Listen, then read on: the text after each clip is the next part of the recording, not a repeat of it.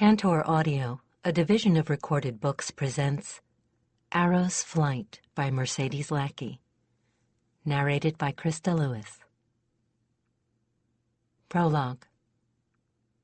Long ago, so long ago that the details of the conflict are lost and only the merest legends remain, the world of Velgarth was racked by sorcerous wars. The population was decimated. The land quickly turned to wilderness and was given over to the forest and the magically engendered creatures that had been used to fight those wars, while the people who remained fled to the eastern coastline, there to resume their shattered lives. Humans are resilient creatures, however, and it was not over long before the population once again was on the increase, and folk began to move westward again, building new kingdoms out of the wilderness. One such kingdom was Valdemar. Founded by the once barren Valdemar and those of his people who had chosen exile with him rather than facing the wrath of a selfish and cruel monarch, it lay on the very western and northernmost edge of the civilized world. In part due to the nature of its founders, the monarchs of Valdemar welcomed fugitives and fellow exiles, and the customs and habits of its people had over the years become a polyglot patchwork. In point of fact, the one rule by which the monarchs of Valdemar governed their people was, there is no one true way. Governing such an ill-assorted lot of subjects might have been impossible, had it not been for the Heralds of Valdemar.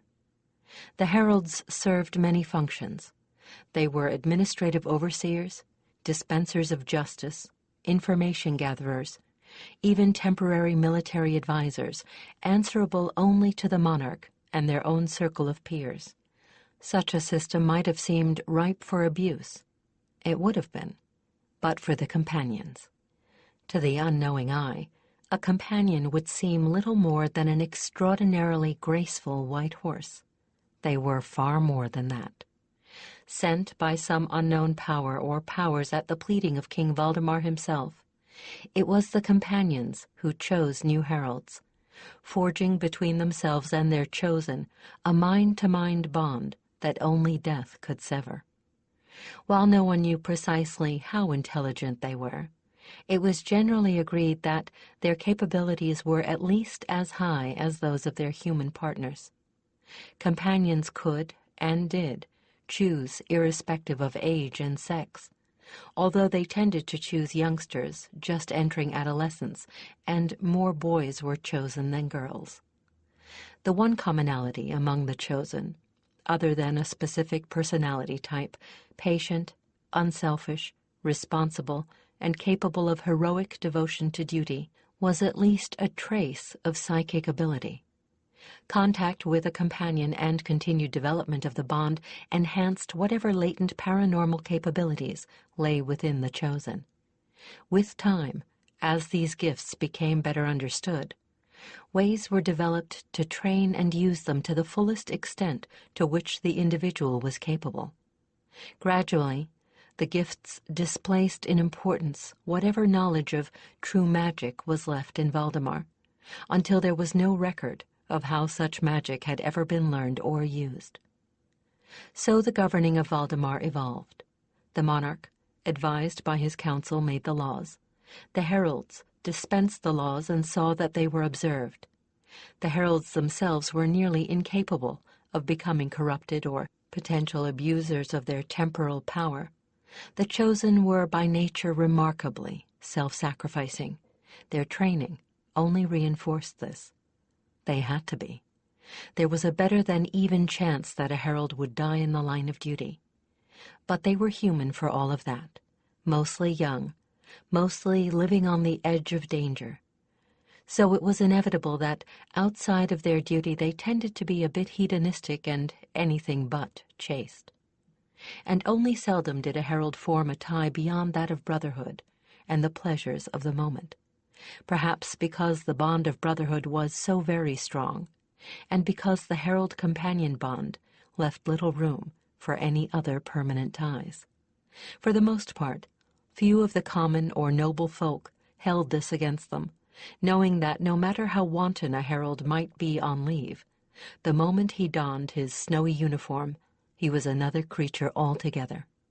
For a herald in whites was a herald on duty, and a herald on duty had no time for anything outside of that duty, least of all the frivolity of his own pleasures. Still, there were those who held other opinions, some of them in high places. Laws laid down by the first king decreed that the monarch himself must also be a herald. Thus it was ensured that the ruler Valdemar could never be the kind of tyrant who had caused the founders to flee their own homes. Second in importance to the monarch was the herald known as the king's or queen's own, chosen by a special companion, one that never seemed to age, though it was possible to kill him, and was always a stallion. The queen's own held the special position of confidant and most trusted friend and advisor to the ruler. Thus the monarchs of Valdemar were assured that they would always have at least one person about them who could be trusted and counted on at all times. This tended to make for stable and confident rulers, and thus a stable and dependable government. For generations, it seemed that King Valdemar had planned his government perfectly. But the best-laid plans are still capable of being circumvented by accident or chance. In the reign of King Sendar, the kingdom of Karsi, that bordered Valdemar to the southeast, hired a nomadic nation of mercenaries to attack Valdemar. In the ensuing war, Sendar was killed, and his daughter, Selene, assumed the throne, herself having only recently completed her herald's training. The queen's own, an aged herald called Talia, was frequently confused and embarrassed at having to advise a young, headstrong, and attractive female. As a result, Selene made an ill-advised marriage, one that nearly cost her both her throne and her life. The issue of that marriage, the heir presumptive, was a female child whom Selene called Elspeth. Elspeth came under the influence of the nurse Selene's husband had brought from his own land, and became an intractable, spoiled brat. It became obvious that if things went on as they were tending, the girl would never be chosen, and thus could never inherit. This would leave Selene with two choices: marry again with the attendant risks, and attempt to produce another, more suitable heir, or declare someone already chosen and with the proper bloodline to be heir, or, somehow, salvage the heir presumptive.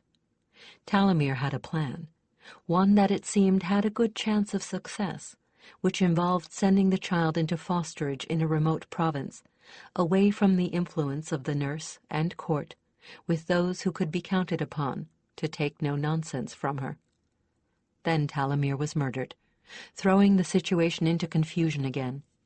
His companion, Roland, chose a new queen's own, but instead of picking an adult or someone already a full herald, chose an adolescent girl named Talia. Talia was of Holderkin, a puritanical border group which did its best to discourage knowledge of outsiders. Talia had no idea what it meant to have a herald's companion accost her and then, apparently, carry her off.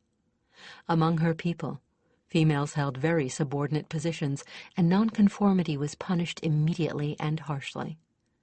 And since Talia herself was ill-suited to a subordinate role, she was constantly being told that everything she said or did was wrong at best and evil at worst. She was ill-prepared for the new world of the heralds and their collegium. The one thing she did have experience in was the handling and schooling of children, for she had been the teacher to her holding's younger members from the time she was 9. But she managed to find a true home among the heralds and to civilize the brat. Now, the year and a half of field duty awaited her, and a trial she never dreamed of having to pass. Chapter 1. Thwack! The flat of Alberic's practice blade cracked against Talia's ill-guarded side. She hadn't seen the blow coming, she truly hadn't. That had hurt, and she would lay money on having a bruise, despite the padded jerkin that had absorbed most of the blow. The practice blades may have only been wood, but Albrecht tended to wield them all the harder for that. "Faugh!" He spat in disgust, and came at her again before she had recovered from the last blow. This time he connected with her knife arm right at the elbow. She yelped, the arm went numb, and she lost her blade entirely. The hawk-like eyes glared at her with no trace of pity, and the scar-seamed face was a demonic mask as he passed judgment on her performance.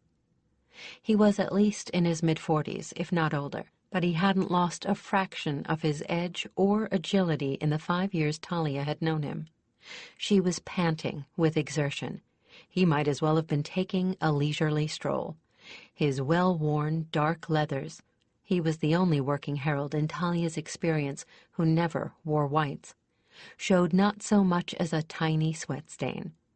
The afternoon sun pouring down on all of them had made him look as thin and insubstantial as a shadow, and he had been just as hard to catch. "A pity it is that Scaff is not here to see you. Die of laughter he surely would," he growled. 18 year, one would think you ate, slow, clumsy and stupid. Pah! Had I been a real assassin. "I would have died of fright before you touched me." "Now it is jokes. This is a battle practice, not a comedy. If I wish amusement, I shall find a jester. Once again, and correctly this time." Once she was ready to drop with exhaustion, he turned his attention to Elspeth. Now that both of them deserved special tutelage, he had changed the hour of their lessons to one shared by no one else, so that he could give his full devotion to the Queen's own and heir presumptive. Rather than being held on the training grounds outside, the two had their drills in the saal. This was a barn-like building with a sanded wooden floor, lined with mirrors, with high, clear-story windows to admit the maximum amount of light.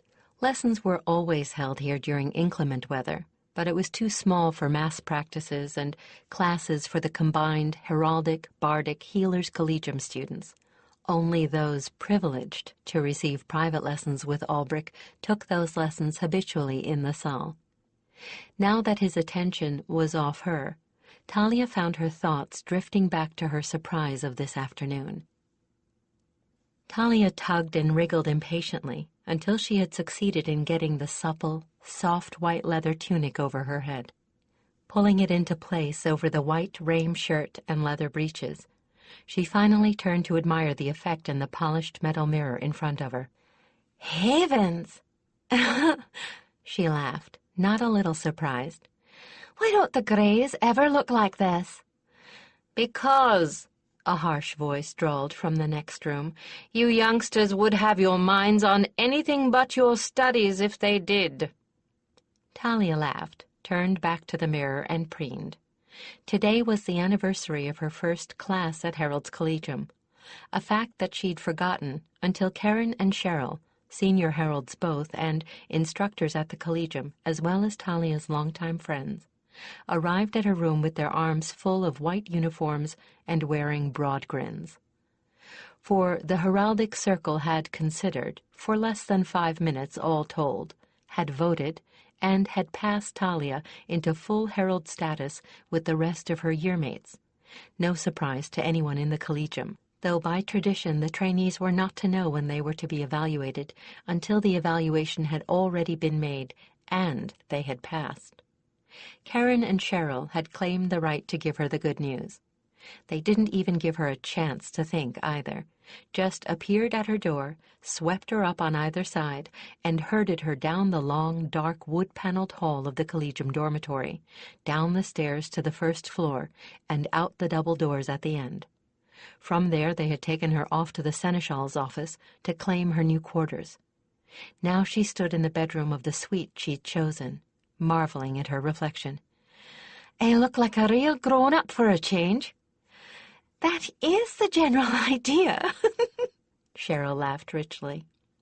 She cocked her head to one side, regarding the tiny, slender figure in the mirror. Her unruly red-brown curls were as tousled as ever, but somehow gave an impression now of being tumbled the way they were on purpose. The huge, deep brown eyes that had been utterly guileless seemed somehow wiser, the heart-shaped face no longer so childlike, and all that change wrought by the magic of a new uniform. "Talia, your head is going to swell like a sponge toad in rainy season if you're not careful." Karen interrupted her train of thought a second time. By craning her neck to peer around the doorframe, Talia could see the riding instructor grinning sardonically from where she was sprawled on the wooden-backed, red-cushioned couch in the other room. "Don't you know what the Book of the Wand says?" Cheryl added piously over her mate's shoulder. "Great pride shall earn equal humiliation." Talia left her bedroom to join them. They were lounging comfortably in her sparsely furnished outer room, sharing the lone couch. "I suppose you're both going to claim that you never spent so much as a minute in front of the mirror when you first got your whites," Talia taunted, strolling toward them with her hands clasped behind her back. "Who, me?"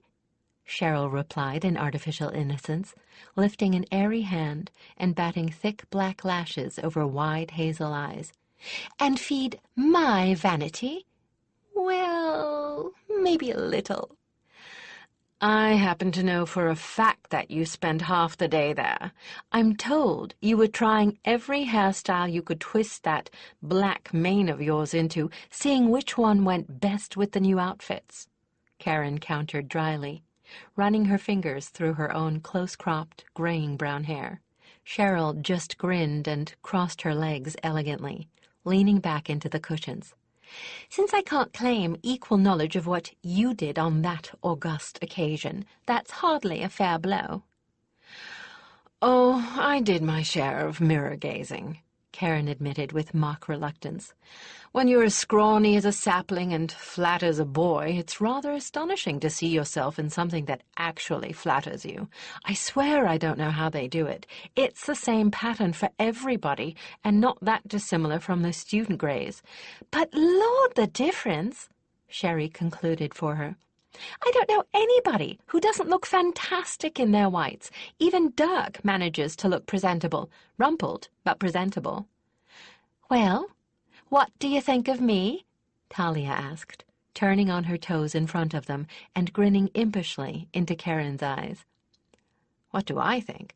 That you look fabulous, you young demon. Keep fishing for compliments, though, and I'll likely dump you in the horse trough. Have they told you anything about your internship?"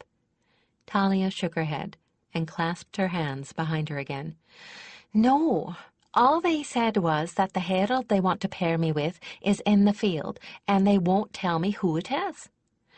"That's pretty much to be expected. They don't want you to have time to think of things to impress him with," Cheryl replied. Suddenly her eyes sparkled with mischief. "Oh, but I can think of one prospect that would give Nerissa a litter of kittens." "Who?" Talia asked, head to one side. "Chris and Dirk are due back in the next few weeks, and Dirk got the last greenie, as you should know, since it was Skiff, so it's Chris's turn next. Nessa would die." "Sherry, it's only my internship assignment." "A year and a half sector riding, most of it spent alone together, and you say it's only an assignment? Talia, you must have ice water for blood. Do you have any notion of the number of hours Nessa, and half the females of the circle for that matter, spend on their knees praying for an assignment like that? Are you sure you don't have leanings our way?" Talia chuckled and wrinkled her nose at them. "Quite sure, darlings. Just what is Chris's attraction for Nessa anyway? She's got most of the males of the circle panting at her heels as it is." "The lure of the unattainable, or so I would surmise," Karen supplied, lids half-closed lazily, with only a glint of brown iris showing. "He hasn't taken a vow of chastity, but he's so circumspect about his dalliances. You'd never know it. It drives Nessa wild, and the harder she chases, the faster he runs. She's as caught up now by the chase as by the face." "Well, She can chase him all she wants. I am not at all impressed by Chris's handsome face, Talia replied firmly. Oh, the gorgeous body, interjected Cheryl. Or the gorgeous body. Nessa can have all the gorgeous bodies in the circle for all I care. Holderkin men are handsome specimens, and I can do without them. My father could have given Chris stiff competition in his younger days, and I've told you what kind of a petty tyrant he was. And my late but not lamented brother Eustace was actually handsomer, if you favour blondes, and he was the foulest person I've ever known. I'd rather have a good heart and plain packaging. Yes, but Chris is a Herald, Cheryl pointed out, tapping one long finger on her knee for emphasis. That guarantees the good heart without having to settle for a homely exterior. No handsome, smiling bastards in our ranks. Sherry, this is all sheer speculation. Until I find out who I'm interning with, I refuse to worry about the subject, Talia replied firmly. You are no fun at all. I never said I was. Dirk's interning that scalawag Skiff, Karen said thoughtfully. You and Skiff were very thick there for a while. In fact, as I recall, you and he had a rumour or two floating about your heads. Is that why you aren't interested in Dirk's partner? Maybe, Talia smiled enigmatically. The fact that their romance had been entirely without any result was Skiff's secret, and hers. The streak of ill luck and accident that had plagued their meetings had not had any effect on their friendship, except that they had never managed to be more than just that, friends. Oddly enough, though, except for a brief period of anxiety when word had come that Skiff had been hurt during his first 3 months in the field, Talia had thought less of Skiff and more of his counselor. To her own amazement, and for no reason, logical or fanciful that she could think of, when her thoughts strayed in the direction of the former thief and his internship assignment, it was in Dirk's direction that they tended to wander. This was annoying. She'd met the man all of 3 times in her life and had never been in his company for more than an hour or 2 at most. Yet that homely face and those wonderful blue eyes kept lingering stubbornly in her thoughts. It did not make sense. She shook her head to free it of those fanciful images. She had little enough time and had none to spare in daydreams. Well, this little wardrobe change of yours ought to surprise little Elspeth, Cheryl said, changing the subject. Oh, Lady Bright! Talia sat down with a thump on one of her cushions, joy extinguished. It almost seemed to her at that moment that the bright sun rays pouring through her windows had dimmed. Poor Elspeth! Something up? Karen asked, one eyebrow rising. Just the usual. What's usual? You know I don't get around the court. Intrigue rising beyond gossip. She's almost 14 and still not chosen. There's muttering in the court that she's still the brat under the skin, and she'll never be chosen. In council meetings, one or more of the councillors usually trying to pressure Selene into naming an heir, pro tem as they put it. Who? Cheryl asked in alarm, sitting straight up. Who's stirring up the water? You know I can't tell you that. Anyway, it isn't just those particular councillors, it's more than half of the court. Elspeth doesn't say much, but it's got her very depressed, poor baby. Their timing couldn't be worse. She's already moody enough with the normal adolescent woes, and this has got her near tears on a regular basis. When I'm not getting my shoulders soggy, I keep finding her at Companion's Field whenever she's free, sort of lurking. Hoping any minute to be chosen. Gods, no wonder she's wearing a long face whenever I see her. What's Roland got to say about this? Be damned if I know. Talia gifted Karen with a look of exasperation. You know he doesn't mind speak me in words. Sorry, Karen winced. I keep forgetting. He's worried, but it could be as much over the machinations and power manoeuvrings at court as anything else. The current candidates are Jerry, Kemock, and your oh-so-lovely Cress. Wonderful people, in and of themselves, Karen observed, but with some not-so-wonderful relatives lurking in the family trees. One would think Chris's Uncle Lord O'Thallan would have his hands full enough as chief counsellor without wanting to be the heir's uncle. That man will never have enough power to satisfy him, Talia snapped bitterly. Karen raised an eyebrow at the outburst and continued. Kemock's horde of lazy cousins would swarm the court looking for sinecures, and Kemock's such a soft touch he'd try to manage it. And Jerry, Lady Bright, her mother. We'd have a battle royal every day between Jerry and Lady Indra over how Jerry's council votes should go. I wish her husband would lock her away or buy a gag for her. Amen. Pity none of them come without baggage. Not my idea of a fun situation. And poor Catling caught in the middle. Talia sighed in agreement. Speaking of no fun, I'd better scramble. Albrick informed me in no uncertain terms that my new status does not exempt me from his special lessons. I have the sinking feeling that he intends to slap my inflated pride down to pre-student levels, and probably with the flat of his blade. Can I watch? Karen asked wickedly. Why not? Elspeth's always there, and there's nothing like being worse at something than a 13-year-old girl to really deflate your opinions of yourself. Well, that ought to reinflate her self-esteem a bit. Ah, me. It's a pity to have to get these lovely new clothes all over dirt and sweat. As they descended the cool darkness of the spiraling staircase, Karen and Cheryl in the lead with their arms casually linked, Talia reflected that bringing them together was probably the best thing she'd ever done. The bond between them was easily as strong as the one Karen had shared with Ilsa. And had Ilsa lived, they might very well have formed one of the relatively rare permanent threesomes. There was no doubt that they were very good for each other. Poor Ilsa. Talia's chosen living quarters were at the very top of her tower at the end of the Herald's wing. The suites in the 4 towers were seldom used, probably because they were more than a bit inconvenient. The walk up and down the darkened stone staircase was a long one, but she felt that the view and the privacy were worth it. But the trudge was likely to bring complaints from Talia's friends, and Karen voiced the first of many. I'll tell you one thing, my fine young Herald, Karen grumbled a little when they finally reached the ground floor.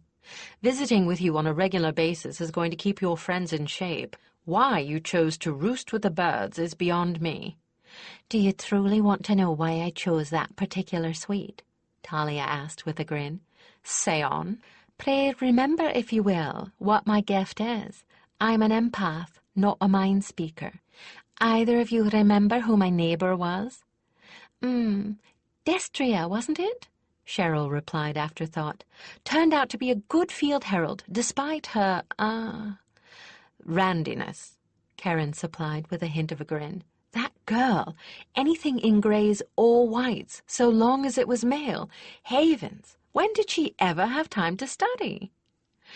Then you both know about her habit of entertaining with great frequency and, enthusiasm. What I couldn't shield, I could most certainly hear. Between her nocturnal activities and Roland's, I got a quite thorough education, let me assure you. That's when I swore my privacy was worth any inconvenience. I don't want to eavesdrop on anyone else's fun ever again, and I certainly don't want anyone eavesdropping on mine. Talia, I don't believe a word of it, Cheryl giggled. What could you possibly have to fear from eavesdroppers? You're practically a temple virgin compared with the rest of us. You ought to believe it, since it's all true. Well, here's where we part company. Wish me luck. I'm going to need it. Pity that they hadn't wished her luck. She might have gotten a few less bruises. Talia fanned herself with a towel while she paced back and forth to keep from stiffening up, and watched Elspeth with unforced enjoyment.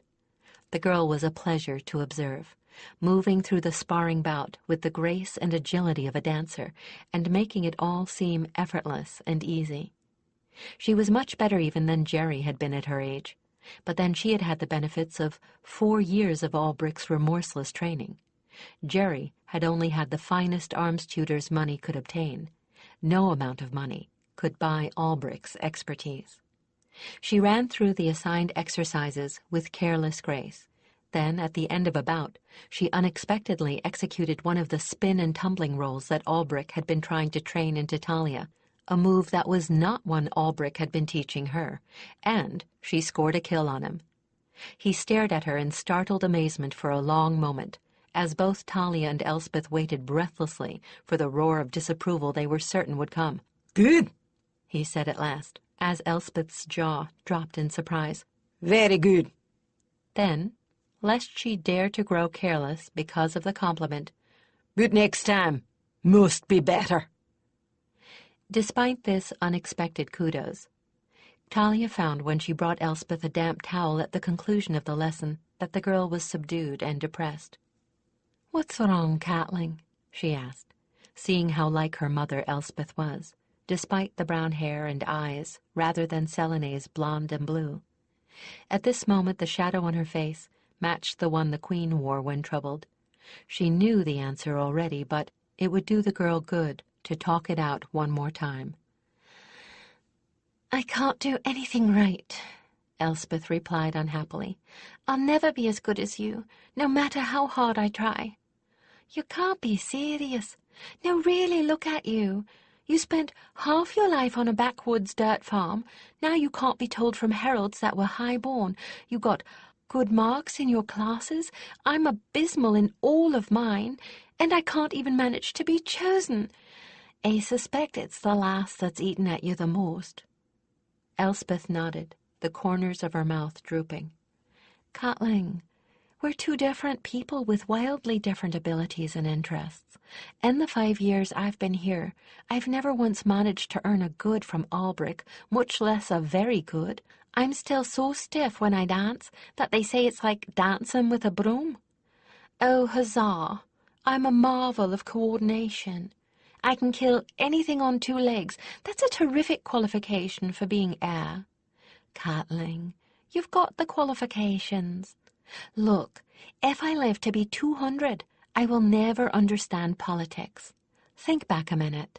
At the last council meeting, I could sense that Lord Caradoc was irritated, but you were the one who not only knew why and by whom, but managed to placate the old buzzard before he could start an incident. And your teachers assure me that though you may not be the best in your classes, you aren't the worst by any stretch of the imagination. As for being chosen, Catling, 13 is only the average age for that. Think of Jadis. He was 16 and had been at Bardic for 3 years, or Terran, for lady's sake, a man grown and with 2 children. Look, it's probably only that your companion just hasn't been old enough, and you know very well that they don't choose until they're 10 or better." Elspeth's mood seemed to be lightening a bit. "Come on, love, cheer up, and we'll go see Roland. If riding him will bring some sun to your day, I'm sure he'll let you." Elspeth's long face brightened considerably. She loved riding as much as dancing and sword work. It wasn't often that a companion would consent to bear anyone but his chosen. Roland had done so for Elspeth in the past, and she obviously counted those moments among the finest in her life. It wasn't the same as having her own companion, but it was at least a little like it. Together they left the training cell and headed for the wooded enclosure that was home to the companions at the Collegium, partnered, unpartnered, and foals, and that also held the Grove, that place where the companions had first appeared hundreds of years ago.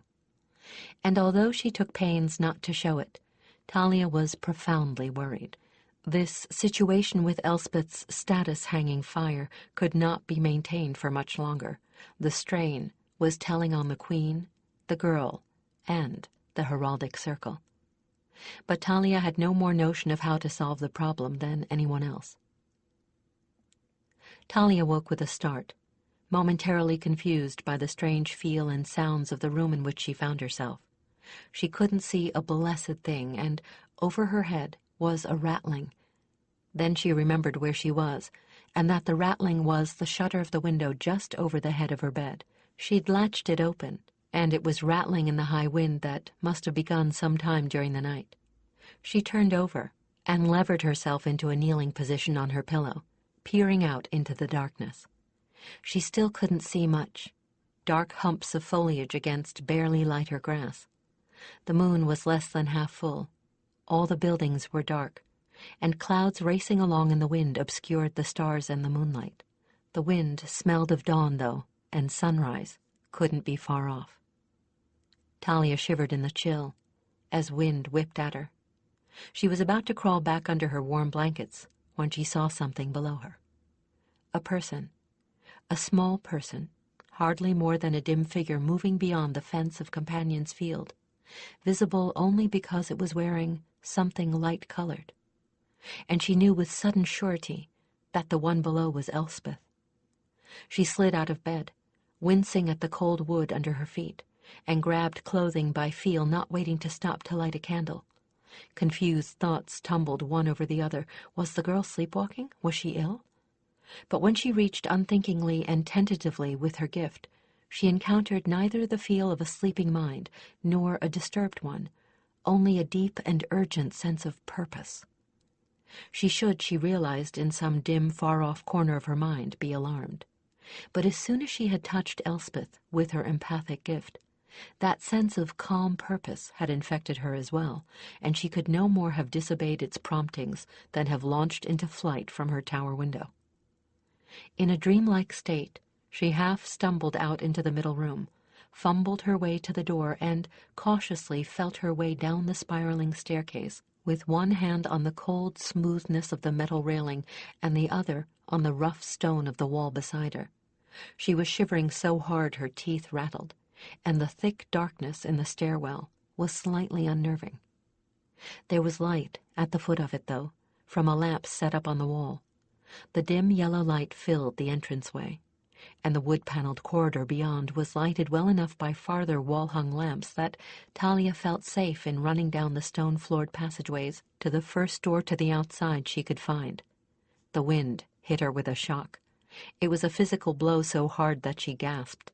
It nearly wrenched the door out of her hands, and she had to struggle for a moment she had not wanted to spare to get it closed behind her. She realized that she had gotten only a hint of its force from her window. Her room was sheltered from the worst of it by the bulk of the palace itself. She found herself at the exterior bend of the L-shaped Herald's wing. Just beyond her bulked the Companion's stables. Elspeth was nowhere in sight. More certain of her ground now than she had been in the unfamiliar wing of the palace, Talia would have run if she could, but the wind made that impossible. It plastered her clothing to her body and drove unidentifiable debris at her with the velocity of crossbow bolts. She couldn't hear anything now with it howling in her ears. She knew no one would hear her calling. Now she became vaguely alarmed. With the wind this strong and in the dark, it would be so easy for Elspeth to misstep and find herself in the river. She mind-called Roland for help, and could not reach him. Or rather, she could reach him, but he was paying no attention to her whatsoever. His whole being was focused on what it was she could not say, but it demanded all his concentration, for he was absorbed in it with such intensity that he was shutting everything and everyone else out. It was up to her then. She fought her way around the stables toward the bridge that led across the river to the main portion of Companion's Field. It was with incredible relief that she spotted the vague blur of Elspeth ahead of her, already across the river and headed with utter, single-minded concentration in the direction of— there was only one place she could be heading for— the grove. Talia forced her pace to the fastest she could manage, leaning at an acute angle into the wind, but the girl had a considerable head start on her, and had already entered the grove by the time she had crossed the bridge. The pale blob was lost to sight as the foliage closed around it, and Talia stumbled over the uneven ground, falling more than once and bruising hands and knees on the stones hidden in the grass. The long grass itself whipped at her booted legs, tangling her feet with each step. She was halfway to the grove when she looked up from yet another fall to see that it was God's, glowing faintly from within. She shook her head, blinking, certain that her eyes were playing tricks on her. The glow remained, scarcely brighter than foxfire, but unmistakably there. She started to rise when the entire world seemed to give a gut-wrenching lurch, disorienting her completely. She clutched at the grass beneath her hands as the only reality in a suddenly unreal world, the pain of her bruised palms hardly registering. Everything seemed to be spinning, the way it had the one time she'd fainted, and she was lost in the darkness, with the wind wailing in a whirlwind around her and the grove. There was a sickening moment, or eternity, when nothing was real. Then the world settled, and normality returned with an almost audible snap. The wind died away to nothing. Sound returned, the disorientation vanished, all in the space of a single heartbeat. Talia opened her eyes, unaware until that moment that she'd been clenching both eyes and jaw so tightly her face ached. Less than 5 feet away stood Elspeth, between the supporting shoulders of 2 companions. The one on her left was Roland, and he was back in Talia's awareness again. Tired, though. Very tired, but strangely contented. Talia staggered to her feet. The gray light of the setting moon was lightening the sky, and by it she could make out the girl's features. Elspeth seemed dazed, and if the contrast between the dark mass of her hair and the paleness of her skin meant anything, she was drained as white as paper. Talia stumbled the few steps between them, grabbed her shoulders and shook her. Until that moment, the girl didn't seem to realize she was there. "Elspeth!" was all she managed to choke out around her own nerveless shivering. "Talia?" The girl blinked once, then dumbfounded her mentor by seeming to snap into total wakefulness, smiling and throwing her arms around Talia's shoulders. "Talia, She laughed, almost hysterical with joy, and for one brief moment Talia feared she'd lost her mind. Then she let go of the Herald and threw both of her arms around the neck of the companion to her right. "Talia! Talia, it happened! Gwenna chose me! She called me when I was asleep, and I came, and she chose me!" Gwenna? Talia knew every companion in residence, having spent nearly as much time with them as Karen, and having helped to midwife many of the foals. That name didn't belong to any of them, and that could only mean one thing. Gwenna, like Roland, and unlike any other companion currently alive, was Grove-born. But why? For centuries, only Monarch's own companions had appeared in the Grove like companions of old. Talia started to say something, and abruptly felt Roland's presence overwhelming her mind, tinged with a feeling of gentle regret. Talia shook her head, bewildered by the sensation that she'd forgotten something, then dismissed the feeling. Elspeth had been chosen. That was what mattered. She remembered the mare vaguely now. Gwenna had always been one of the shyer companions, staying well away from visitors. All her shyness seemed gone as she nuzzled Elspeth's hair with possessive pride. Roland, who had been supporting Elspeth on the left, now paced forward in time to give Talia a shoulder to lean on, for her own knees were going weak with reaction, and she felt as drained as if she'd had a 3-candle-mark workout with Ulbrich. Birds were breaking into morning song all around them, and the first light of true dawn streaked the sky to the east with festive ribbons of brightness among the clouds. "Oh, Catling!" Talia released her hold on Roland's mane and flung both her arms around Elspeth, nearly in tears with joy. It did not occur to either of them to wonder why no one else had been mustered out of bed by that imperative calling both of them had answered, and why no one else had noticed anything at all out of the ordinary even yet. Talia managed to convince Elspeth not to go back to her bed, because that was an impossibility, but to settle with Gwenna in a sheltered little hollow, with a blanket purloined from the stable around her shoulders. Talia hoped that when her excitement faded, the child would doze off again. The gods knew she'd be safe enough in the field with her own companion standing protective guard over her. She wished devoutly that she could have done the same, but there were far too many things she had to attend to. The first and most important was to inform the Queen. Even at this early hour, Selene would be awake and working, and likely with one or more counselors. That meant a formal announcement, and not what Talia really wanted to do, which was to burst into Selene's chamber, caroling for joy. However pleased Selene would be, that sort of action would only give the counselors a very poor impression of the Queen's own maturity. So Talia stumbled back to her room again, through the sweet breeze of a perfect dawn, through bird choruses that were only a faint, far echo of the joy in her heart, to get redressed.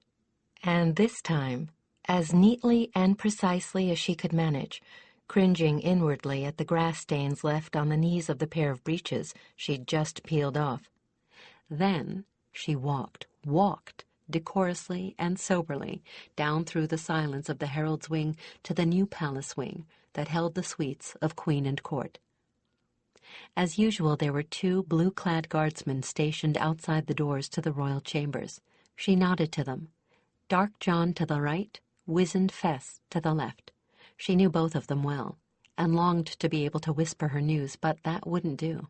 It wouldn't be dignified, and it would absolutely shatter protocol.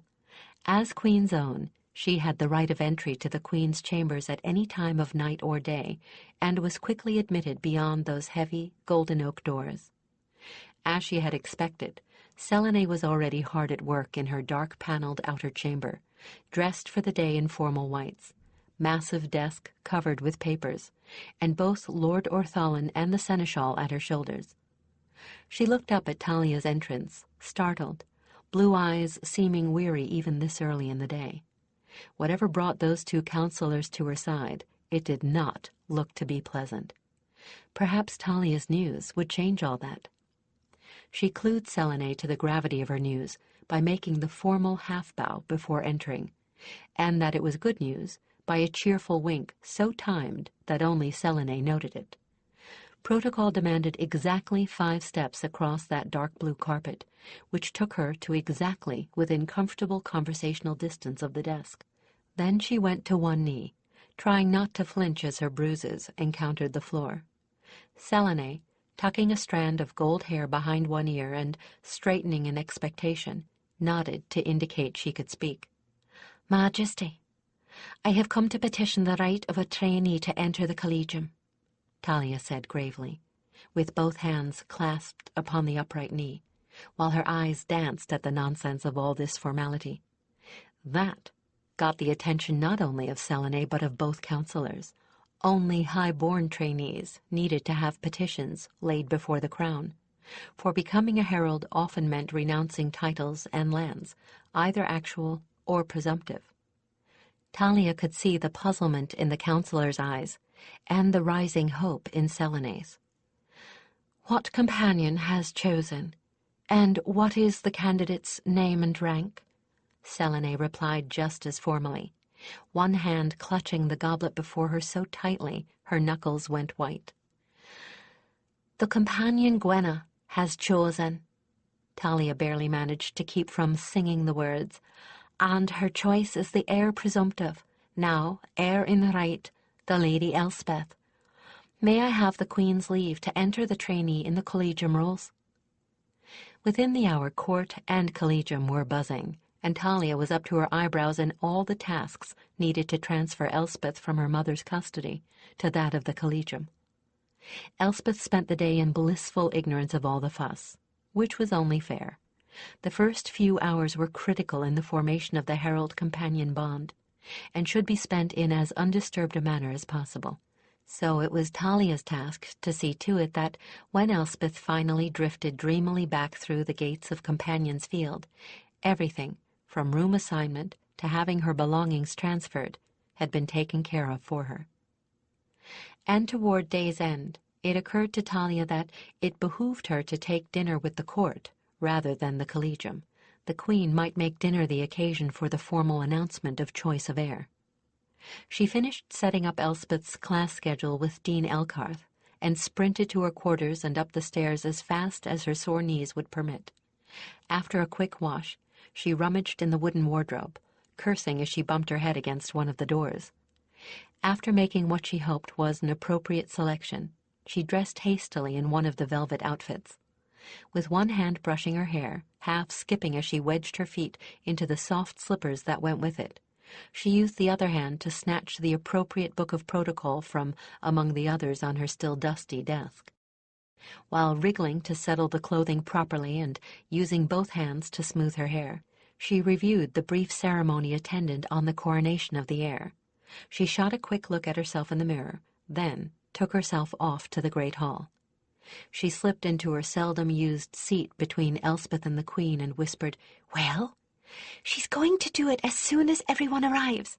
Elspeth breathed back, "I think I'm going to die." "No, you won't," Talia answered in a conspiratorial manner. "You've been doing things like this for ages. Now I may die." Elspeth was relaxing visibly now that Talia was there to share her ordeal. Talia had only taken meals with the court a handful of times since she'd arrived at the Collegium, and the great hall never ceased to impress her. It was the largest single room in the palace, its high vaulted ceiling supported by slender-seeming pillars of iron oak that gleamed golden in the light from the windows and the lamp and candlelight. There were battle banners and heraldic pennons that went clear back to the founding hanging from the rafters. Talia's seat was at the table placed on the dais, which stood at a right angle to the rest of the tables in the hall. Late sunlight streamed in through the tall, narrow windows that filled the west wall, but the windows to the east were already beginning to darken with the onset of nightfall. The courtiers seated along the tables below her were as colorful as a bed of wildflowers, and formed a pleasing grouping against the panels and tables of golden iron oak. When the great hall was filled, the Queen arose as the stewards called for silence. It would have been possible to hear a feather fall as she began. Every eye in the hall was riveted on her proud, white-clad figure, with the thin circlet of royal red gold.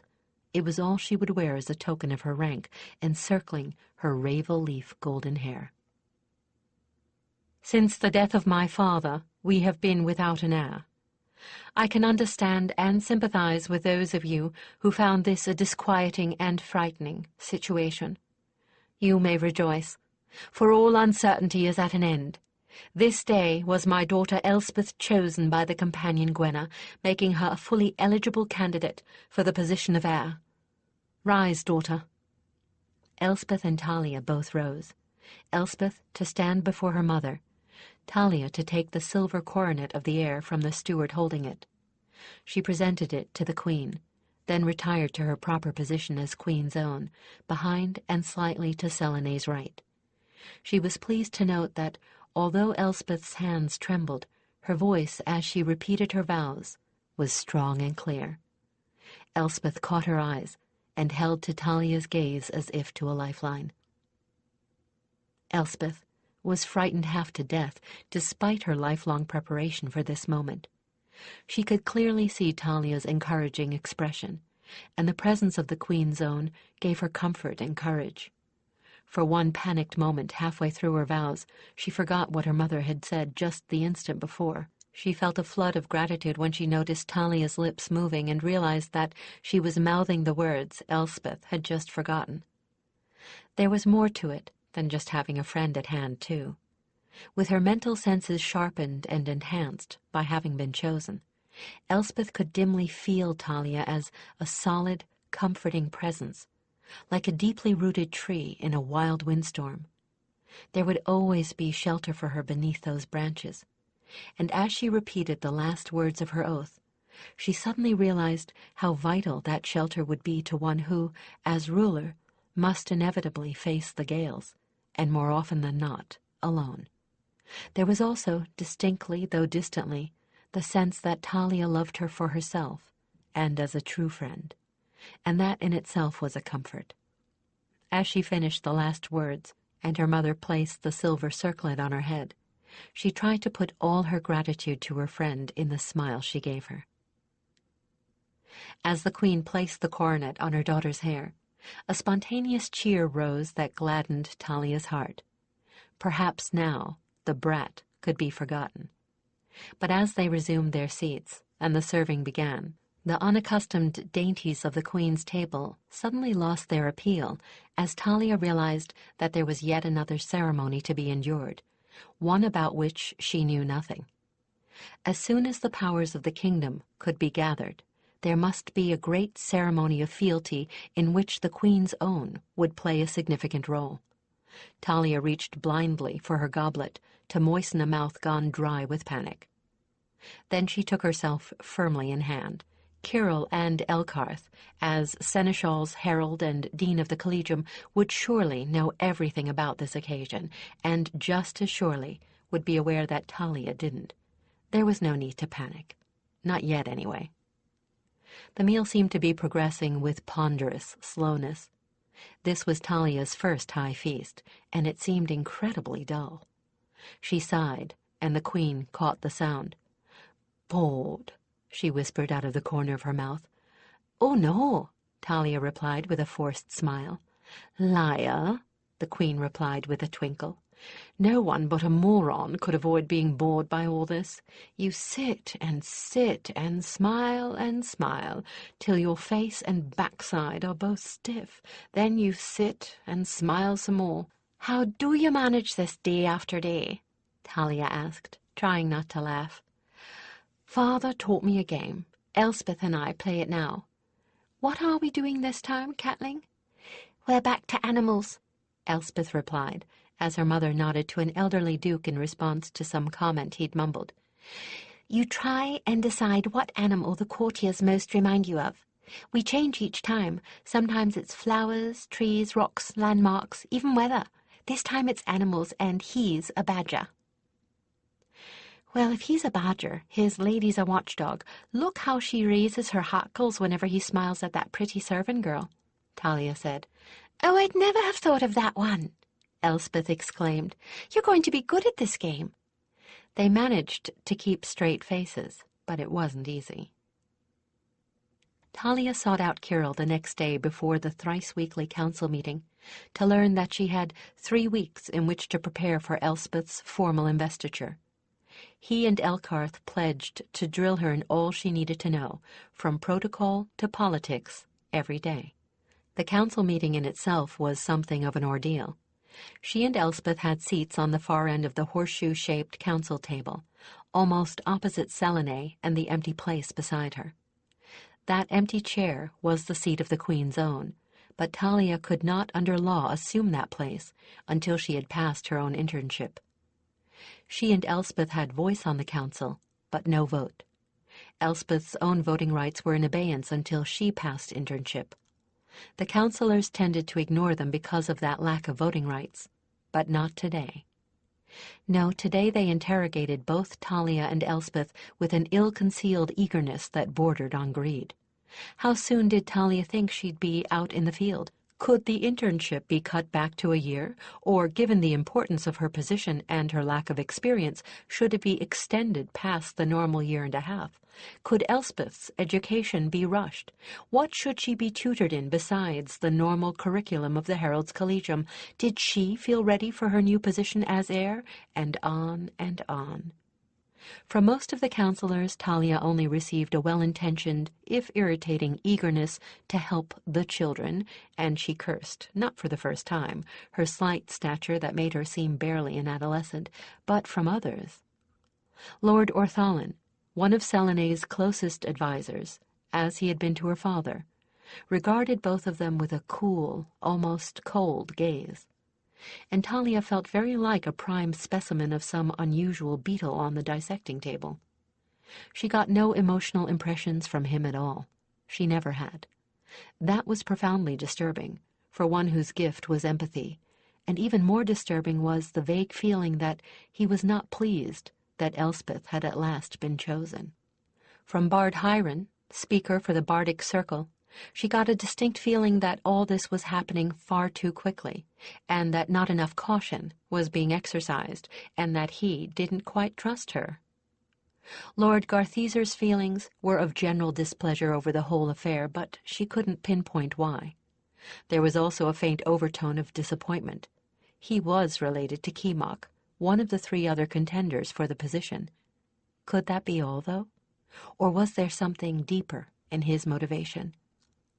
Lady Wyrist was downright annoyed, but why, Talia couldn't fathom. It might have been simply that she was afraid that Talia would favor her own relations, the Holderkin, who lived in the area Wyrist spoke for. She could hardly know there was small chance of that. Orthalin was the one who bothered her most, but as the meeting broke up, she knew she would mention this to no one.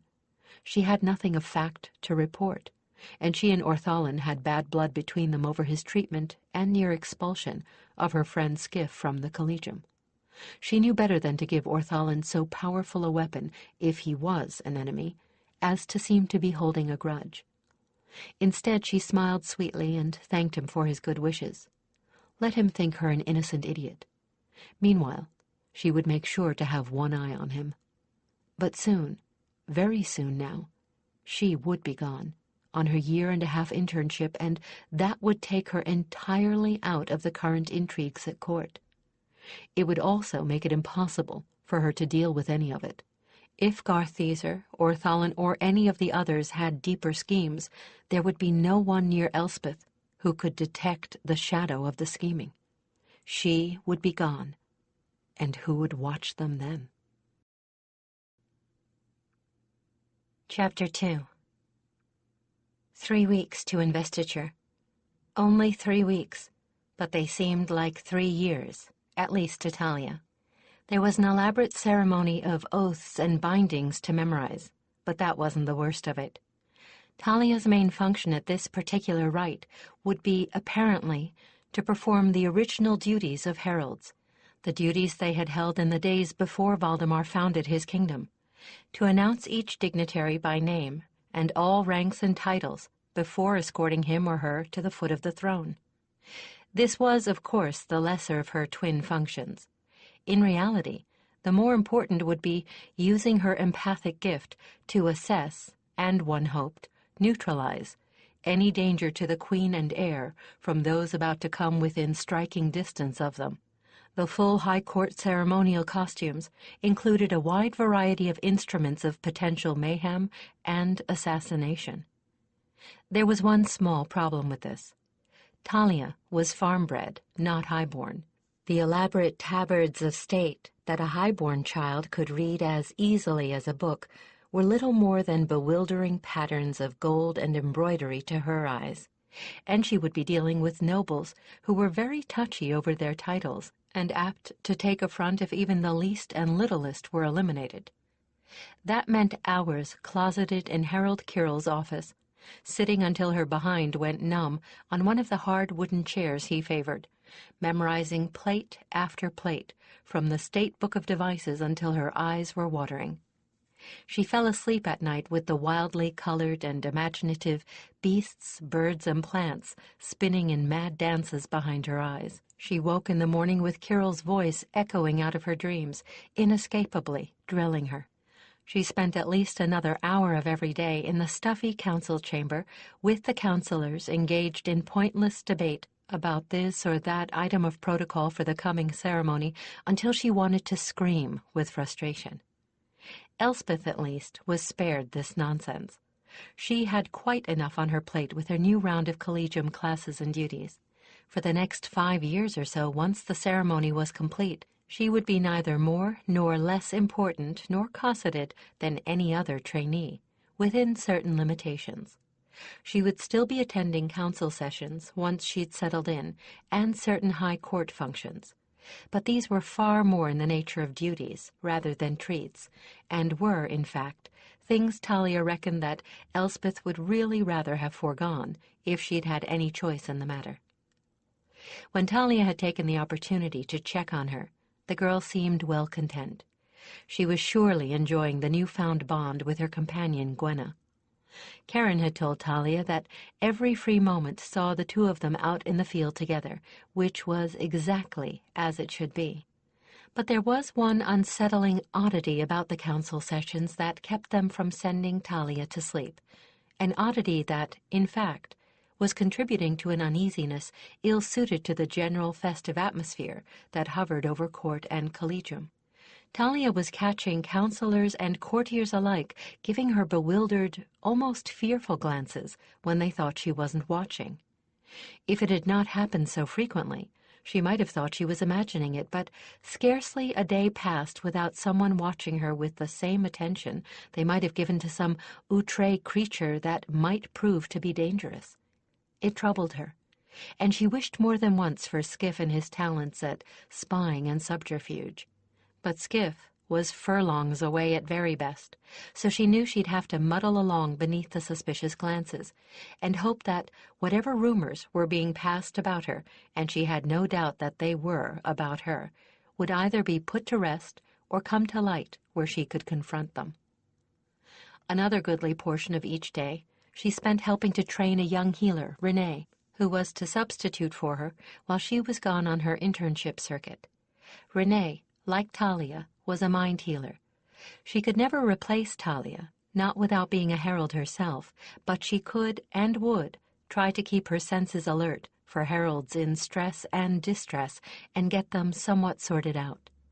And last but by no means least, there were exhausting bouts with Albrecht, all with the express purpose of getting both Talia and Elspeth prepared for any kind of assassination attempts that might occur.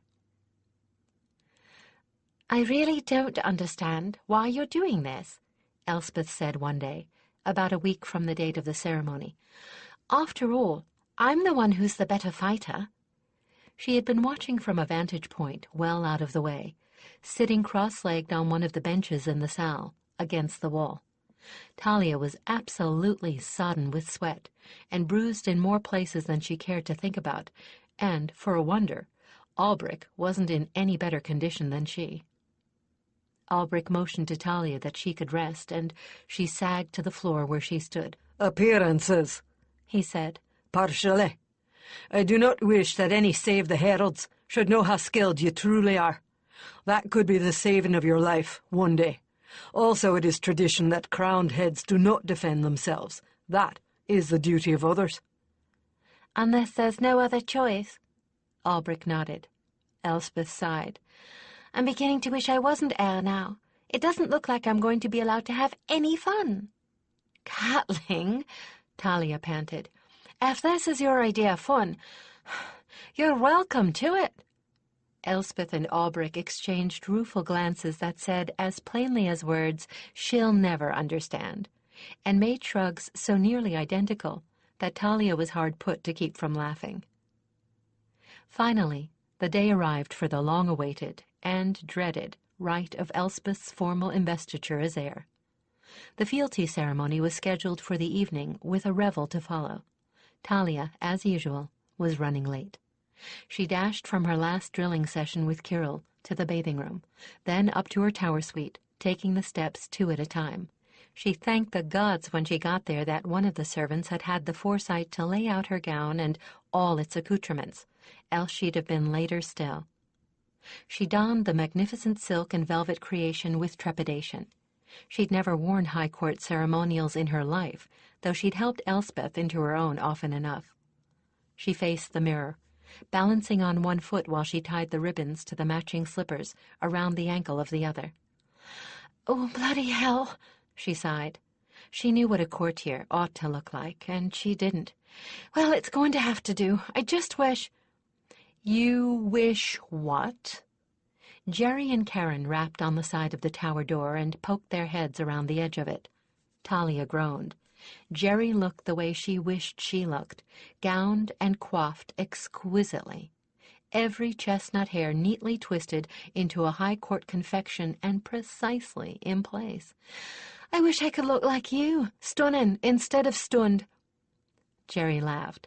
To look at her, no one would ever guess this lady was nearly the equal of Albrecht in neatly dissecting an opponent with any weapon at hand. "It's all practice, love. Want some help?" Her green eyes sparkled. "I've been doing this sort of nonsense since I was old enough to walk, and Mamma usually commandeered all the servants in the house to attend her preparations, so I had to learn how to do it myself."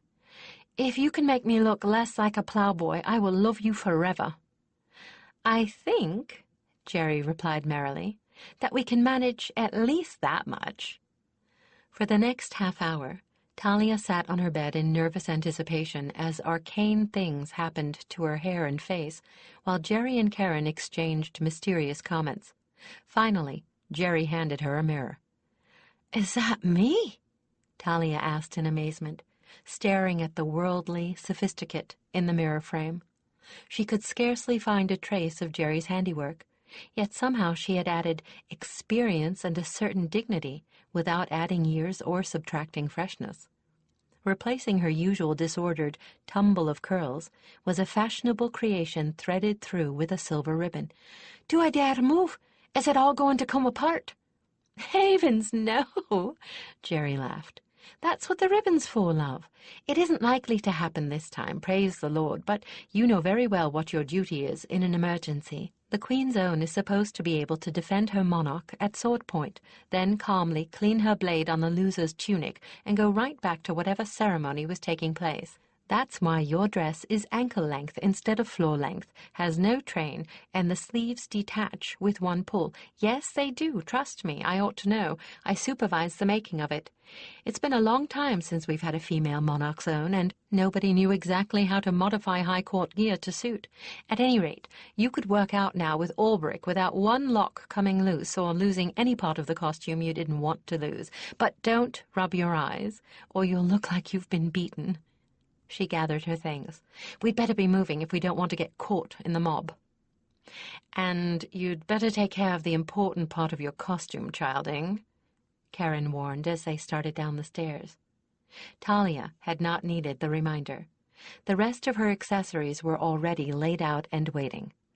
A long dagger in a sheath strapped around her waist and along her right thigh that she could reach, as she carefully determined, through a slit in her dress, was the first weapon she donned.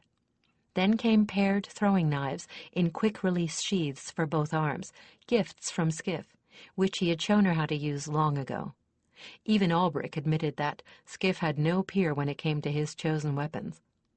Lastly were two delicate stilettos, furnished with winking, jeweled ornaments that she inserted carefully into Jerry's handiwork.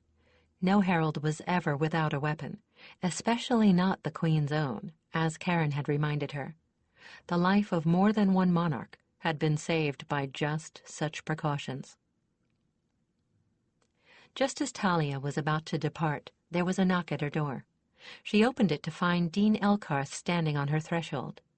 Towering over him, fair and raven heads side by side, lit by the lantern that cast its light beside her door and looking like living representatives of day and night, were Dirk and Chris. Talia had not heard that either of them had returned from the field, and surprise stilled her voice as she stared at the unexpected visitors.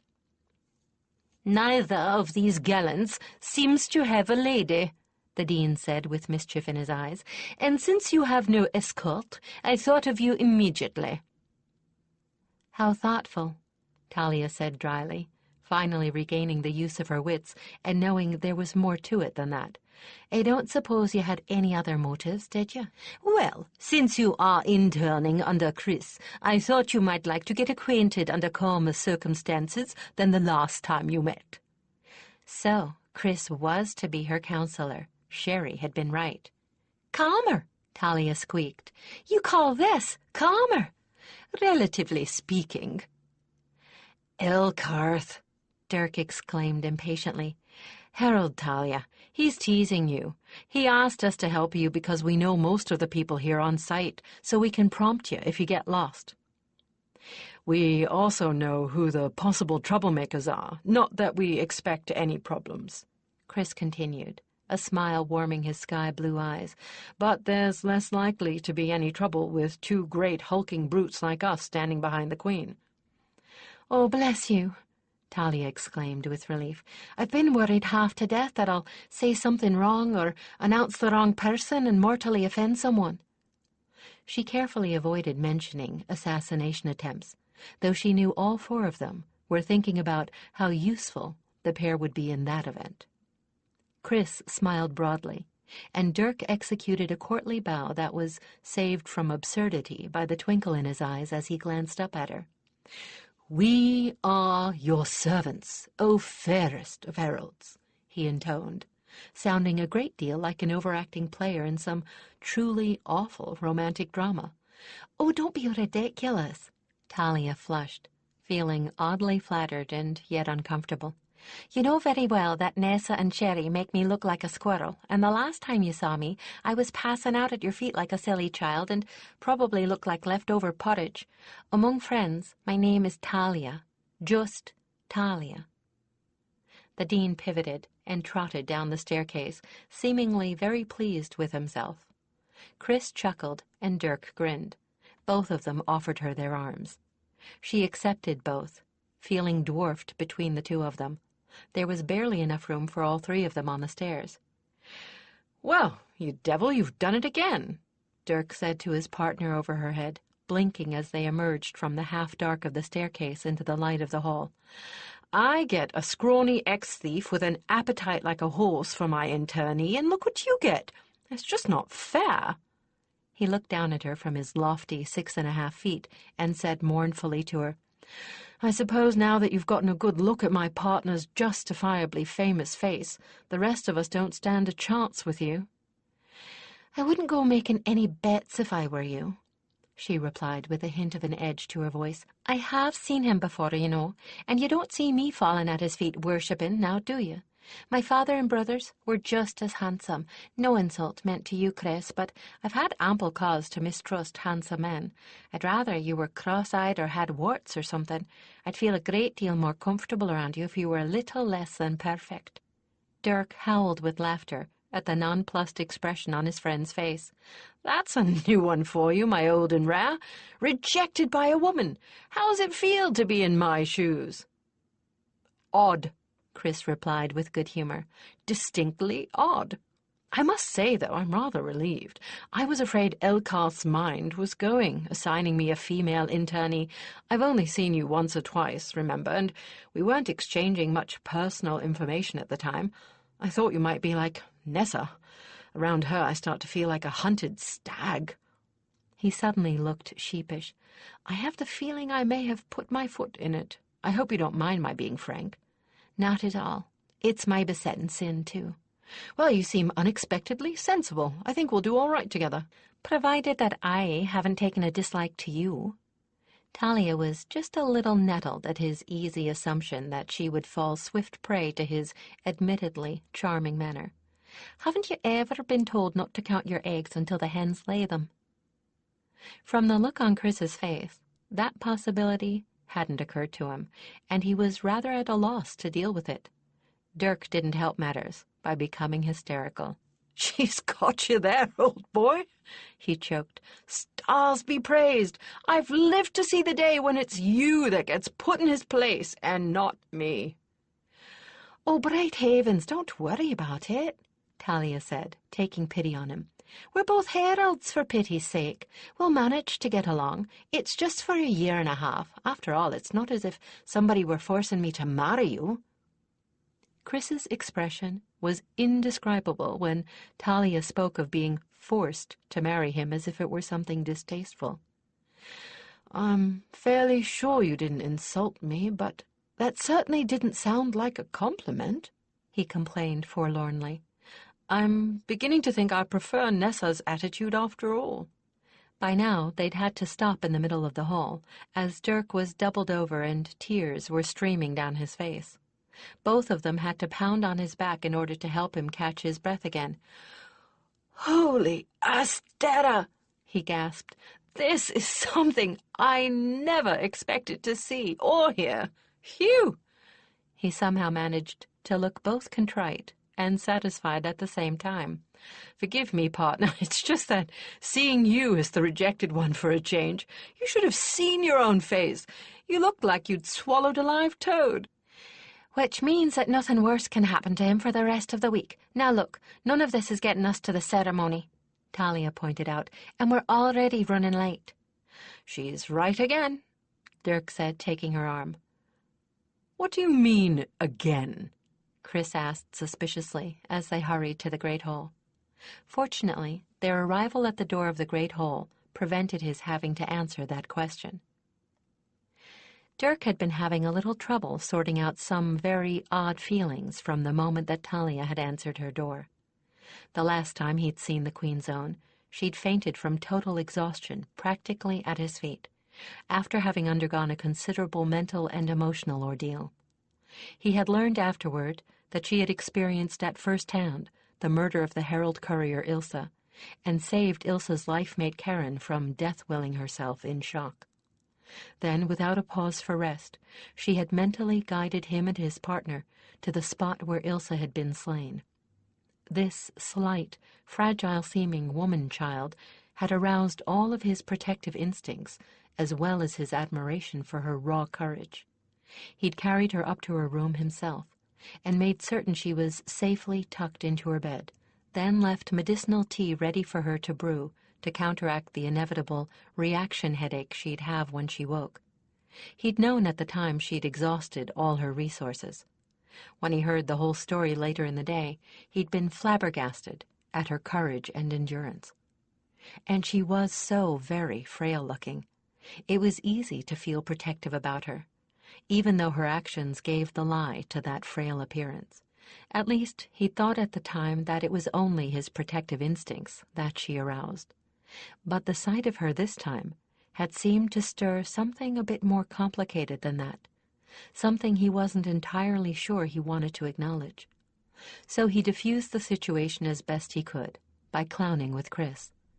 But even while he was bent double with laughter, there was a vague disquiet in the back of his mind, as though his subconscious was trying to warn him that he wasn't going to be able to delay acknowledgement for long. Talia was refusing to allow her nerves to show, but they were certainly affecting her despite her best efforts. She was rather guiltily hoping Chris had realized that she had been taking some of that nervousness out on him. The great hall, tables cleared away and benches placed along the walls, with every candle and lantern lit, gleamed like a box made of gold.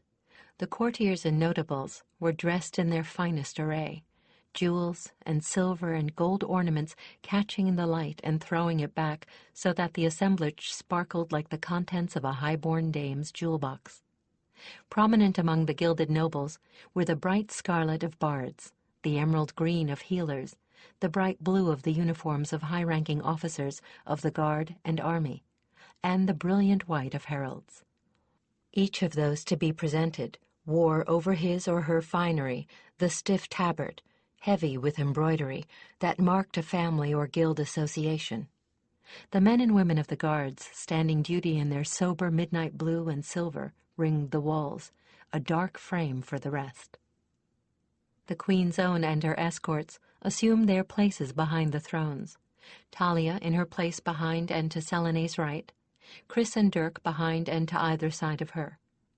Talia had a feeling that the three of them made a very impressive and reassuring sight to those who had come here, fearing to see weakness.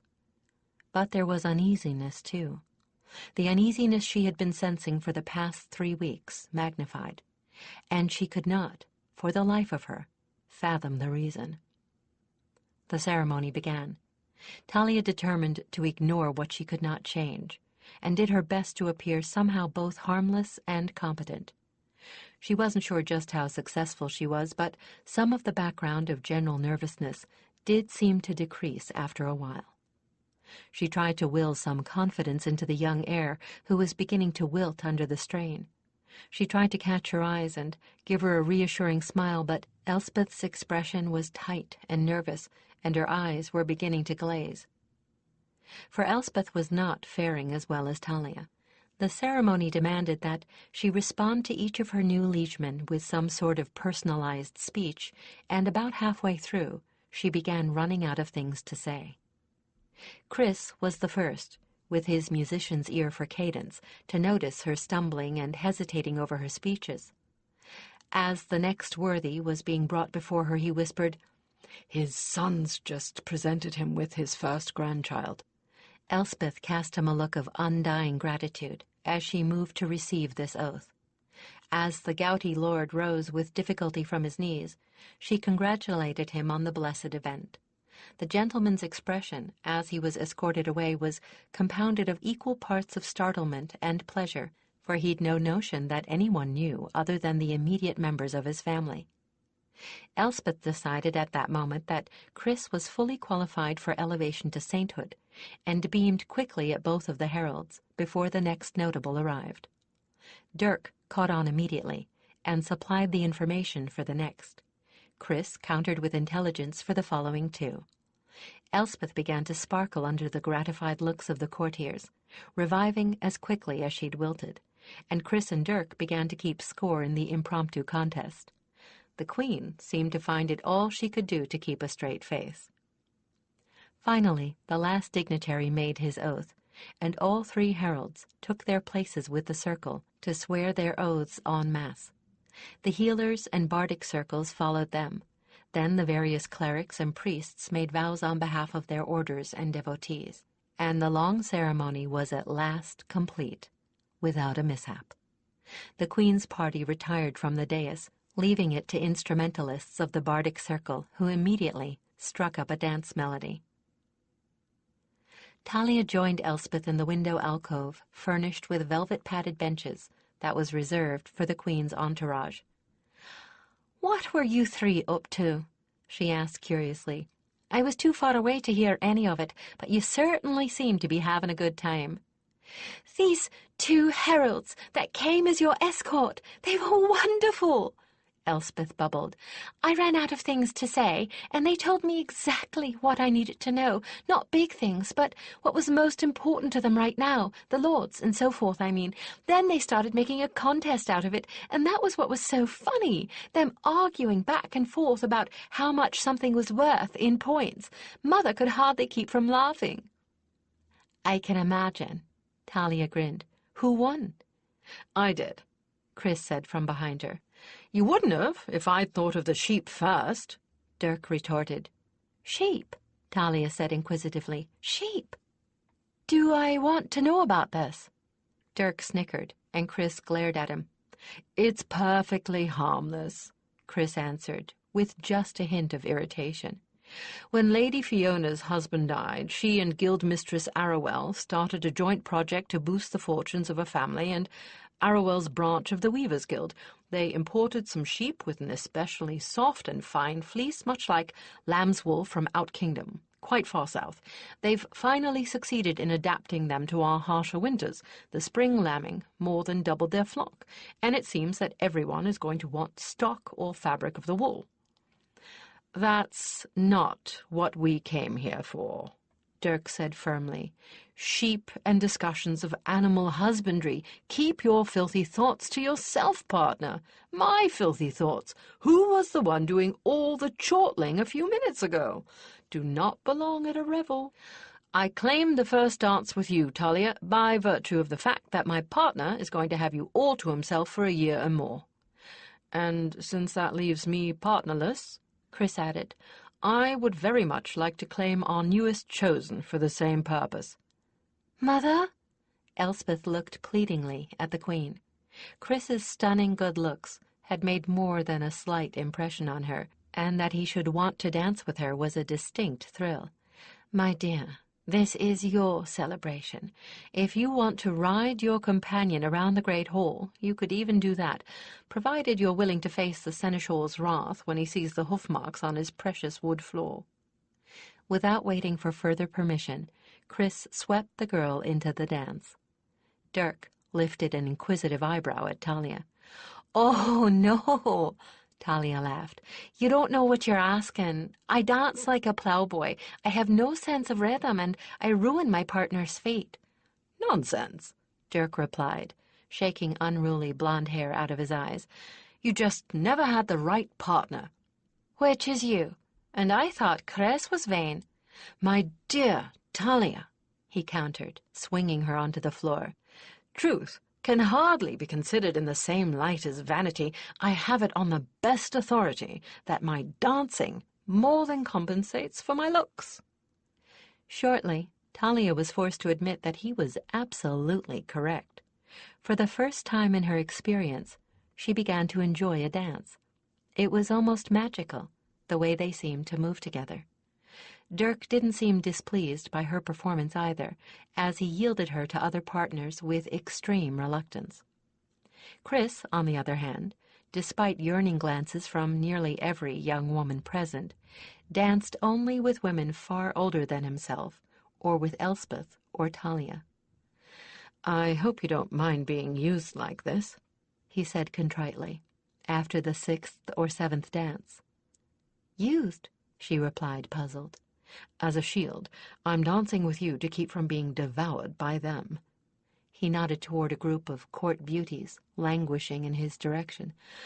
"I can't dance just with beldams. Elspeth has to take other partners, and the only heralds I can trust not to carry me off are Karen, Sherry, and you, and those other two don't dance." "It's nice to know I'm wanted." She laughed up at him. "Did I just put my foot in it again?" "No, not really. And I don't mind being used. After all, by now they all know we're assigned together, so they'll assume we're getting acquainted. You can avoid people without anyone's feelings being hurt." "You do understand," he said, relieved. "I hate to hurt anyone's feelings, but they all seem to think if they just throw themselves at me hard enough, I'll have to take one of them. Short term, long term, it doesn't seem to matter. Nobody ever seems to wonder what I want." "Well, what do you want?" Talia asked. "The collegium," he replied, to Talia's amazement. "That's where most of my time and energy go, and where I want them to go. I do a lot of studying on my own. History, administration, law. I'd like to be Elkarth's replacement as dean and historian when he retires, and that takes a lot of preparation. I don't have much free time, certainly none to spend on games of courtly love, or shepherd in the hay." Talia looked at him with new respect. "That's marvelous. Elkarth's job is the hardest and most thankless I can think of. In some ways, it's even worse than mine. You might just be the one to handle it. I don't think you can serve the collegium and still give another person the amount of attention a decent pairing needs," he finished for her. "Thank you. Do you know you're the first person besides Dirk who didn't think I was out of my mind?"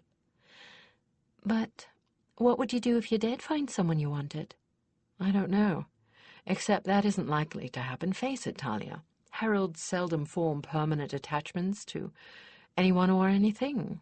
We're friends always, and sometimes things get more intense than that, but it doesn't last for long. Maybe it's because our hearts are given first to our companions, then to our duty, and I guess there aren't too many of us with hearts big enough for a third love. Non-heralds don't seem to be able to grasp that. Not too many heralds do, for that matter. But look around you. Cheryl and Karen are the only life-bonded couple I can think of, and I wouldn't be willing to settle for less than what they've got. Which is why I'm hiding behind you." "You can't hide forever." "I don't have to," he replied whimsically. "Just till the end of the revel. After that, I'll be safely in the field, accompanied solely by the only person I've met who thinks I'd be better off cross-eyed and covered with warts." Dirk reclaimed her after that. It was during that dance that she noticed the number of white-clad bodies was rapidly diminishing. "Where's everyone gone?" she asked him, puzzled. "It's not often that we get this many of us together at one time," he replied. "So as people get tired of dancing, we slip off to our own private party. Want to go?" "Bright heavens, yes," she replied with enthusiasm. "Let me catch Chris's eye." He moved them closer to where Chris was dancing with a sprightly grandmother and tilted an eyebrow toward the door. When Chris nodded, Dirk arranged for them to end the dance next to the exit as the musicians played the final phrase. Chris joined them after escorting his partner to her seat. "I like that one. She kept threatening to take me home, feed me proper, and then train me right, and I know she wasn't talking about dancing or manners." He laughed quietly. "I take it Talia's ready to go? I am." "Good. Then we're all agreed," Dirk replied. "Talia, go get changed into something comfortable. Find something to sit on and an old cloak in case we end up outside. If you play any instruments, bring them too. Then meet us in the library." "This is like the Littles' game of spy," she giggled. "You're not far wrong," Chris answered. "We go to great lengths to keep these parties private. Now hurry, or we'll leave without you." She gathered her skirts in both hands and ran lightly down the halls of the palace. When she reached her tower, she again took the steps two at a time. She paused only long enough in her room to light a lamp before unlacing her dress and sliding out of it. Even though she was in a hurry, she hung it up with care. There was no use in ruining it with creases. She changed into the first things that came to hand. She freed her hair from the ribbon, letting it tumble around her face while she carefully stored My Lady in her case, and stuck her shepherd's pipe in her belt. She slung the carrying strap of the harp case over her shoulder, an old, worn-wool cloak from her trainee days over all, picked up one of her cushions, and was ready to go. Well, almost. Remembering what Jerry had said about the cosmetics, she stopped at the bathing room at the base of the tower for a quick wash, then ran for the library. When she swung open the door to the library, she discovered that the other two had beaten her there, but then they probably didn't have several flights of stairs to climb. Chris was all in black, and looking too poetic for words.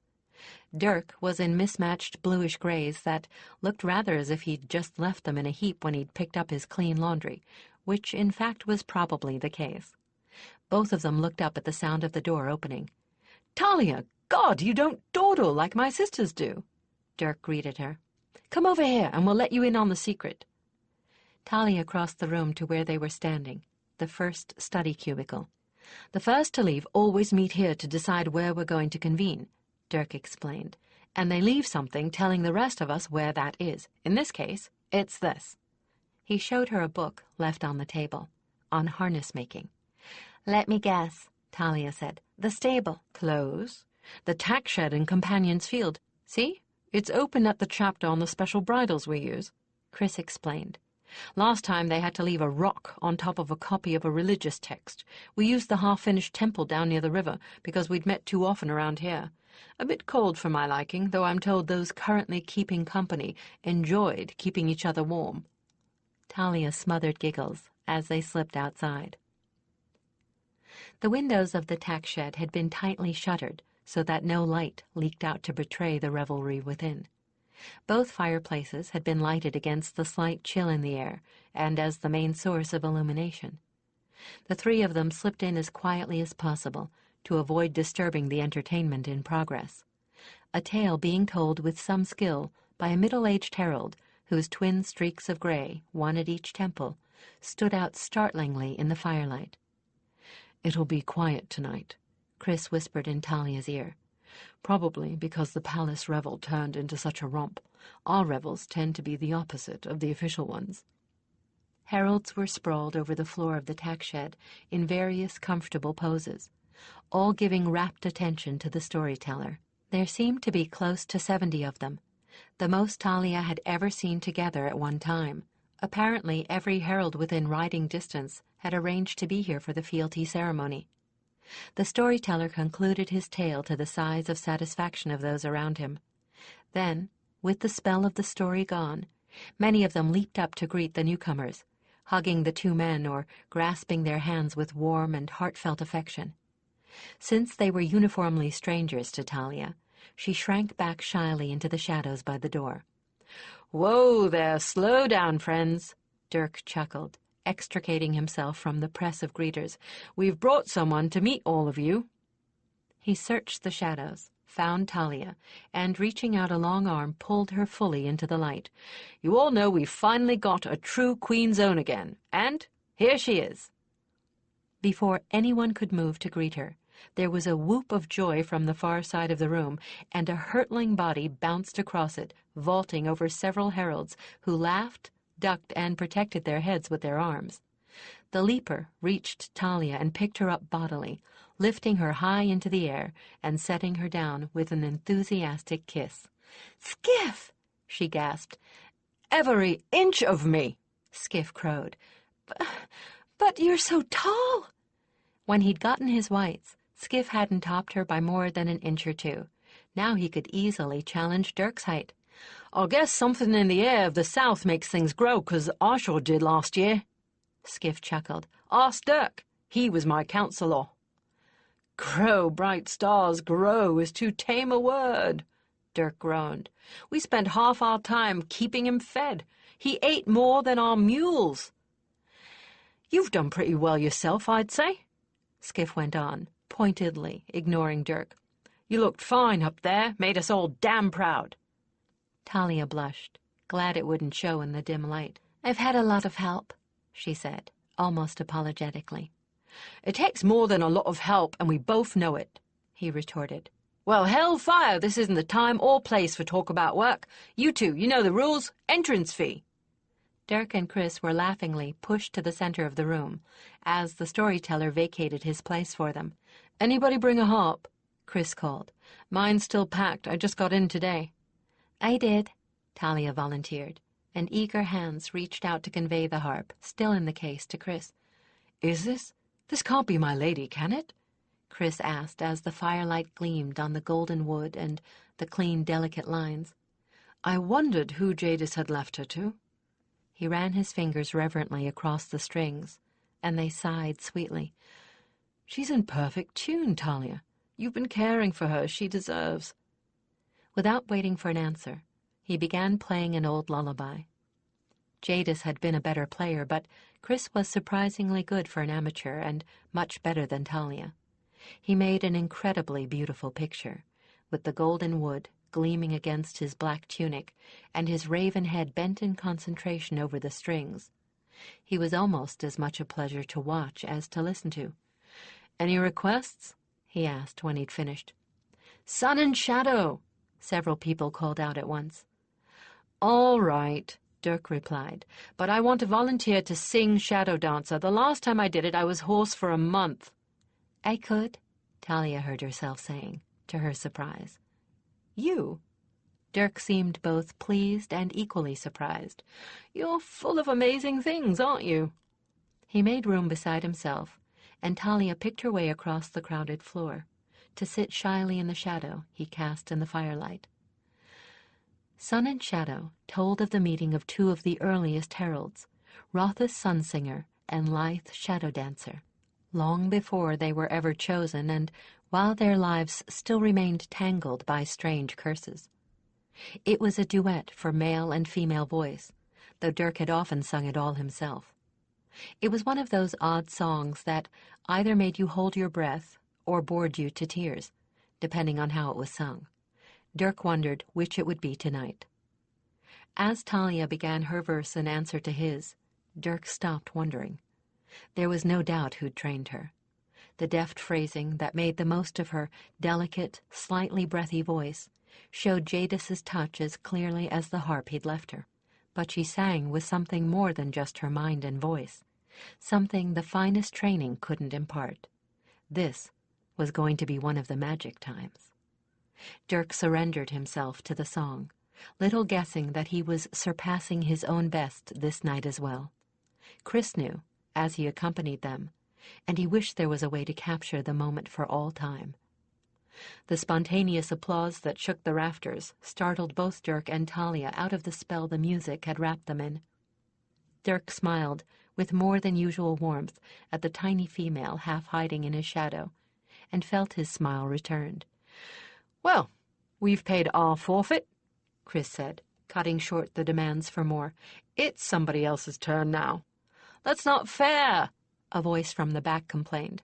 "How could any of us possibly follow that?" Someone did, of course, by changing the mood rather than ruining it by trying to sustain it.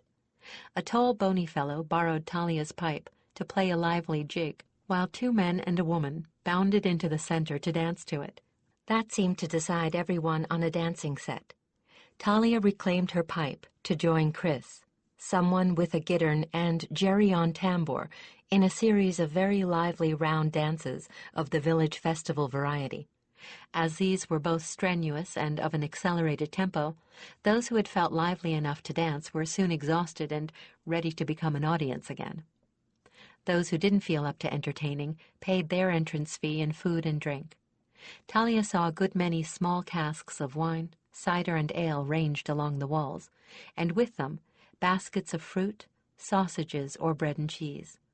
Stray mugs and odd cups were always accumulating in the tack shed, especially during the hot summer months, when heralds and students were likely to need a draught of cool water from the well that supplied the companions' needs at this end of the field.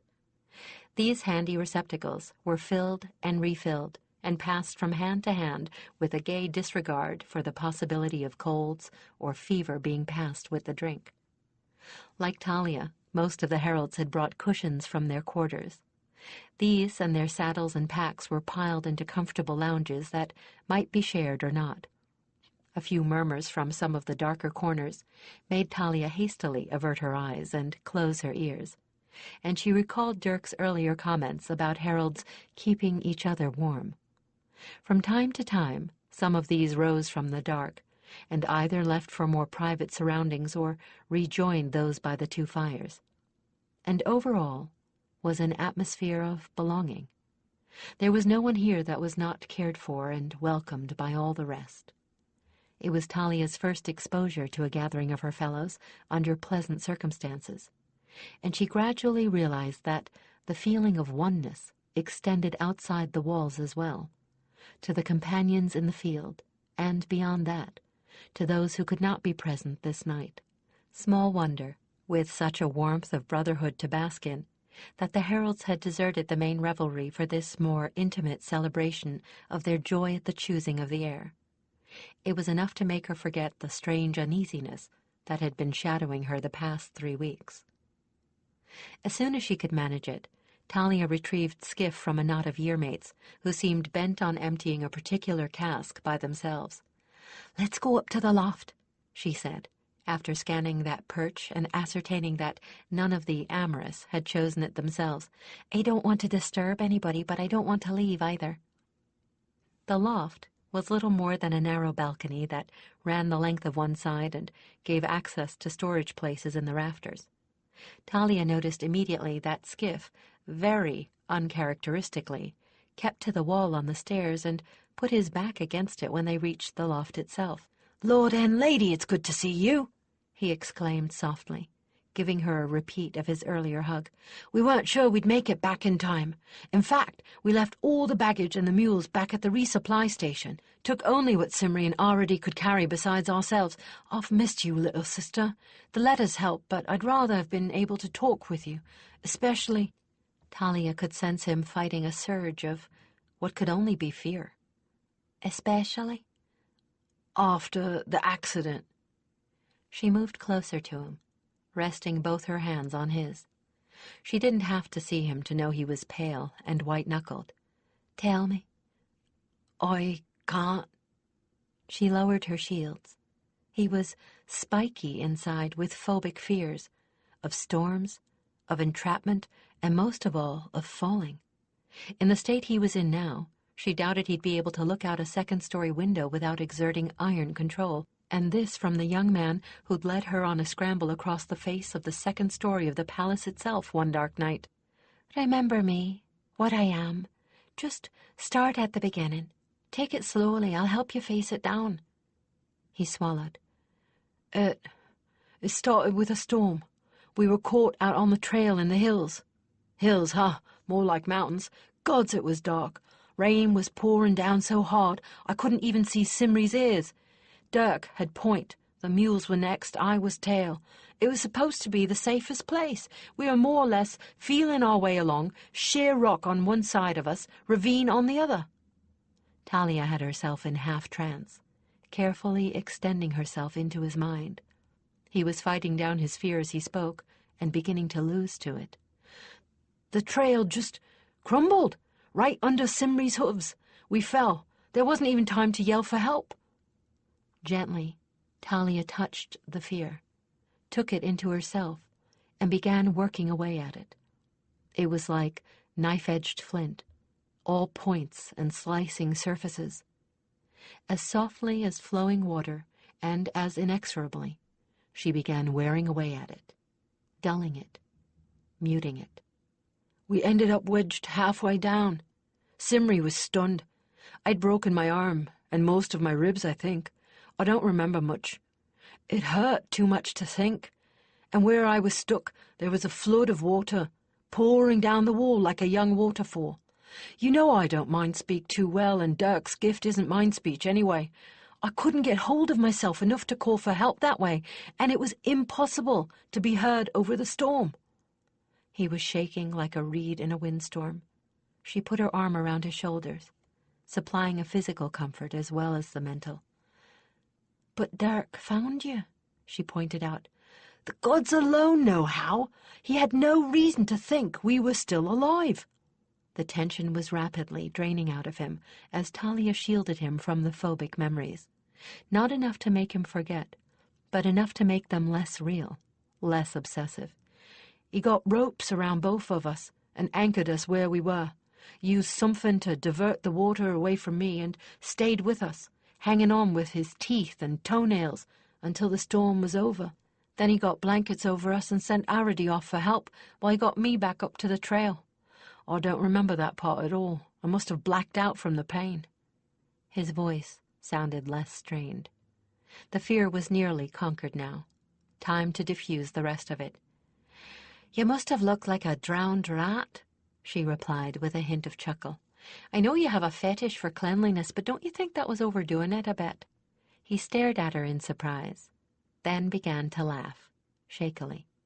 The laughter was half tears as the last of the tension was released. Hysterics, yes, but long needed. She held him quietly until the worst passed, and he could see past the tears to her face, childlike in the half-dark. The paralysis of fear that Skiff had lived with on a daily basis for the past several months had all but choked the voice out of him as he tried to tell Talia what had happened that awful night. He'd suffered nightmare replays of the incident at least one night a week ever since. It had taken all of his control to repeat it to her, at least at first. But then gradually the words had begun to flow more freely. The fear had slowly loosed its grip on him. As he neared the end of his narrative, he began to realize what Talia had done. It was gratitude as much as release that shook the tears from him then. You did it to me, didn't you? Fixed me like you did with Fostel and the rest of them." "Mm-hmm," she nodded, touching his hair in the dark. "I didn't think you'd mind." "No more nightmares?" "No more nightmares, big brother. You won't find yourself wanting to hide in a closet during storms anymore, and you'll be able to look down over cliffs again. In fact, you'll even be able to tell the story in a week or two without shaking like a day-old chick, and it should make a good tale to earn the sympathy of a pretty lady with." You're unbelievable," he said at last, holding her tightly. "So are you, to have been coping with all that fear all this time and not letting it get the best of you." They sat that way for some time, before the murmur of voices below them recalled them to their surroundings. "Hellfire! This is supposed to be a party, and you're supposed to be enjoying it," Skiff said. "I am, now that you're all right." She rose to her feet and gave him a hand up. "Well, I'm going back to the singing, and it seems to me that your year-mate Mavry is looking a bit lonely."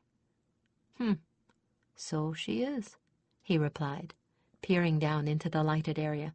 "Think I'll go keep her company. And, hot sister." "No thanks needed, love."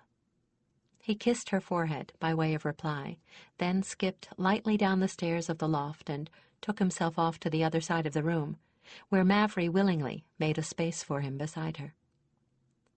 Talia rejoined the musicians just in time for Dirk to claim her for another duet. She had to plead a dry throat before they'd let someone else take the floor. She didn't notice the passing of time until she caught herself yawning hard enough to split her head in half. When she tried to reckon up how much time had passed, she was shocked. Thinking she surely must be mistaken, she slipped over to the door to look out to the east. Sure enough, there on the horizon was the first hint of false dawn. True dawn was less than an hour away. She collected her things, feeling suddenly ready to collapse. Dirk, half propped on a backrest of saddle and several old saddle blankets, seemed to be asleep as she slipped past him, but he cracked an eyelid open as she tried to ease herself out. "Giving up?" he asked softly. She nodded, stifling another yawn with the back of her hand. "Enjoy yourself?" At her enthusiastic nod, he smiled, another of those wonderful, warm smiles that seemed to embrace her and close everything and everyone else outside of it. "I'll be heading back to my own bed before long. About this time things start to break up on their own. And don't worry about being expected on duty today. No one will be up to notice before noon at the earliest. Look over there." He cocked an eyebrow to his left. Talia was astonished to see the Queen, dressed in old, worn leathers, sharing a cloak and resting her head in easy intimacy on the shoulder of the middle-aged storyteller. And not far from her sat Albrecht, finishing the last of a wineskin with Karen, Cheryl, and Jerry. "How did Selenay and Albrecht get in without my noticing?" Talia asked him. "Easy. You were singing at the time. See, though, you won't be missed. Have a good long sleep, and pleasant dreams, Talia." "And to you, Dirk," she said. "They will be," He chuckled and closed his eyes again. "They most assuredly will be." Chapter 3. Talia didn't usually sleep long or heavily. Perhaps the cause was that she'd drunk more wine than usual, or perhaps it was just the incredibly late hour at which she'd sought her bed. At any rate, it took having the sun shine directly into her eyes to wake her the next morning.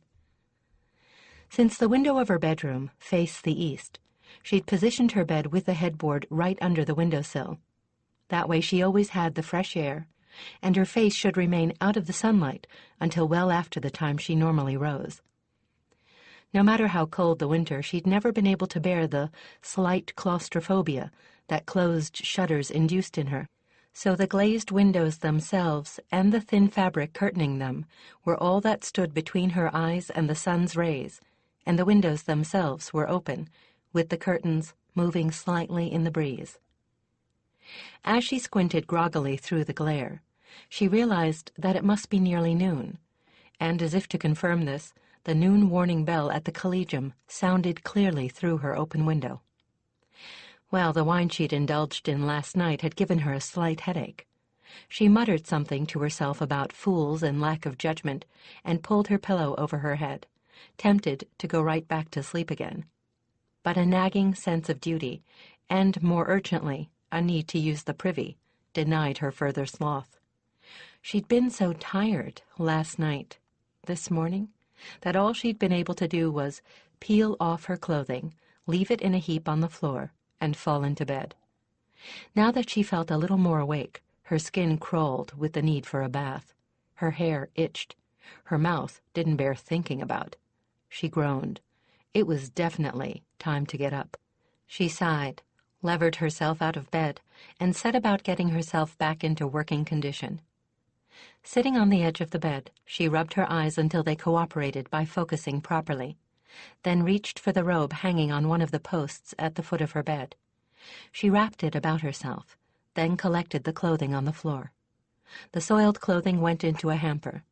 The servant who tended to the heralds in this section of the wing collected it and sent it to the laundry as part of her duties, and that was a luxury that was going to take some getting used to. She'd been low-born, and at the bottom of her Holderkin family's pecking order as a child, and once at the collegium had fallen naturally in with the tradition that trainees tended to their own needs and shared the common chores. She had become habituated to doing the serving and not to being waited on herself.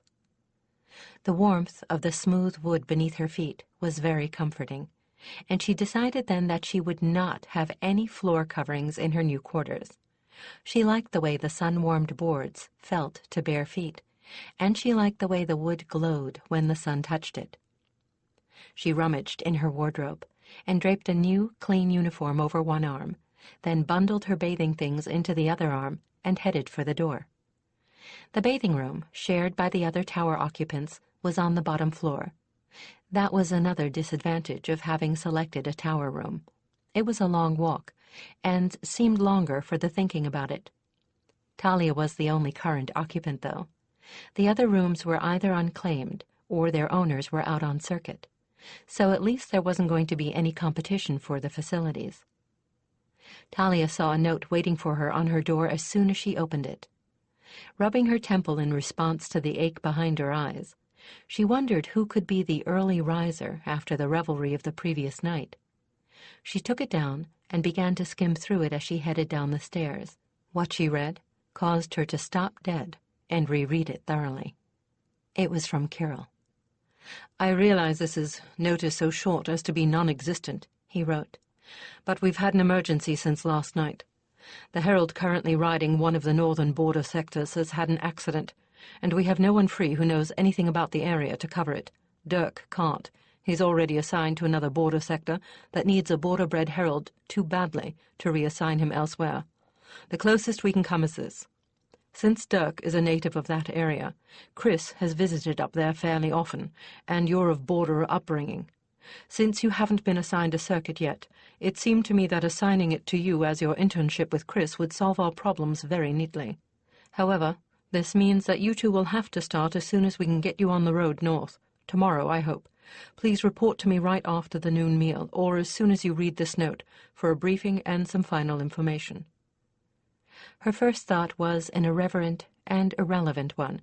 She knew Kirill hadn't left the revel before her. How could he have been awake and ready to handle crises so blasted early in the morning after? Her next was more to the point. Tomorrow.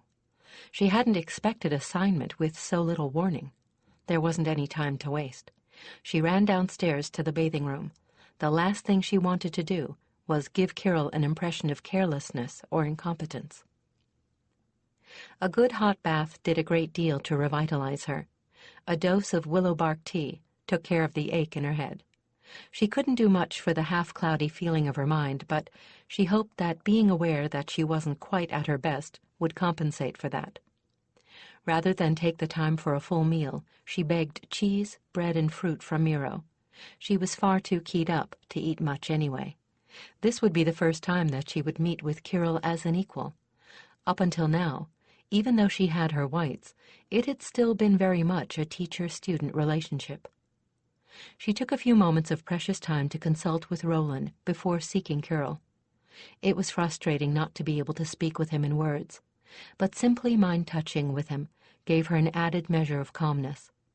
He reassured her that Kirill would never have expected her to report any earlier than this, and prevented her from changing at the last minute into one of her formal uniforms.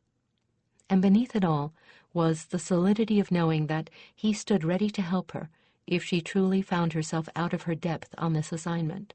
Feeling a good bit more confident, she skipped down the tower steps and entered the palace proper.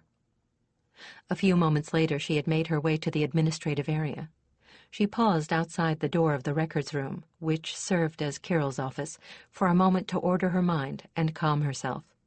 She pulled the doe-skin tunic straight, smoothed her hair, took a deep breath, knocked once, and entered. The records room was as neat as Dean Elcarth's office was cluttered. Sun streamed in through the two windows that looked out into the gardens on the west side of the building. Both of them were wide open, and flower scent wafted in through them. The room was crammed as full of bookshelves as it was possible to be. Kirill's desk stood just under one of the two windows, to take full advantage of the light. Kirill himself was leaning in the window frame, absently watching courtiers stroll in the gardens, and obviously waiting for her. She noticed something anomalous on his desk as he turned from the window to greet her. A quiverful of white arrows.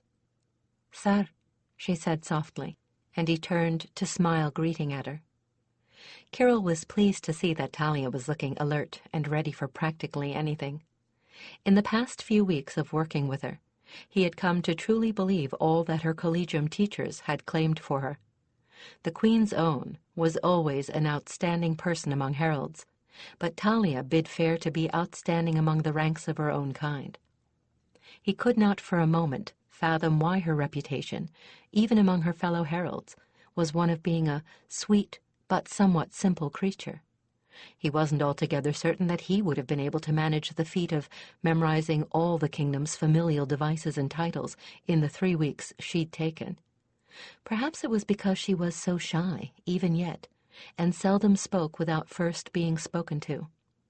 Perhaps it was because of her ability with children in general, and the heir in particular.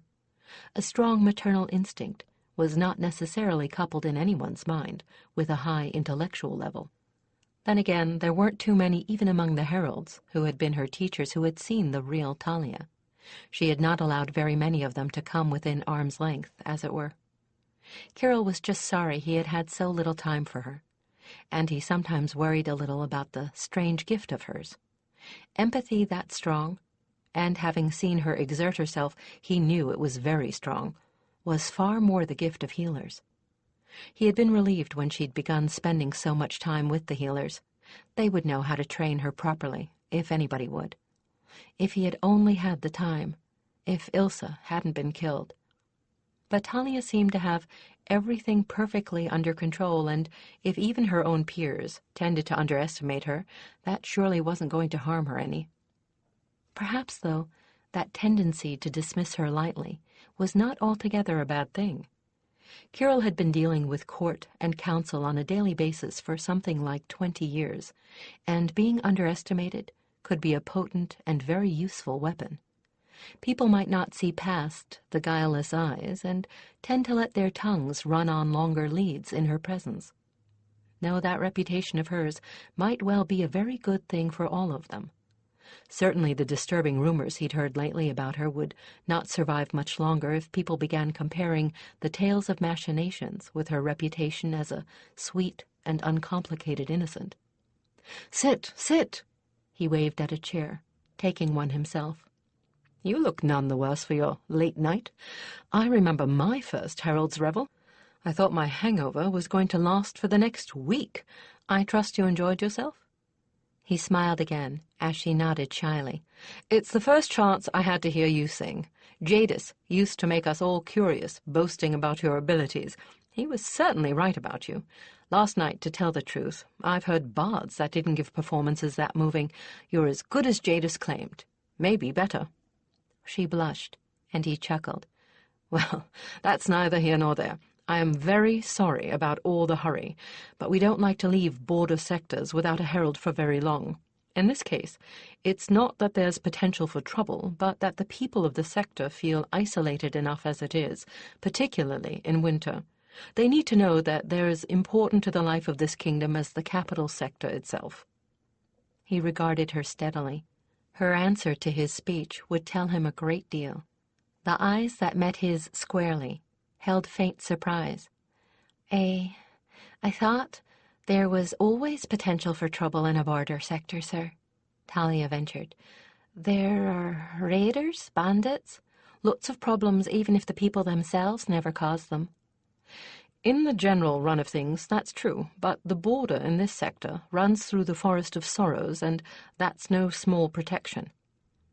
"Then the tale of Vaniel's curse is true?" Talia was amazed.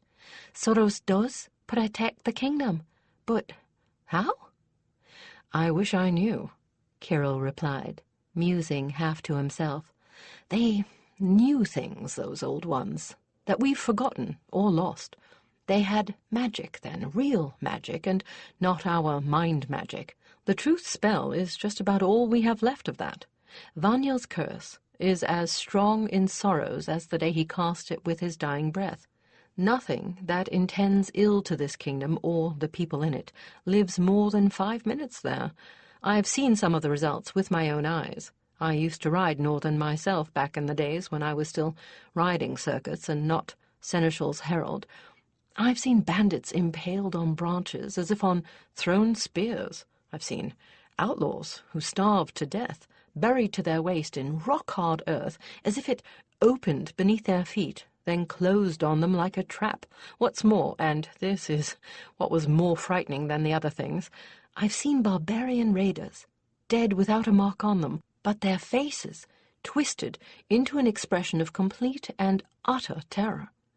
I don't know what it was that happened to them, but my guess is that they were truly frightened to death."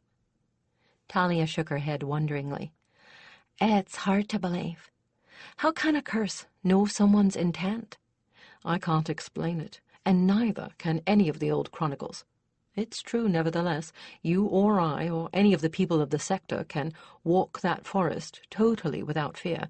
A baby could walk through there totally unharmed, because even the forest predators leave humans alone in Sorrows. Well, that's the only anomalous thing about the area. The religion is fairly ordinary. The people follow the lady as Astera of the stars and the god as Kernos of the northern lights. There's no anti-woman prejudice. In fact, because of Sorrows, we often have females riding circuit there alone. The herald you're replacing is a woman in point of fact.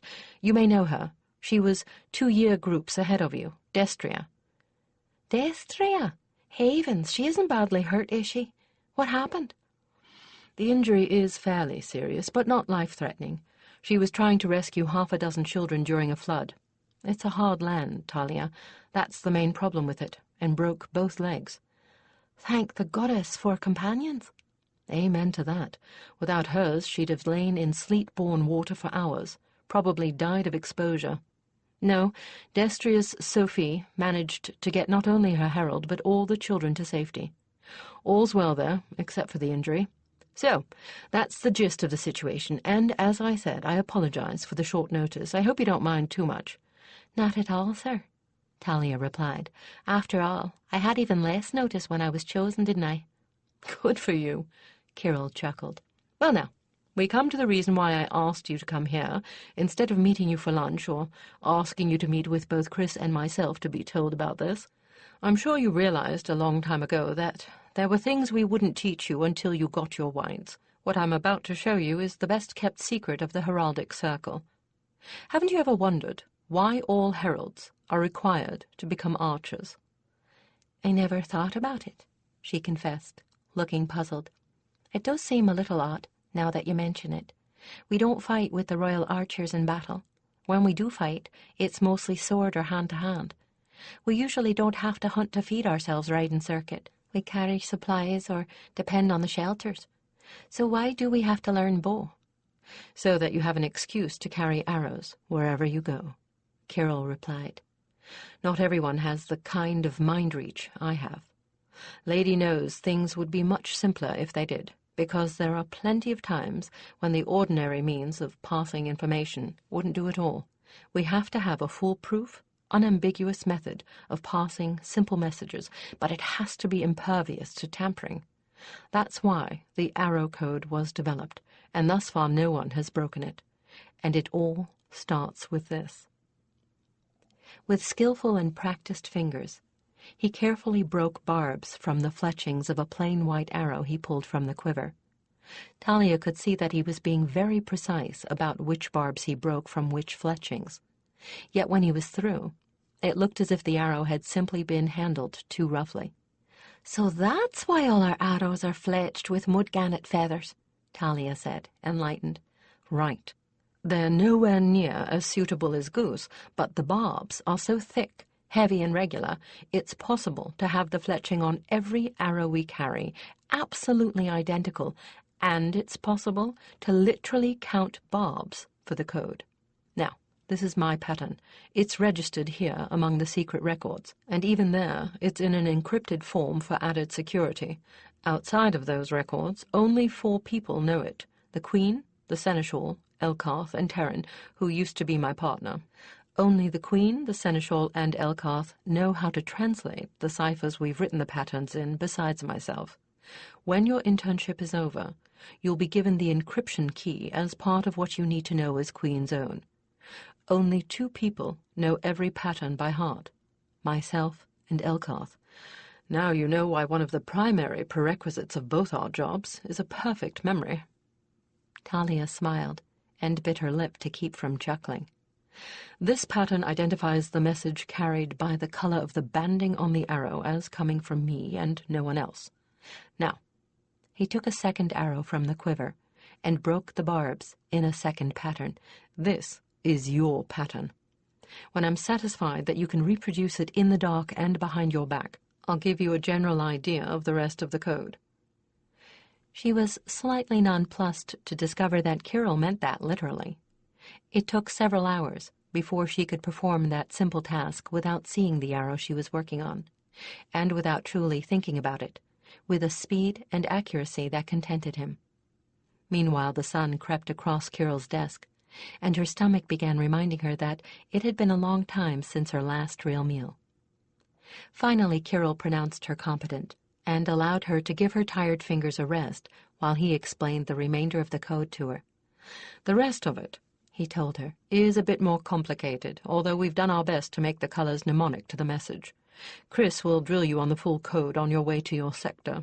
But in general, this is what the simple banding of one color means. White means there's nothing wrong. All is well, come ahead. It's usually used just to identify that there's another herald about and who it is. Green calls for a healer to be sent. Purple for a priest. Gray for another herald.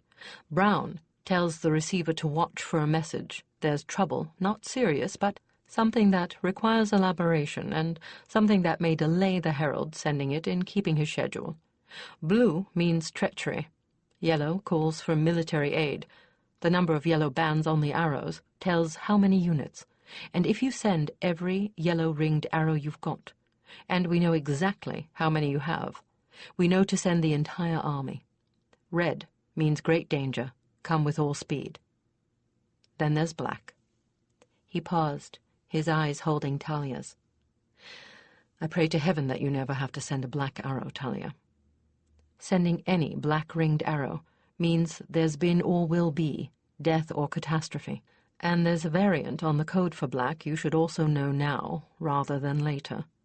The black arrow intact, except for the fletching pattern, means total disaster, help or rescue needed. Break the arrow, send the pieces, and it reads, disaster, all hope gone, do not attempt rescue. Remove the head, and it means that the one whose pattern is in the fletching is dead. The broken arrow, the headless arrow, those can actually be of any color, so long as the fletching pattern's there. Those are the two we'll always understand, and the ones we never want to see. Talia felt a peculiar chill thread her backbone, and suddenly the hot, sunny day seemed unaccountably gray and chill. She shook off the feeling and repeated Kirill's words back to him verbatim. That's all there is, he said, satisfied. You're as well prepared as any of us is for his first assignment, and you're one of the best heralds the Collegium has ever turned out. You ought to do just fine, even though this is going to be a tough assignment. Good luck to you, Talia. I look forward to seeing you in another year and a half. She took her leave of him, and, despite her hunger, decided it would be a good idea to hunt up Chris. The first place she looked for him, given the situation, was the tack shed. After all, he was only just in from field work. His first move should be to see that needed repairs had already been made to his companion's gear. That was exactly where he was, in company with Dirk, checking over his harness and tack. As alert as a wild thing to any hint of movement, Dirk was the first to notice her. "It's our songbird," he said genially, favoring her with one of those smiles that was almost an embrace. "I expect you have the word, and Kirill's given you the code?" She nodded, feeling oddly shy, then searched for Roland's never-used traveling equipment. It was similar to the tack he'd worn when he'd found her, except that the bridle bells were removable and the saddle was a bit more complicated. Besides the usual girth, it had breast and rump bands like those on warrior saddles, a far larger number of the snaffles by which objects could be fastened to the skirting, and an arrangement of rings and straps that made it possible for a rider, ill, injured, or unconscious perhaps, to be belted securely into his seat.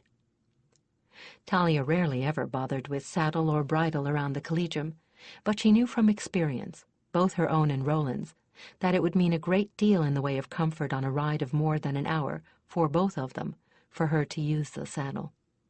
And as her near-fatal escapade in the river had shown, the otherwise useless reins on the bridle had other functions than guiding her companion.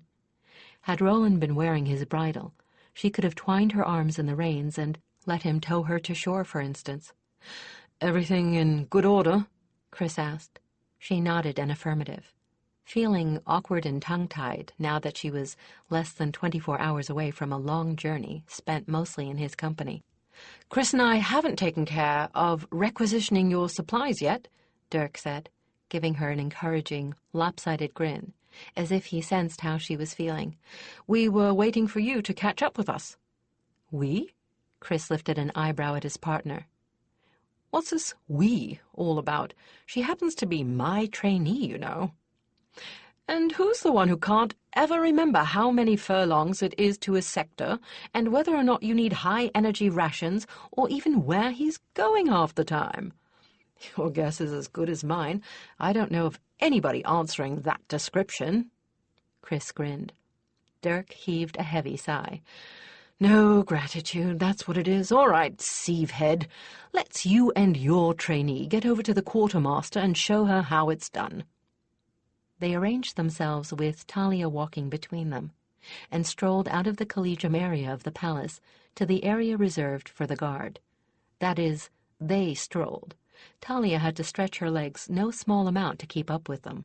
All the time she was constantly aware of the little, warm, sidelong glances Dirk kept throwing at her when he thought she wasn't watching. She wasn't used to being under such intense scrutiny, and it made her a little, not uneasy precisely, unsettled was perhaps the better word. Like the heralds, the guard had their own area of the palace. Although they had nothing that was quite like the collegium, they did have a training center and a communal barracks as well as officers' quarters, and they maintained a number of small rooms as offices. Since the needs of the heralds and the guard were quite similar in some areas of supply, the quartermaster of the guard also dispensed initial supplies to outbound heralds.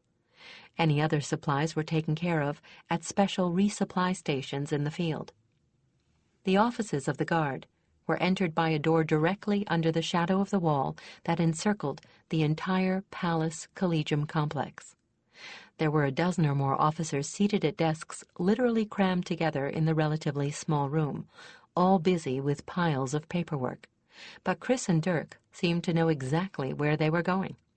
Talia followed as they threaded their way through the maze, while the officers whose work they inadvertently disturbed gave them either glares or friendly winks. Their goal was a desk at the very rear, whose occupant, a grizzled old veteran, looked rather out of place among the younger, obviously town-bred officers. He seemed to be hard at his paperwork, but looked up and grinned broadly at the sight of them. "What, you tired of our faces already?" he jeered. "Or is it you've got somebody's daddy twould like to see if heralds bleed red?" "Neither, you old pirate," Chris replied. "We've got a gap to fill up north, and Kirill, in his infinite wisdom, has decreed that we're best suited to fill it."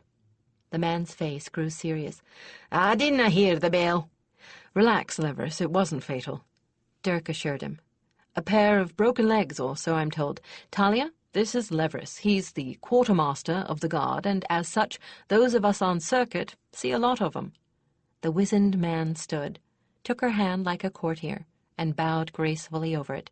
"'Tis a pleasure," he said gravely, while Talia blushed. "And a privilege. Ye be Queen's own, I'm thinking." "Absolutely right," Chris said, corners of his mouth twitching. "She's my internee." "Oh, so?" Leverous let go of Talia's hand, rested both hands on his hips, and gave him a stern look. "You'll not be trying any of your seducing tricks on her, my lad, or if I come to hear of it." Now it was Chris's turn to blush, and Dirk's to hide a grin. Talia decided to come to his rescue. "Herald Kirill surely wouldn't have assigned us together if he thought there was any harm in the pairing," she pointed out, "and this is duty, not a pleasure jaunt." "Well, and that's true," he admitted reluctantly, seating himself again. "So, what sector?" "North Border Sorrows 2, Chris told him. "And since we won't be meeting the outgoing herald, we'll need the whole kit." "By tomorrow, I suppose, and you'll be wanting the special rations. You might give a man some morning next time," he grumbled, but there was a twinkle in his eye. "Sure, Leverous. We'll make certain to schedule our broken legs from now on, and make certain it's convenient for you." "See that you do, then." He chuckled, then pulled out a half-dozen forms, and had Chris and Talia sign them all. That done, he shooed them out the way they had come. "That's all there is to it," Chris said, as they returned to the collegium side. "They'll have everything we'll need ready for us in the morning." "Provided Herald Sluggard can be persuaded to rise that early," Dirk grinned. "Now that you've checked over your harness, all you need to do is pack your personal things," Chris continued, ignoring him. "Keep in mind that where we're going it gets cold sooner than here, stays that way for longer, and the cold is more intense. The leaves are already falling up there, though they've just started to turn here. We'll plan on staying mostly in way stations near the villages. We won't want to get too far from other people if we can help it." "Nevertheless," Dirk warned both of them, You'd better also plan on having to spend several nights alone in the wilderness. I lived in that area. You didn't. The villages are far apart, and winter storms can spring up out of nowhere. You may get caught without a way station near, so pack the emergency supplies. If you don't use them, there's no harm done, but if you need them, you'll be glad you have them. Plan for the worst possible snow you've ever seen, then overplan. Yes, oh, Greybeard. Chris made a face at him. Holy stars, Dirk. I visited with your family up there often enough. The way you're fussing, you'd think both of us were green as grass and totally untrained.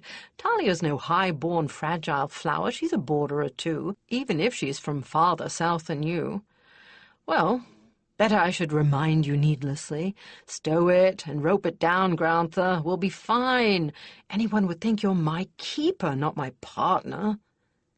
Now Chris cast a sly, sidelong glance at Talia, who was feeling distinctly uncomfortable. Or is it someone else you're worrying about? From the surprise on Chris's face, even he hadn't expected the blush that reddened Dirk's ears. Look, Dirk said hastily, I just don't want you two to get into any trouble. You owe me for too many lost bets, and I'd rather not have to try to collect from your Lord Father. Is there anything else you'd like advice for, Talia? No, she stammered. I don't think so, anyway. I thank you both. I'd better get back to my quarters and pack. Don't forget, take nothing but whites, Dirk called after her. You're on duty every minute in the field, and nothing fancy. It'll only get ruined. He needn't have said that about nothing fancy, she thought a little resentfully. After all, I'm not some silly town-bred chit. And then she wondered for a fleeting instant why his good opinion of her should seem so important. Dismissing the thought from her mind, she ran back up the tower stairs and ransacked her wardrobe, laying everything white she could find on the bed. That way she wouldn't overlook a tunic or other article that she might find herself in need of out in the field. She packed nothing but the doeskin, with the summer and winter changes both, but she packed every stitch of those she had. Though from the way Dirk talks, she thought wryly, you'd think it never got warm up there. She added a repair kit for leather and one for harness, and then for good measure added a sealed pot of glue, just in case. There'd been times enough back on the holding when she was on sheep watch that she'd needed a pot of glue and not had one to hand. She packed her sewing kit and a brick of hard, concentrated soap, the special kind that you needed for use on whites to keep them pristine, just in case it ever became necessary to do her own repairs and cleaning of her clothing. Certainly the village laundry people normally tended those jobs, but you never knew. She added a small metal traveling lamp and extra wicks, because she'd never seen a lamp in the way stations, and if they stayed more than one night, lamplight was easier on the eyes than firelight. Then her personal gear, her weapons, a precious book or two, some writing supplies. Her bedroll was next, and all the extra blankets she could find. With them, 2 extra towels besides the others she carried, and a pair of thick sheepskin slippers. Roland's gear was all with his tack, but just the same she packed a vial of ferrous oil. He liked it. It was good for his hooves and coat and kept the insects away. Even when she'd packed everything as compactly as she could, it still bulked distressingly large. She stared at the clumsy packs in near despair, trying to think of something she dared leave behind. Chris would surely think she was an idiot for wanting to bring all this stuff. "Good packing job," Karen said from the open door behind her. "I intended to come up here and help you cut down on the flotsam, but it looks like I'm not needed." Is that meant ironically or seriously? Talia asked, turning to greet the more experienced Herald with relief. "Oh, seriously. My counselor made me repack 3 times for my interning trip, and I never did get my packs down that small. I kept thinking of things I was sure I'd miss. Know what?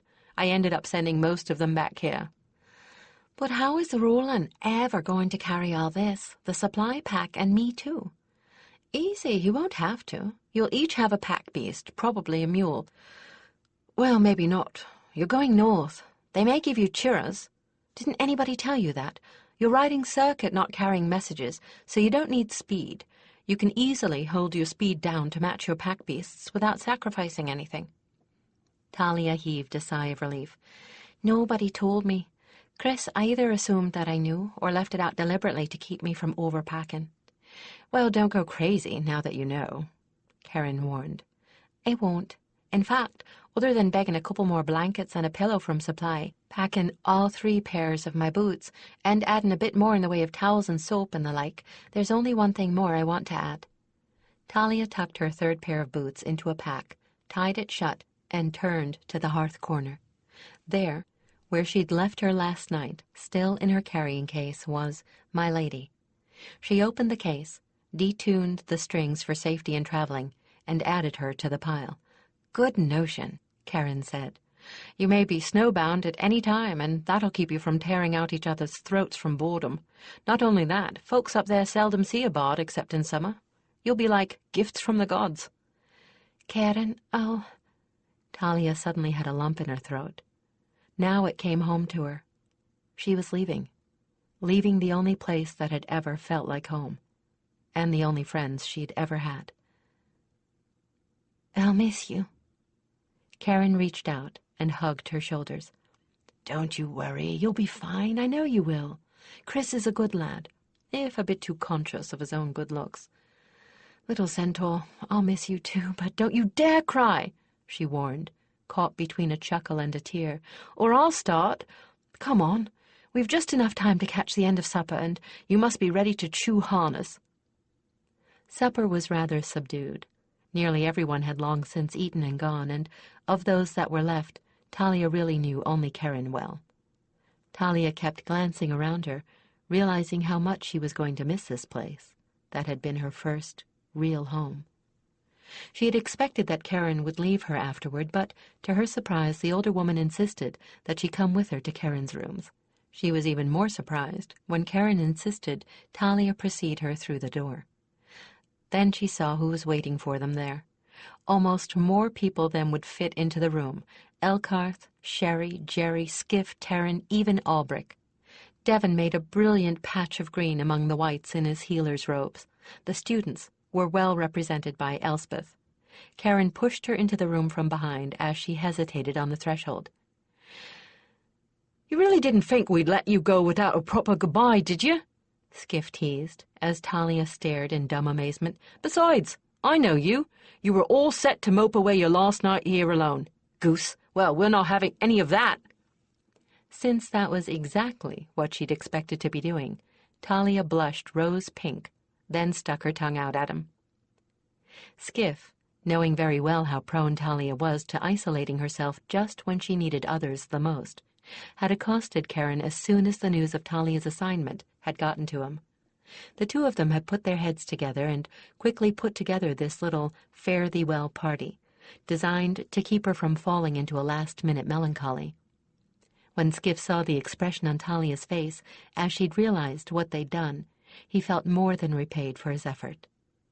He did his level best the whole evening to project how much his little sister meant to him, knowing she'd pick it up. The warmth in her eyes made him feel that he'd at least begun to give her an honest return for the help she'd given him last night. In some ways, he was just as glad now that they'd never become lovers, for there was nothing that could have been more satisfying in the long run than the open, loving relationship they had instead. He had more than a suspicion that she felt the same. "So, Songbird, how about a tune or 3? While it wasn't precisely as festive as the celebration the night before had been, everything had been geared to setting her mind at rest and making her feel confident about the morrow. Each of them, with the exception of Devon and Elspeth, had faced the same moment, and each knew some way to make the prospect a positive one. There was a great deal of laughter, plenty of absurd stories, and a palpable aura of caring. They sent her off to bed in good time to get a full night's sleep, and she left with a smile on her face. Chris answered the tap on his door late that evening, expecting to see Dirk. In fact, he'd already gotten out a bottle of wine and 2 glasses, figuring that his partner wouldn't let the evening pass without coming by for a farewell drink and chat. He got a fair shock to find his uncle, the counselor Lord Orthalin standing in the dim hallway instead. He managed to stammer out a surprised greeting, which Orthalin took as an invitation to enter. The silver-haired, velvet-robed noble wore a grave expression on his still handsome, square-jawed face, so Chris had more than a faint suspicion that his visit was not just to bid farewell to his nephew. He directed his uncle to the most comfortable chair in the room, and supplied him with the glass of wine intended for Dirk before taking the chair opposite him. "Well, uncle?" he said, deciding he was too tired to dance diplomatically around the subject. "What brings you here? I know it wasn't just to bid me a fond farewell." Orthalin raised one eyebrow at his bluntness. "I understand you have the new Queen's Own as your internee." Chris shrugged. "It's no secret." "How well do you know her?" "Not at all," he admitted. "I've seen her twice, worked with her once. She seems nice enough, quite well balanced, all told. Her gift is an odd one, but that is exactly what is worrying me." Orthalin all but pounced on the opening. "Her gift. From all anyone has been able to tell me, it is a very unusual one for a herald, much less the Queen's Own. It seems to be one that the heralds themselves know very little about, and I'm not entirely happy that an inexperienced child should be in her position with a power so out of the ordinary." "Roland chose her," Chris replied warily. "That should be proof enough that she's capable of handling it." "Yes, but emotions. It's such a volatile area. No black and white there, only grey. There are rumours in the court, such as that she has fostered an unnatural dependence in the air. After all, the child is vulnerable to that sort of thing. It was her unnatural dependence on that foreign nurse, Hulda, that led to her nearly being disallowed in the first place. And there are other rumours." Chris bit back an angry retort. Best hear his uncle out. "Go on." "That Talia has used her power to influence the council. You can imagine for yourself how easy that would be. If a councillor were wavering, it would be very easy to nudge his emotions, make him feel happier about one side or the other, or not even that, simply sense that he is wavering and use that knowledge to persuade him in a more ordinary fashion. By knowing how councillors stood, it would make it quite simple for her to manipulate them just by tone of voice. That's absurd. No herald would ever use her gift in any such fashion." "So I have maintained," Orthalin replied smoothly. "But the only others gifted with empathy are the healers. Healers put it to very specific and humanitarian use. There is no corresponding protocol of use among heralds. And, nephew, what if she truly were not aware she was using her abilities? These powers are not material properties one can weigh or measure or hold in one's hand. What if she were doing this sort of thing without even realizing it?" Chris felt as if he had been hit with a pail of cold water. I suppose it's just barely possible. I don't think it's at all likely, but I can't dismiss the notion out of hand." Orthalin rose, a satisfied smile creasing his lips. "That is what I hoped you would tell me. I'm counting on you, nephew, to lay these phantoms of doubt to rest. You'll be with her night and day for the next 18 months, and I'm sure you will be able to tell me on your return that all these rumours are no more than smoke." "I'm sure I will, Uncle," Chris replied, letting him out, but not at all sure in his own mind. It was just false dawn when Talia woke, and she dressed as quickly as she could, discovering that someone had left a breakfast tray for her outside her door. She had only just finished it when a guardsman tapped discreetly on the doorframe, explaining that he was there to help her carry her packs down. With his aid, she managed to get everything down to the tack shed in one trip. Bright light from oil lamps along the wall dazzled her eyes as she entered. Waiting in the very center was Roland. His harness was piled beside him, Next to him was a second companion stallion, and Talia could see Chris's legs behind him as she and the guard approached. Tethered beside the strange companion were two most unusual pack animals. Talia had never seen churras before except in pictures, for their heavy coats made summer at the Collegium far too uncomfortable for them. Rather than keep them there, the Circle had a northern farm where they were bred and stabled, and only brought them down on rare occasions like this. Had this been within the normal order of things, they would have taken mules from the Collegium stables for the first part of the journey. Then they would have met the Herald they were replacing at the edge of her sector, and exchanged their mules for her churras. Talia discovered that pictures and descriptions were inadequate to convey the charm of the northern beasts. The churras were as tall at the shoulder as a horse, but a much longer neck put their heads on a level with the head of a human on horseback. Instead of hooves, they had dog-like clawed feet, except that the feet were almost round and far bigger than Talia would have expected from the overall size of the animal.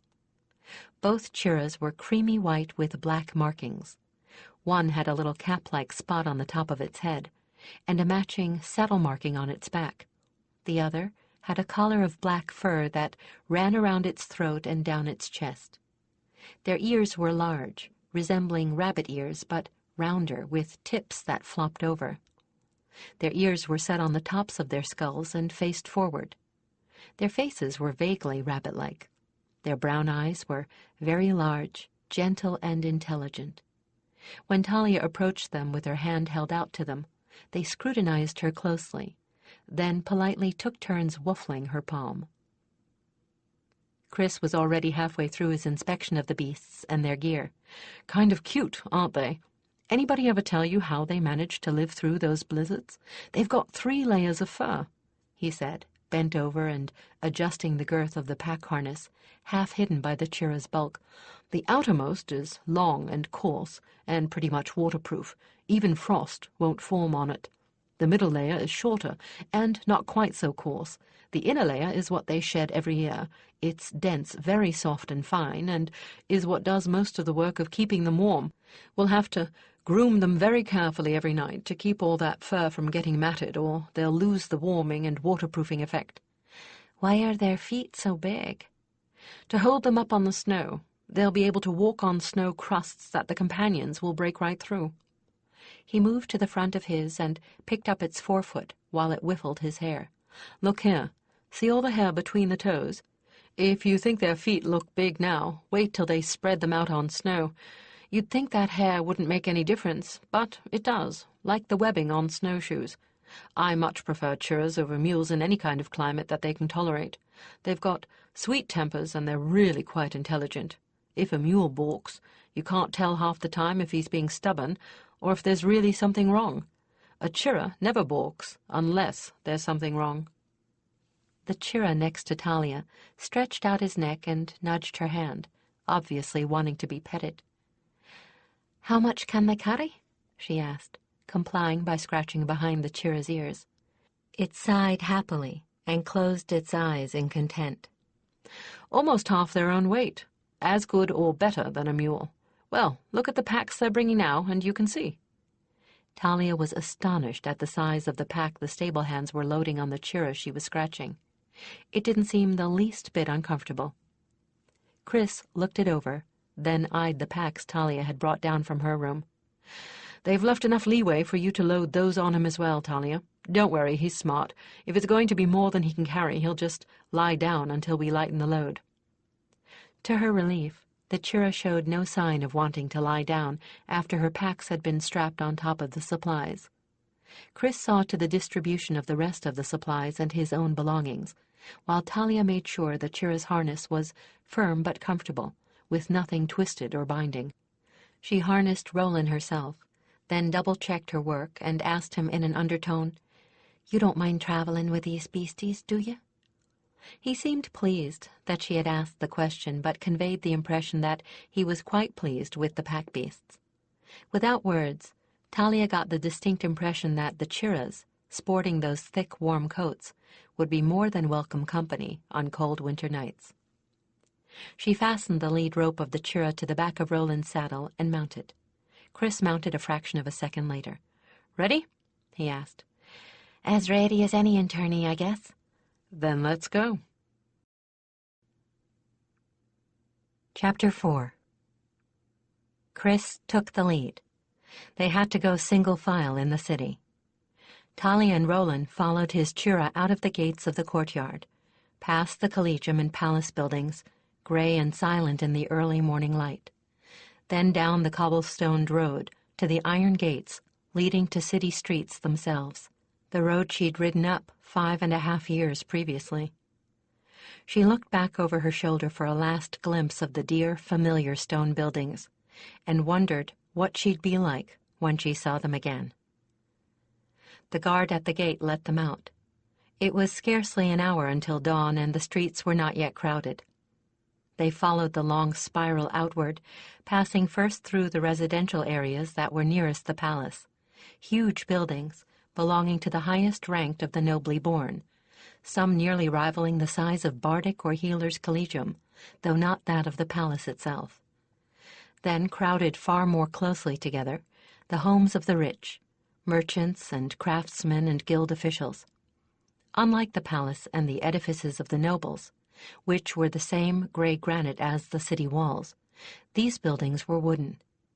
Since land within the walls was at a premium, they crowded so closely the eaves touched, and when there was a need to expand, the only direction to take was up, which sometimes produced some very strange results.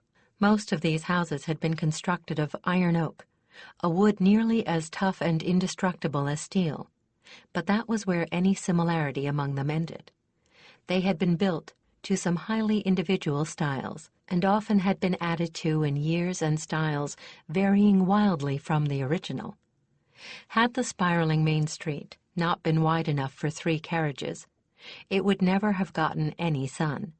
Riding through this district so early in the morning was rather like riding down a canyon with sides carved in the most fantastic of shapes. Talia had to fight to keep from giggling as she passed some of these houses, for Skiff, to keep his hand in, or so he claimed, had often paid uninvited visits to the upper stories of some of these places.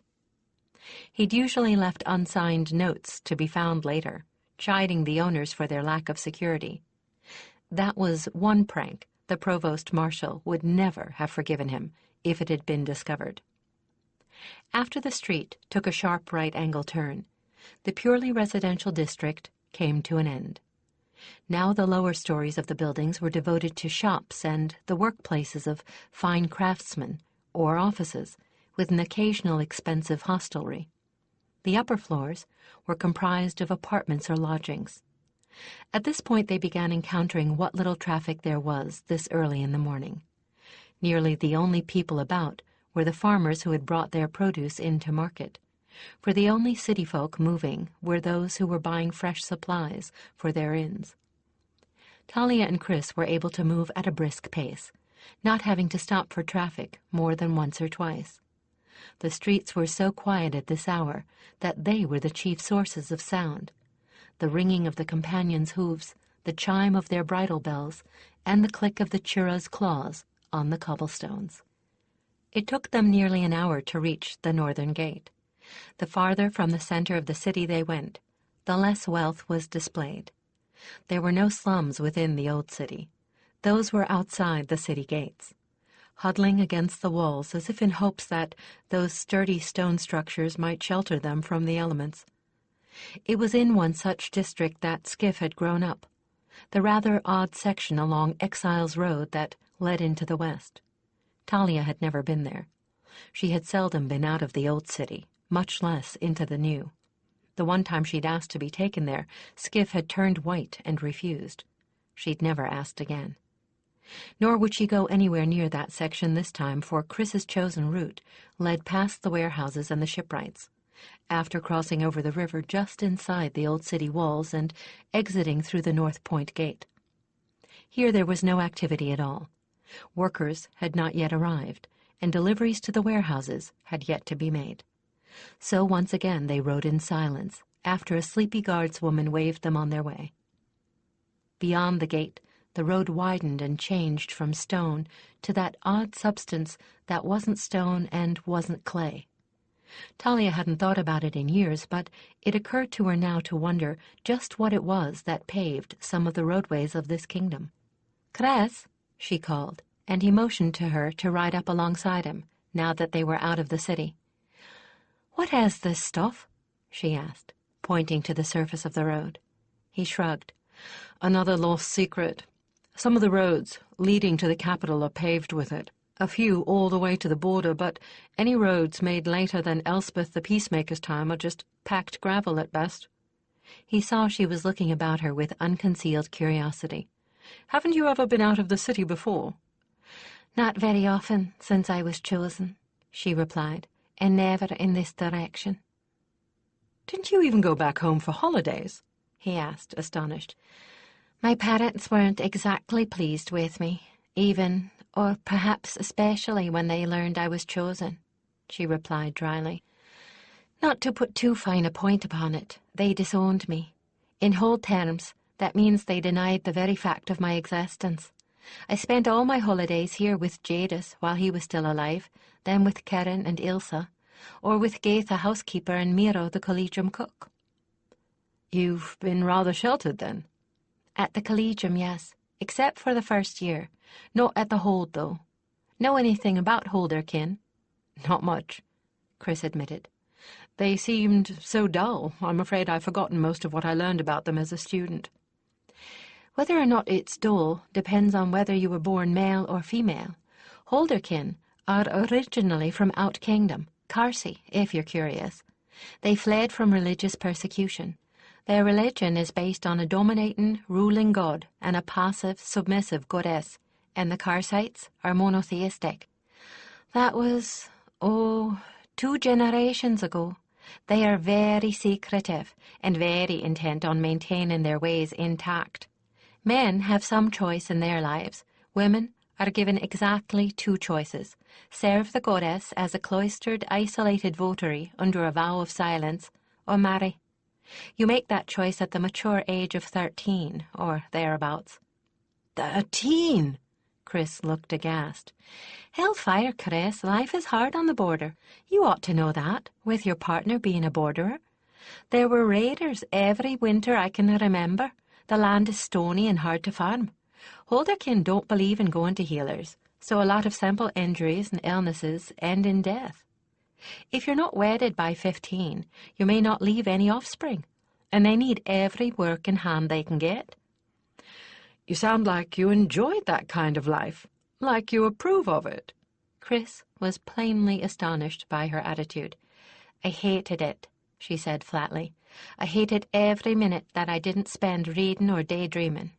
Roland's choosing me was the only thing that saved me from a forced marriage with some stranger picked out by my father. I think that the way they confine themselves, their children, and most especially their minds, is something approaching a crime. But most of the Holder folk I knew seemed content, even happy, and I have no right to judge for them." "Fine, you won't judge for them, but what about others who are unhappy as you were, with no Roland to rescue them?" "A good point. And fortunately for those would-be rebels, one Elkarth and Selene thought of after he heard my story. The Holder folk got their land grants on condition that they obey the Queen and the laws of this kingdom. Shortly after I arrived at the collegium, Selene had a law passed through the council that heralds must be allowed free access to children at all times, in order that they can be certain that the children of this kingdom are properly educated in our laws, history, and traditions. Heralds whose gift is thought sense and go right into the holdings now.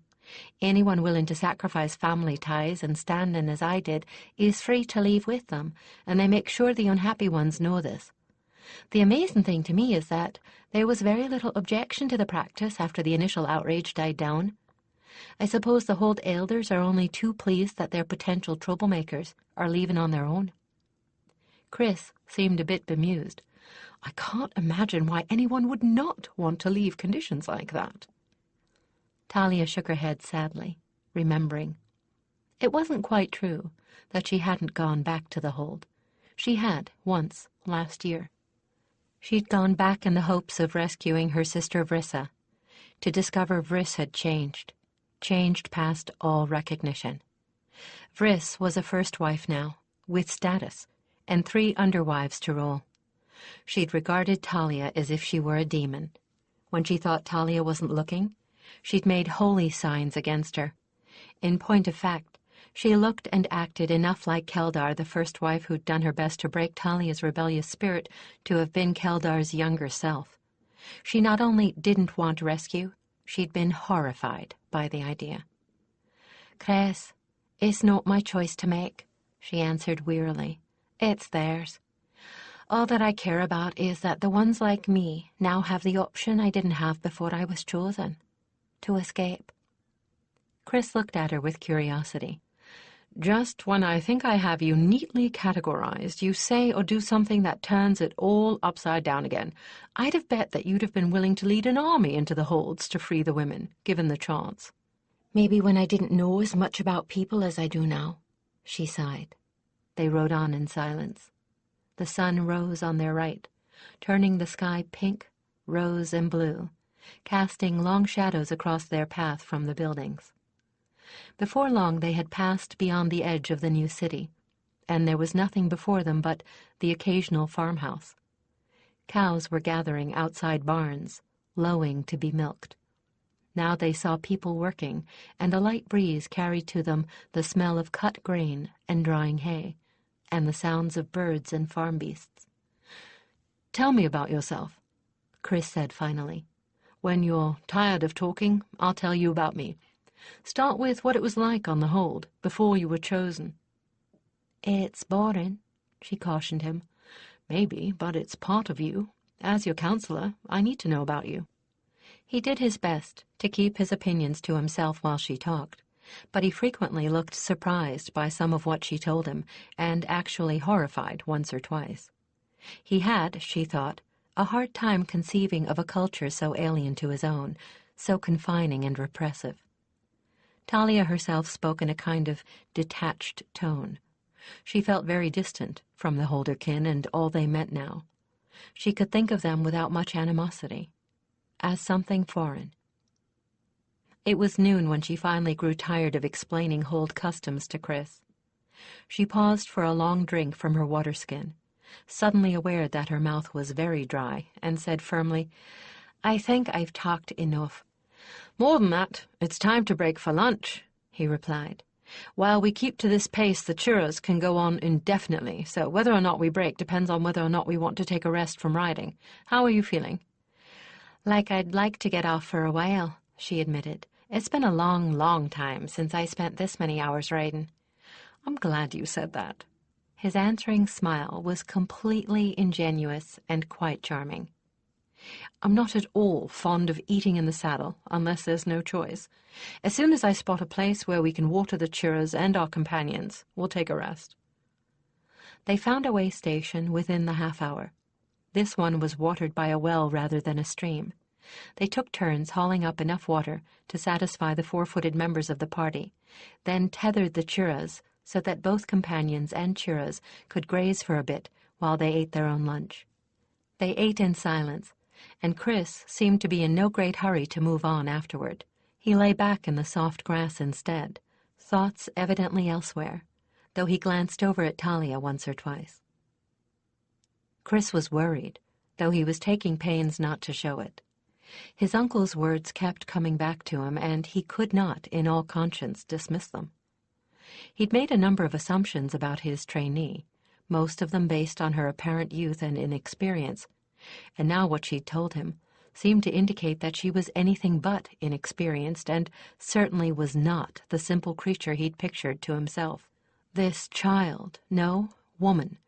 He began to wonder now if she'd ever had anything like a childhood, as he knew the meaning of the term, had been functionally the Queen's own long before she ever attained her whites. But she was so tiny, and so guileless, and so very innocent-seeming that you forgot all about that, and tended to think of her as much younger than she really was. He didn't think any of that surface was a deliberate act, but he also couldn't tell what lay below the surface either. Was she capable of the kind of deliberate misuse of her gift that Orthalin had described? "I've got to ask you a question," he said at last. "And please, I don't mean this as any kind of insult. There are some rather unpleasant rumors circulating the court, and I'd like to know the truth. Have you ever used your gift to influence Elspeth?" Her reaction was far more violent than he would have expected. "No!" she shouted, sitting bolt upright and actually startling companions and Churras into shying. "How can you even think such a thing?" Her eyes were hot with anger, her face as white as her uniform. He met that angry gaze as best he could, acutely aware of how still it was, of the grass under his hands, of the sun on his head. "It's a rumor. I told you. I have to know." "I have never, I would never, do anything like that to anyone. The whole idea is perverted," she choked. "Damn it, I knew there had to be some odd things being said about me. I mean, I could tell. People were acting very strangely when they thought I wasn't looking. But this, it's disgusting. Does Elspeth know about this?" "Not so far as I know." He broke off at the sudden, pained look she gave him. She rose to her feet abruptly. I've got to go back. I can't leave her to face that alone." "That's just what you can't do," he said, jumping up and catching hold of both her arms. "Don't you see? If you did that, you'd just be confirming the idea in people's heads. Besides, you've been given an assignment and a set of orders. It's not up to you to decide whether or not you're going to obey them." She buried her face in her hands for a moment. When she took her hands away, he could see her fighting to exert control over herself. "All right," she said, sinking back to the ground. "You're right. You said that there were other rumors. What are they?" "That you've been using your gift to influence other people, specifically councillors, on crucial votes. The kindest version of that rumor says that you're not doing it consciously, that you don't realize you're doing it." "Good God. How am I supposed to answer that one?" Chris didn't have an adequate reply, so he continued. "Another rumor is that you're using your gift just to read people, then using the knowledge of their emotional state to manipulate them into doing what you want." "Goddess, that's almost close to the truth." Again, the kindest version is that you don't realize that you're doing it. People are frightened. Your gift isn't one they've seen outside of a healer. Mind speakers have an ethical code they understand, but this? "So far as I know, there is no ethical code," she said, and looked up at him. Her eyes were full of a pain he didn't understand, and a confusion he wished he could resolve. "Is that all?" "Isn't it enough? They say you're young, you're inexperienced, some say too young to be in the position of power that you are, and to be wielding such a strange mind gift." "As if," she replied bitterly, "I have any choice in the matter." And she did not speak to him again until long after they had mounted up and gotten back on the North Road. Chris bore with her lack of communication up to a point, but finally decided to try and break the deadlock himself. He mind-touched Tantris, asking him to move in closer to Roland until he and Talia were almost knee to knee. "Just exactly how does your gift work?" he asked, unwilling to bear the tense silence. "I feel emotions the way far speakers hear words," she replied, after turning in her saddle to give him a sober look, one that seemed to be weighing him for some quality. "If the emotions are connected with something strongly enough, I see that. If they're twisted or wrong, or very negative, sometimes I can fix them, like a healer with a wound. Ilse said it's a pretty rare gift to see crop up alone, that it's usually tied up with the healing gifts, as you know."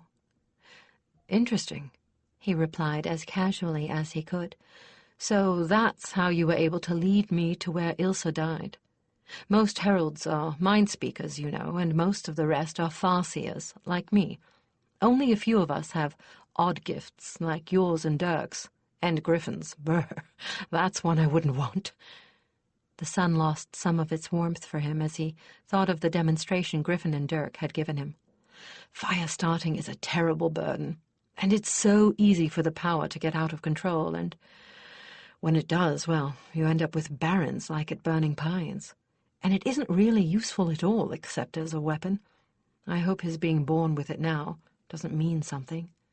Heralds with the really odd gifts tend to appear when there's going to be a need for them.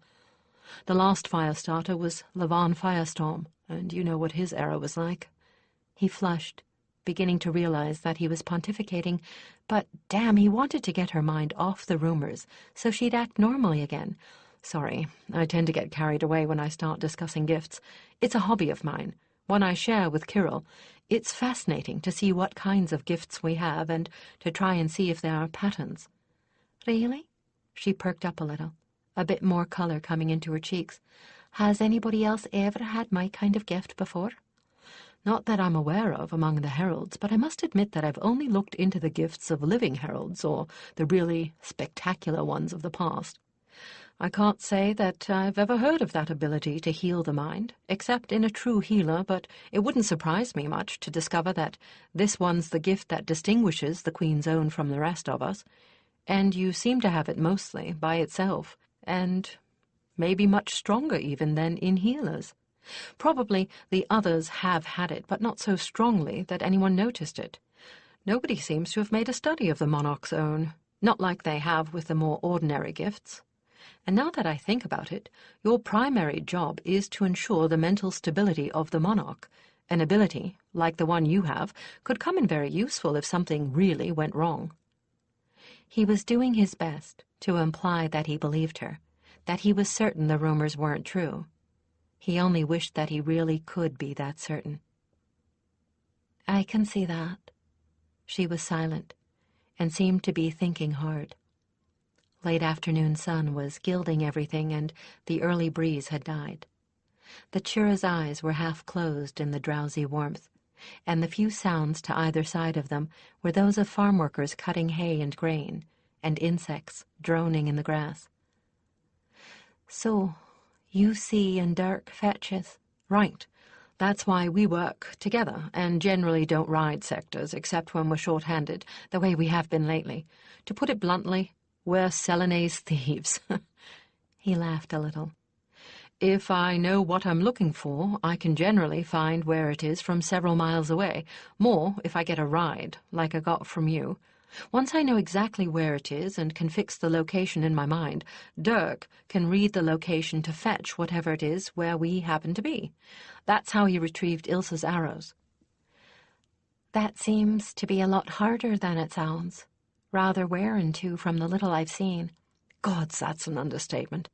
In a lot of ways, it would be less tiring to run on foot to where it is, get it, and run back. And the heavier the object, the more difficult it is to fetch. We haven't tried anything much larger than a building brick, and that gave him a reaction headache that lasted for a week. I was pretty surprised when he had enough energy left to carry you to your room after retrieving those arrows. Uh-huh. She seemed pleased that it had been Dirk who had cared for her. A mystery solved. I've wondered about that for the last 2 years. So he was the one. He was like a hen with one chick, wouldn't let me do more than trail along, and I was in better shape than he. Said that with all those girls in his family, he knew better than I did what to do with a sick one. Can he work with anyone but you? We don't know. He's never tried, since he gets such a good fix from me. Probably, though. One farseer's a lot like another. How long have you two been working together? She asked curiously. Since we both got our whites.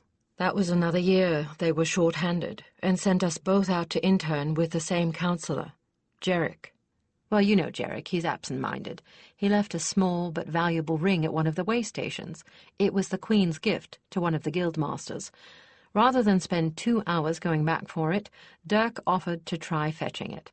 I looked for it, found it had rolled under the bed while we were packing, and gave Dirk the location. That was when we discovered that I gave him the clearest fix he'd ever had to work from.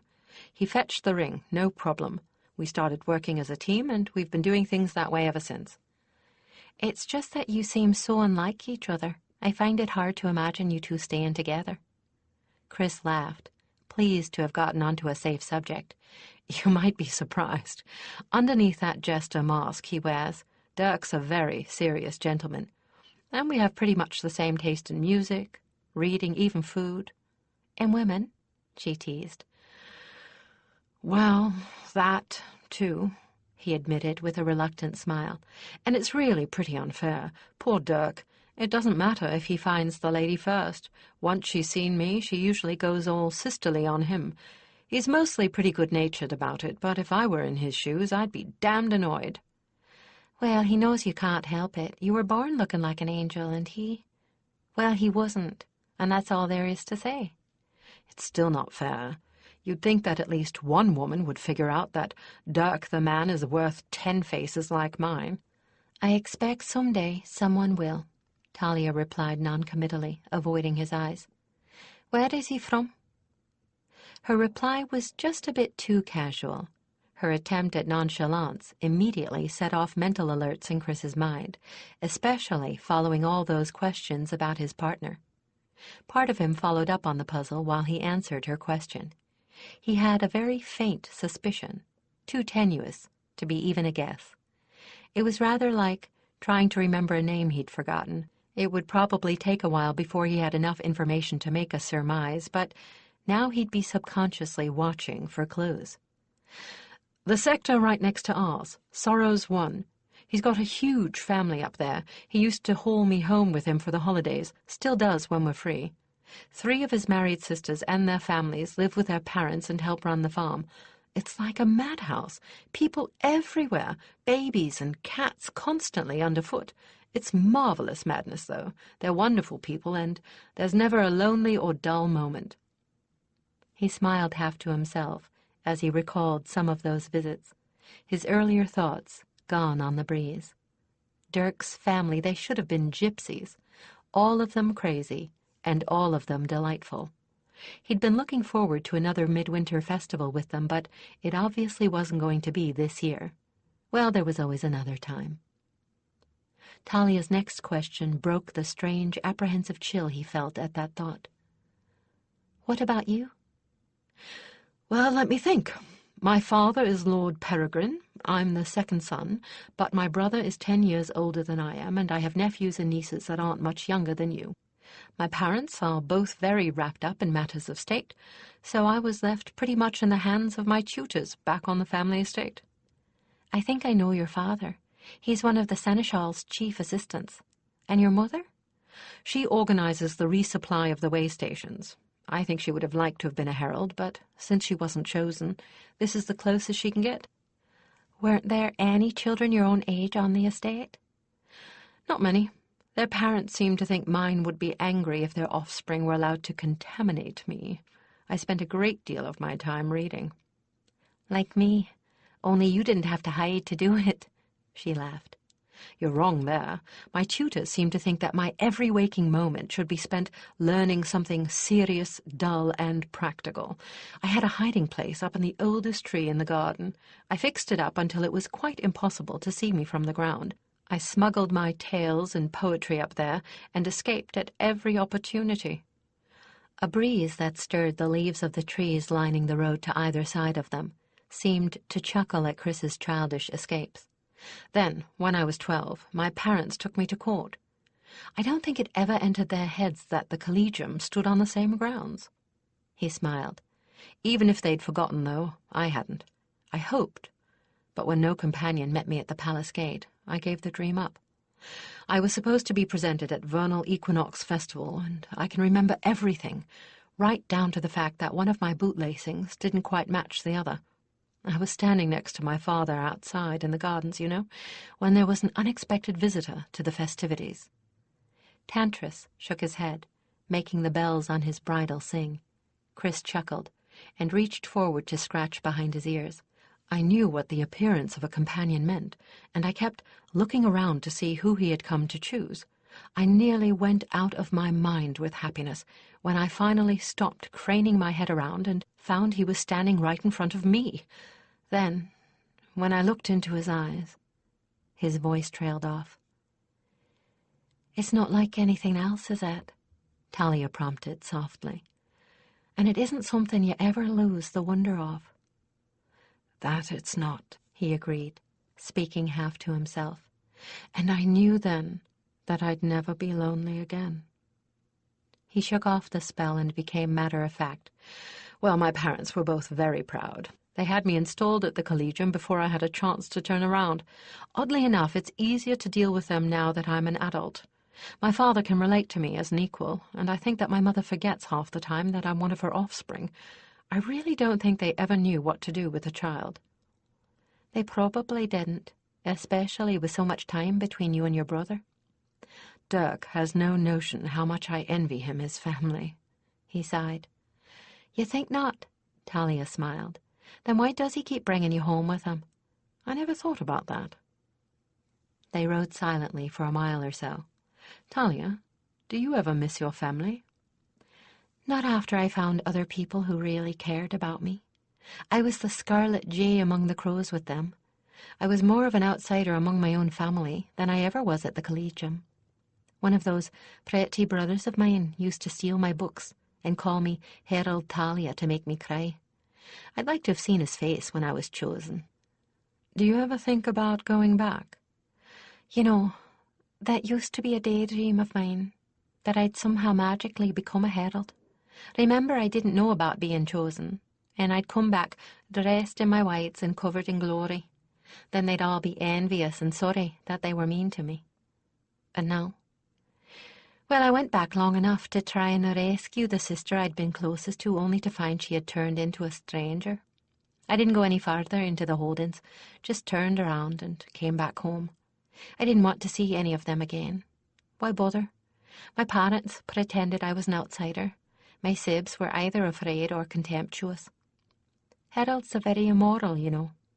What is it Miro's book says about how the people you grow up with react to your fame? No one honors a saint on his hearthstone. It's true, too.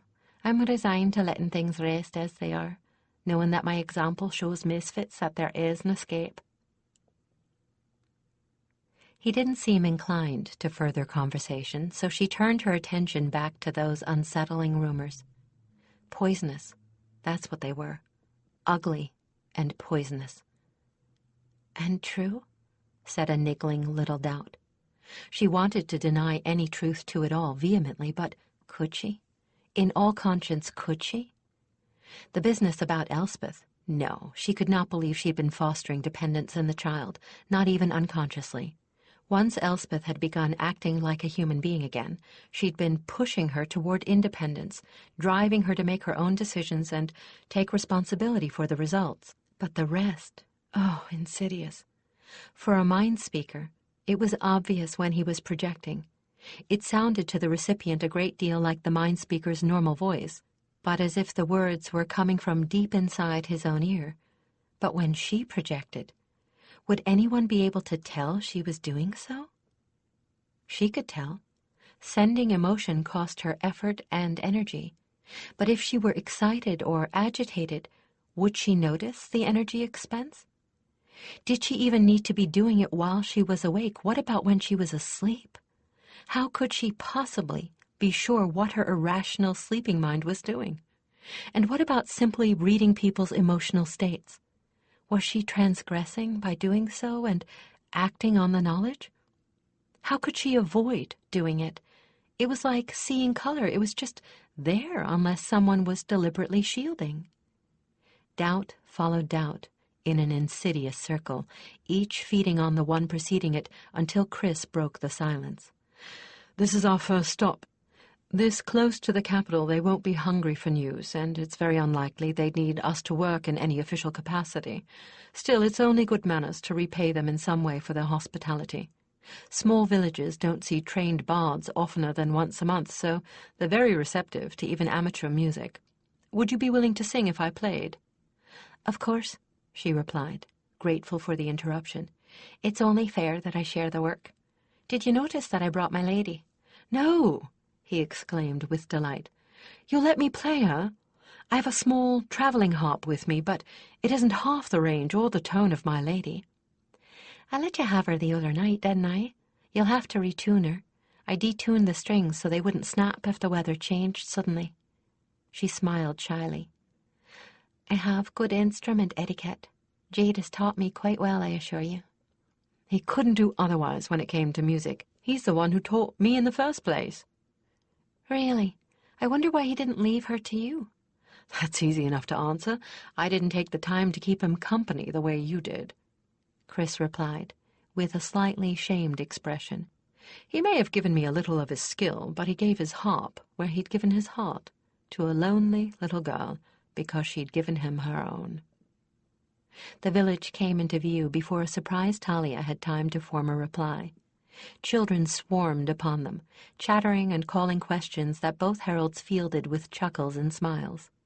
Older children ran ahead to alert their elders that there were 2 heralds taking the road north, who were clearly planning on spending the night.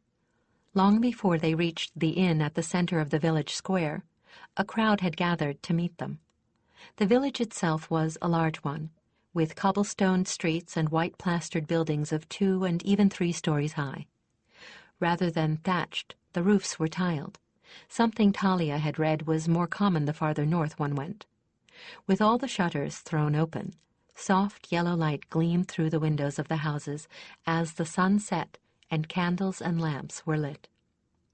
As Chris had indicated, this village was close enough to the capital that heralds stopped with fair regularity. Heralds traveling to their sectors were housed in inns rather than the way stations, unless they were caught without other shelter, and inns got back a percentage of their taxes for every herald they entertained.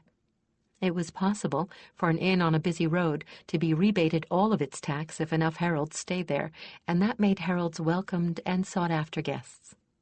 Under all those strange eyes, Talia regained an outward control at least, putting on her public face and pushing her self-doubts to the back of her mind. It would not do for these people to see her disturbed. The inn-master himself welcomed them at his front step and escorted them to the stables.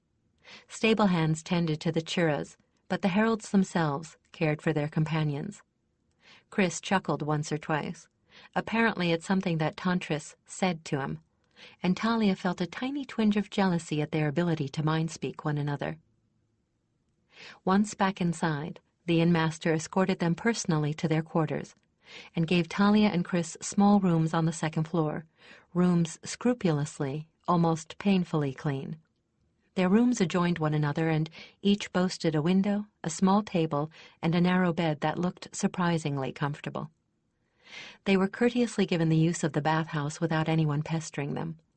But once they joined the rest of the guests in the common room for supper, the questions began. The dark-paneled common room overflowed to near bursting with villagers. Tallow dips and sconces on the walls cast a dim but clear light, so it was easy to see and be seen. The air was seasoned with a pleasant aroma of bread and roasting meat and wood smoke. Though the furnishings were only rough wooden tables and benches, they and the floor were sanded smooth and scrubbed clean. The heralds took their places at a table near the fire, and the rest of the guests gathered around them. Chris took it upon himself to try and answer them, but when it seemed as if he'd never get more than a mouthful of dinner before it got cold, Talia took her own turn. As Chris had told her, the common people were very well informed this close to the capital. What they wanted most was detail. Much of what they wanted to know centered on the new heir, a subject Talia knew very well indeed. She satisfied them enough that eventually she and Chris were able to finish their dinners in peace. Talia had brought my lady down with her. While Chris tuned her, she took the time to answer questions from a different source, the children. They seemed to sense that this herald would not brush them off, ignore them, or give them light answers. They had 1,000 questions concerning heralds and what it took to be one. Some of the questions gave her pause for thought. "Why don't heralds ever stay in one place?" one young boy asked. "We always have the same priest. Why don't we keep the same herald?" "For one thing, there just aren't enough of us to send one to each village, or even one to each group of villages," Talia told him. "For another, tell me, what will happen when your priest grows old and retires, or perhaps dies?" "They'll send us a new one, of course." "And he'll be a stranger to all of you. Do you think he'll fit in and be accepted right away?" "No."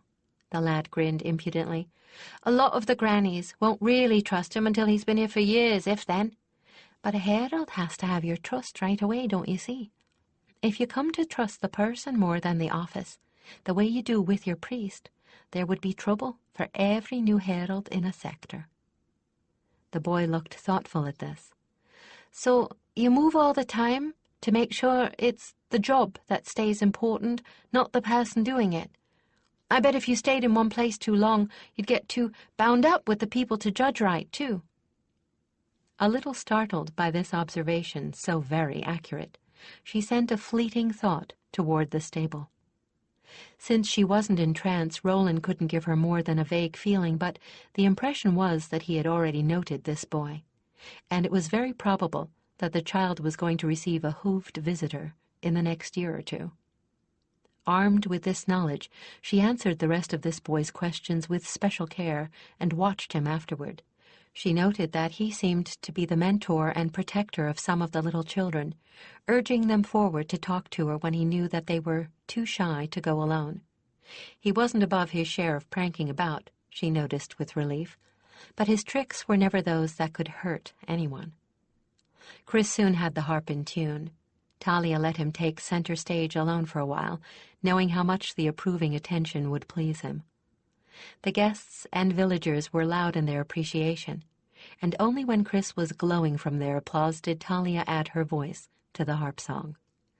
The host of the inn eventually decreed they'd tired the heralds out long enough and mock-ordered both of them to their beds.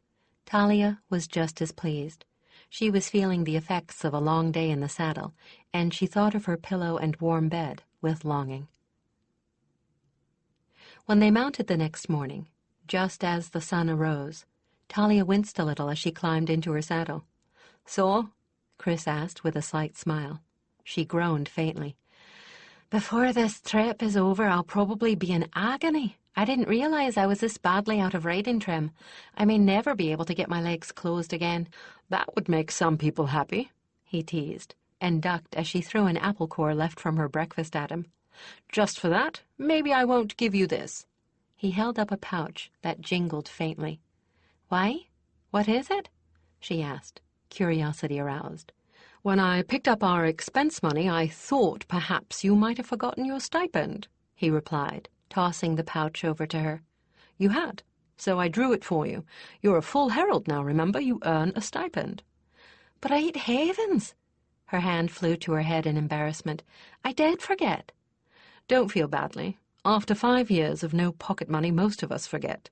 I did, but it comes in very handy, especially when you happen to be at a fair and see something you just know so-and-so would love, or for that matter, that you can't live without."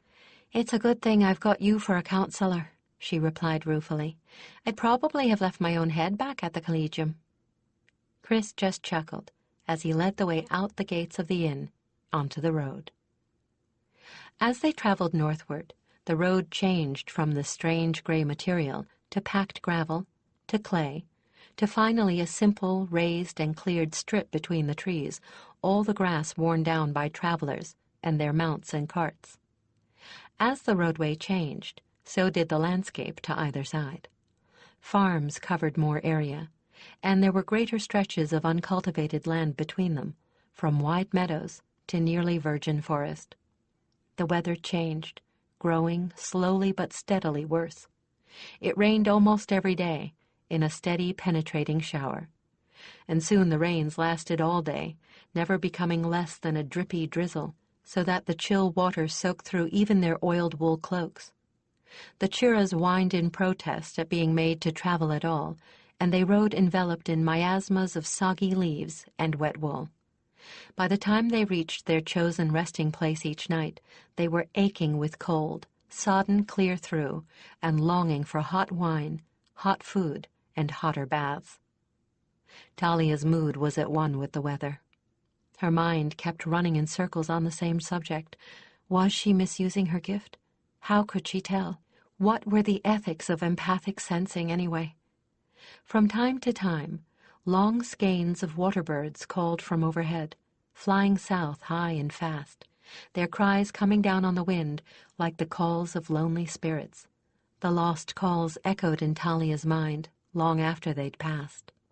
Sad callings for the answers to questions that could not be answered. And when, at dismal day's end, they saw the lights of the next village and heard the cheerful noise of the inn, those were welcome sights and sounds indeed. And yet for Talia, the sight of the inn became a prospect she almost dreaded. She found herself scanning the faces of those around her, seeking almost obsessively for some sign that she was influencing their moods. The only interruption to her rounds of intense self-scrutiny came when Chris drilled her in the intricacies of the arrow code or coaxed her into some kind of conversation while they rode. The farther north they went, the farther apart the villages were. Finally, there was little choice as to which village they would rest in overnight. Often there would be only one within striking distance. The cultivated areas began to be fewer, the woods and forests thicker and showing less evidence of the hand of man. At long last, the weather cleared a bit. The rain stopped, although most days were overcast. At the beginning of the trip, the workers they saw in the fields had hailed them cheerfully, then gotten on with what they were doing. Now, almost invariably, the farm folk called them to the roadside and offered them a drink of sweet cider or cold spring water in exchange for a bit of news.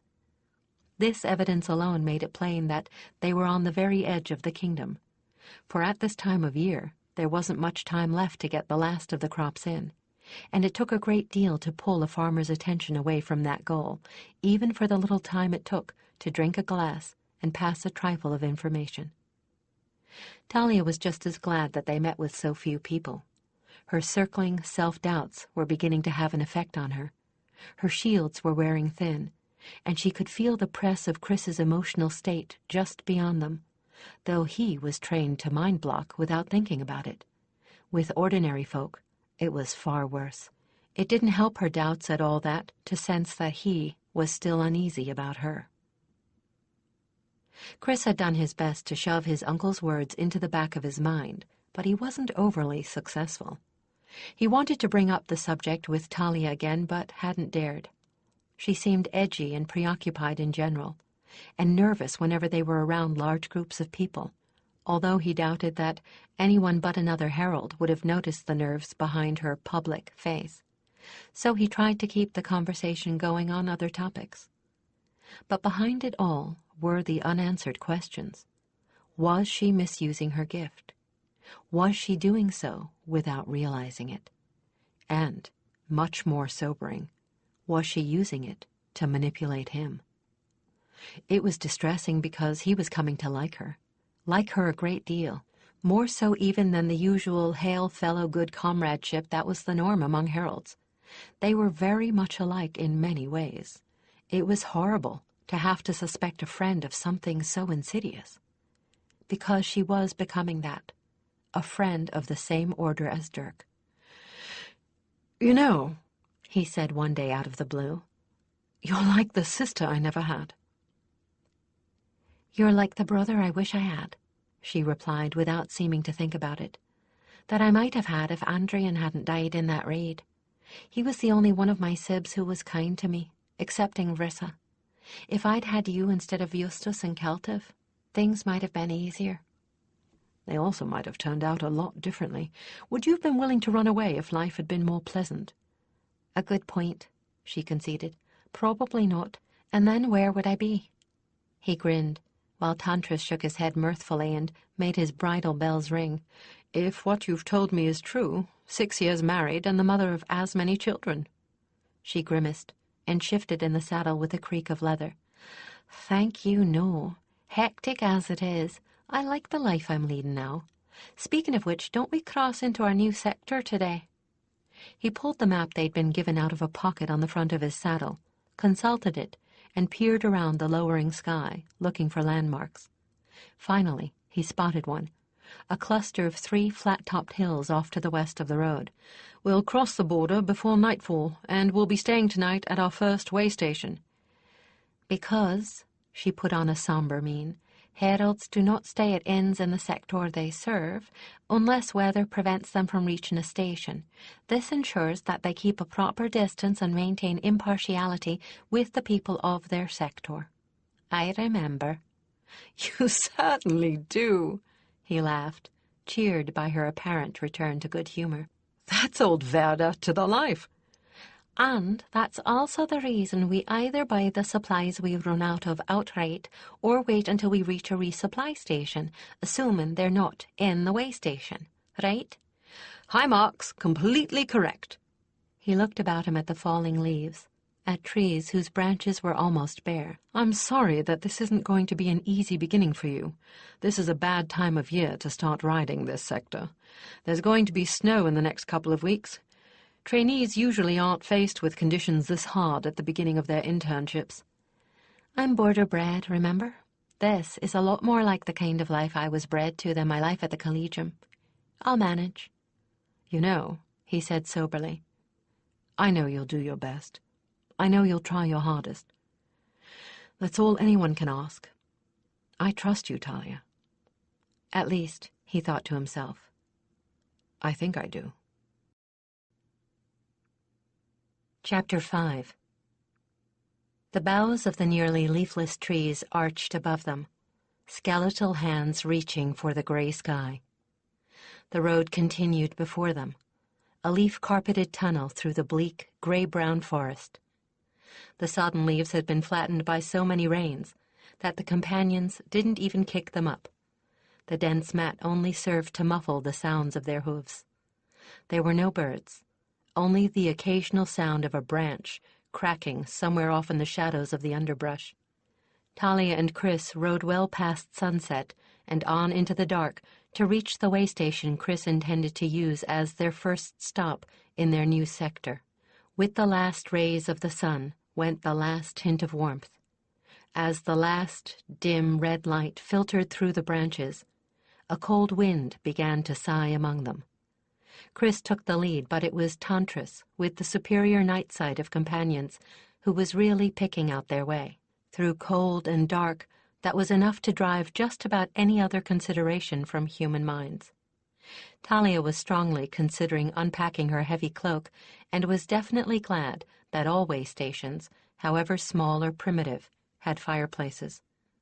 The wind had a sharp bite to it, and carried a hint of snow along with the cold.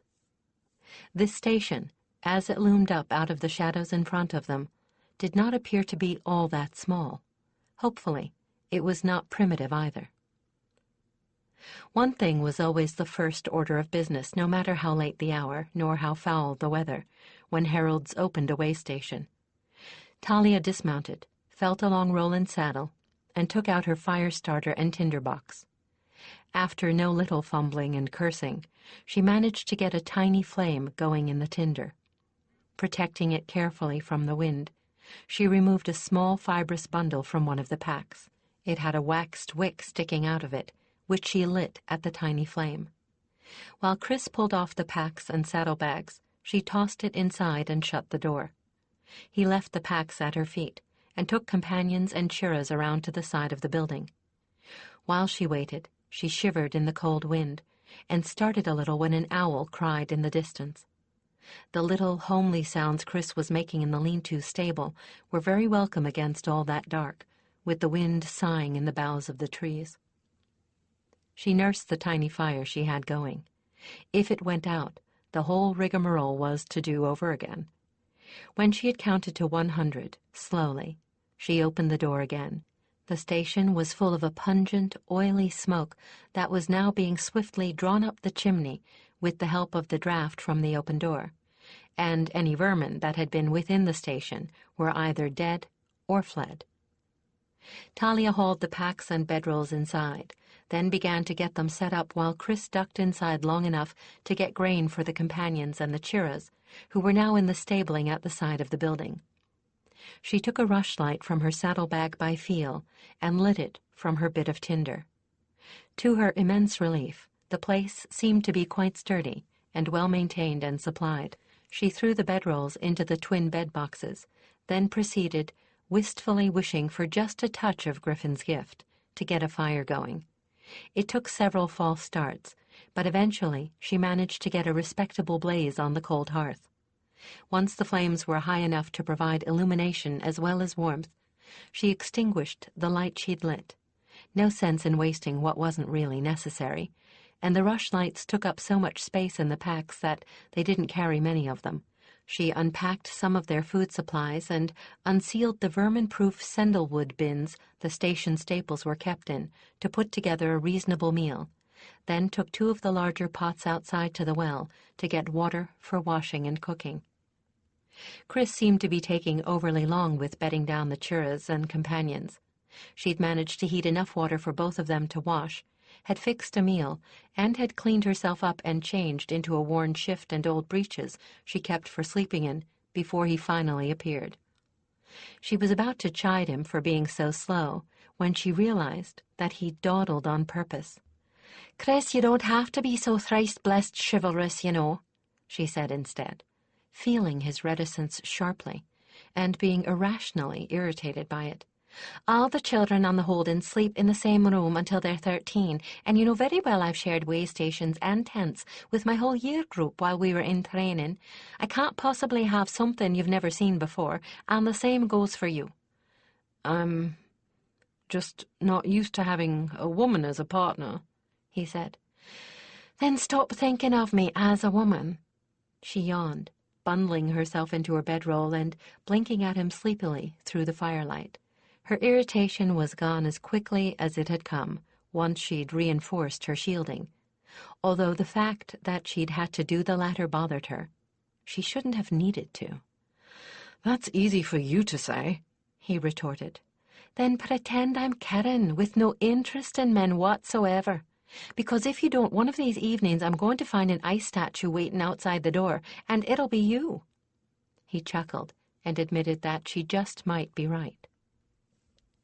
Her heart pounded a little the next day as they approached their first village of their sector. There was no telling what reception awaited them or what requests. This far from the capital, a village often didn't even boast its own priest but shared one with several other villages, and the only representatives of kingdom law were the heralds. Her shields were so very thin.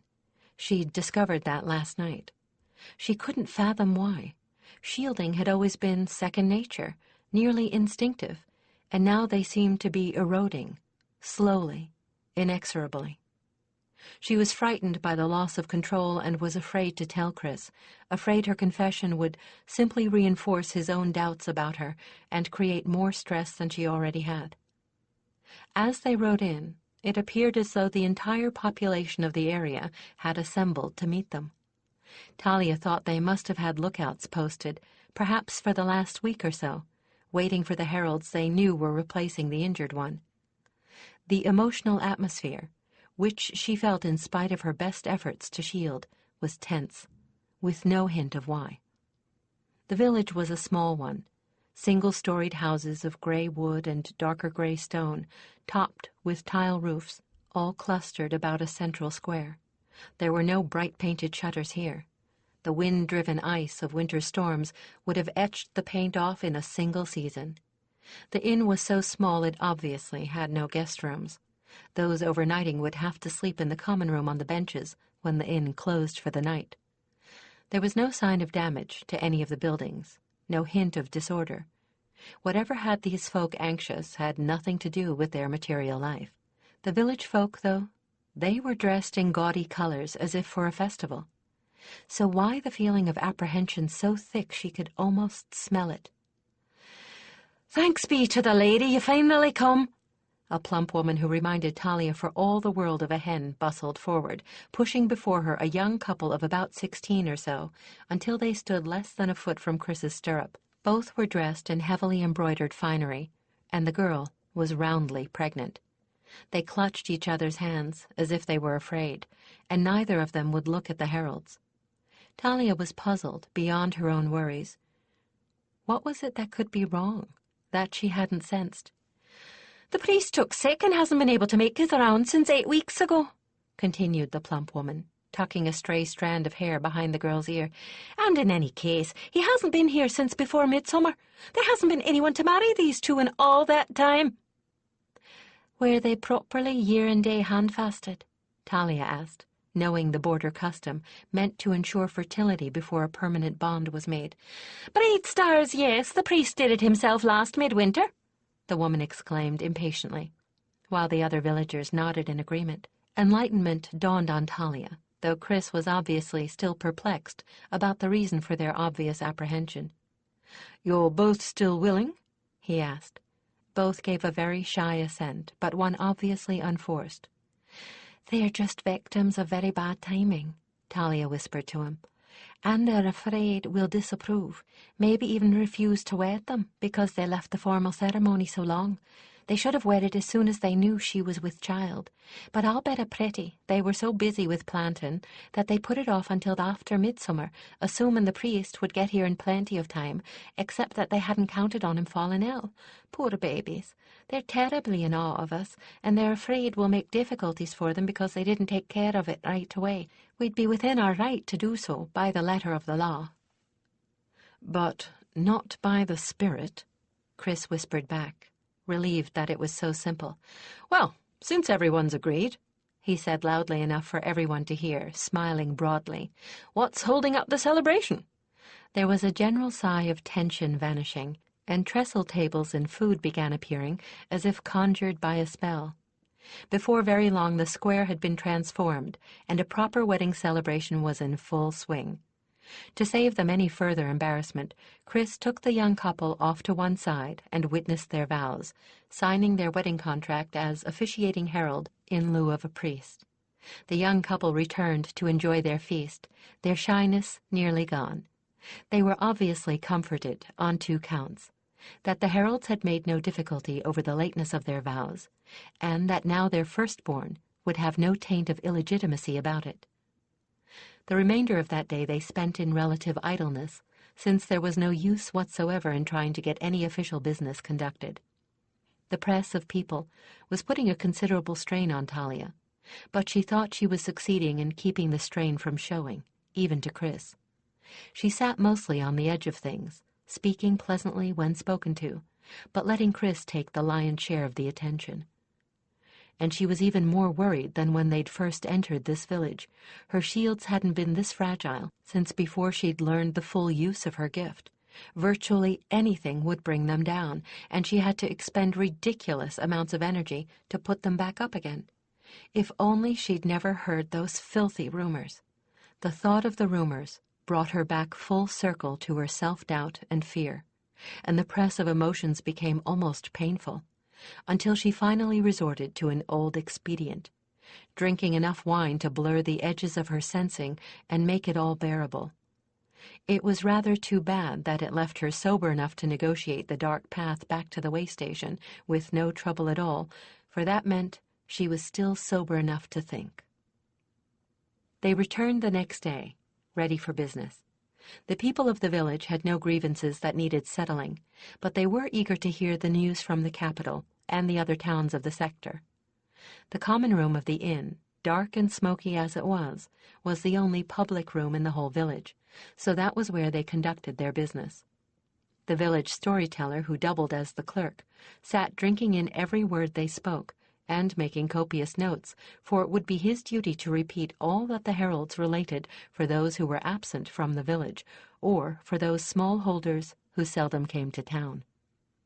They gave the morning to the decisions of the Queen and Council, how and why those decisions had been reached, and what, if any, laws had been passed to uphold and enforce those decisions. And the afternoon they spent relating the news of the court and events of major importance to the entire kingdom, all of which took them until darkness fell, and they returned to the station again. This day had lain easier on Talia's wire-taut nerves, for there was nothing to excite anyone's emotions in the dry news they recited, and even if there had been, the storyteller clerk was too intent on memorizing every word to allow his feelings to intrude.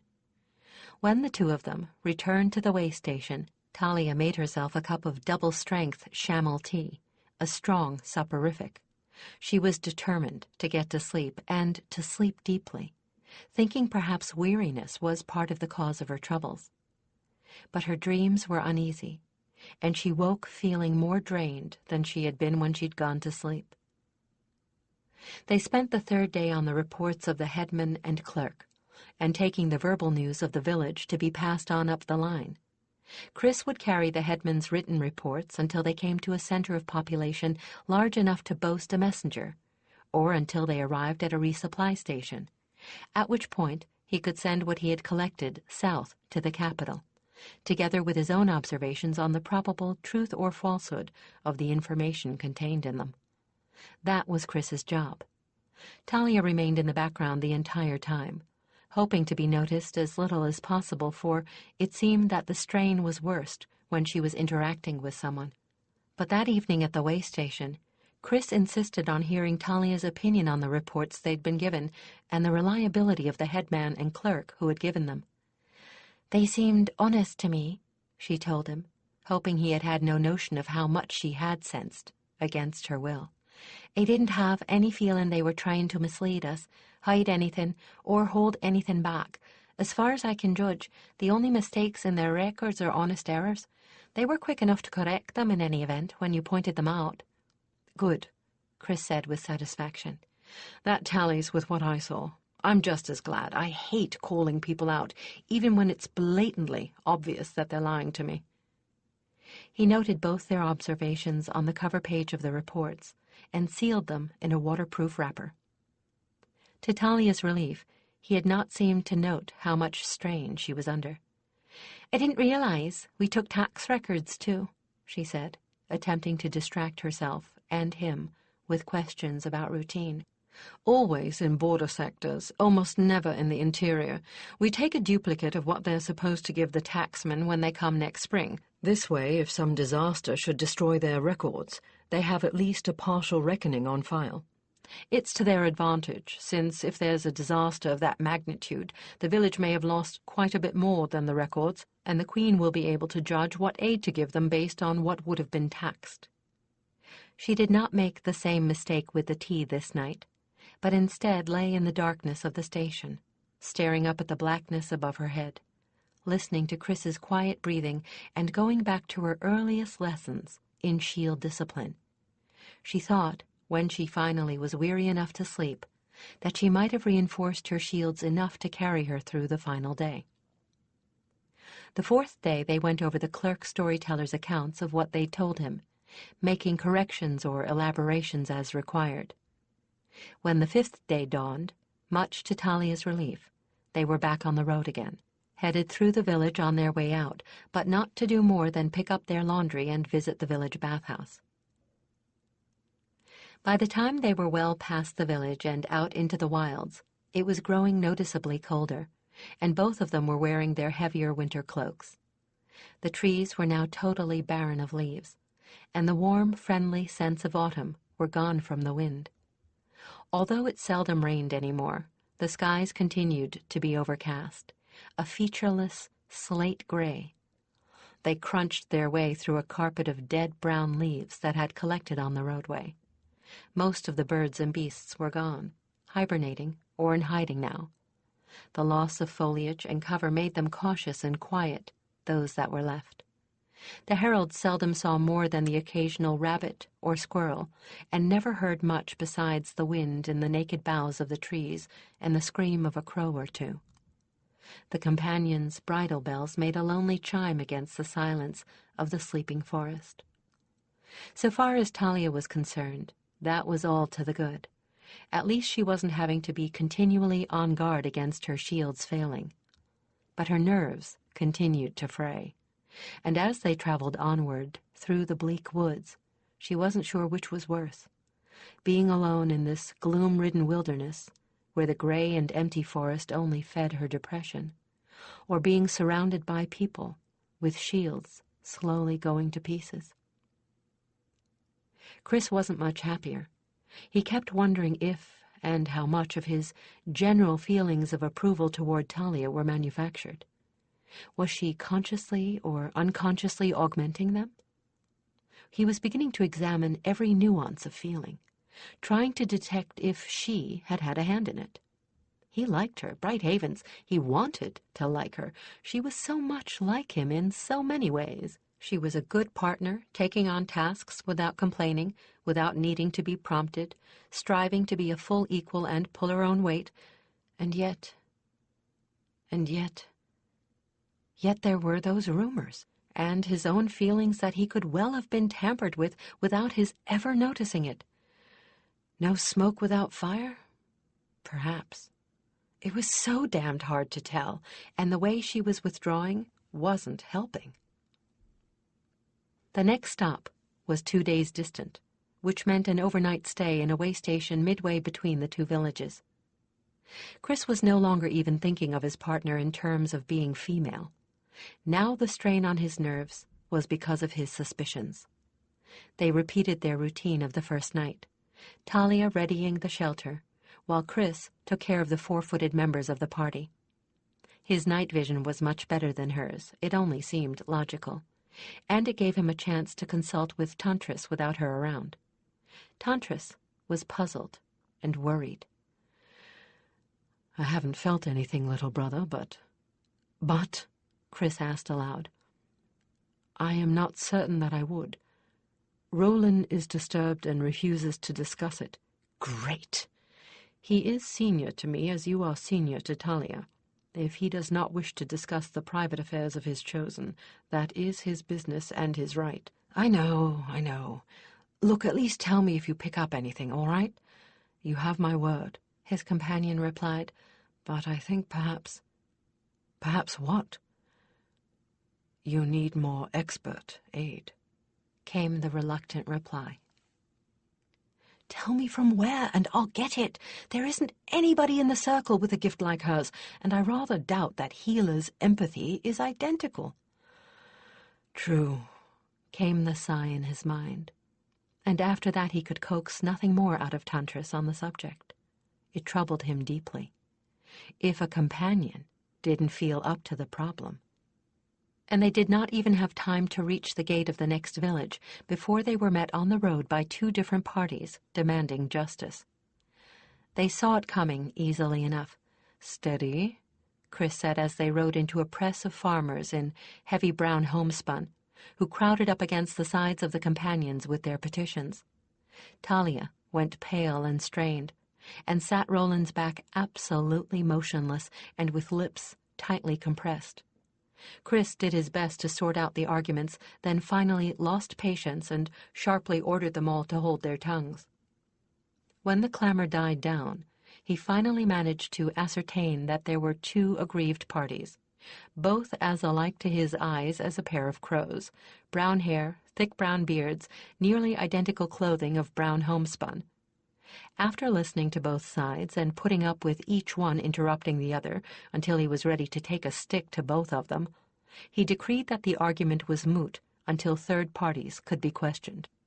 The dispute was a trivial one by his lights, over a cow and her calf.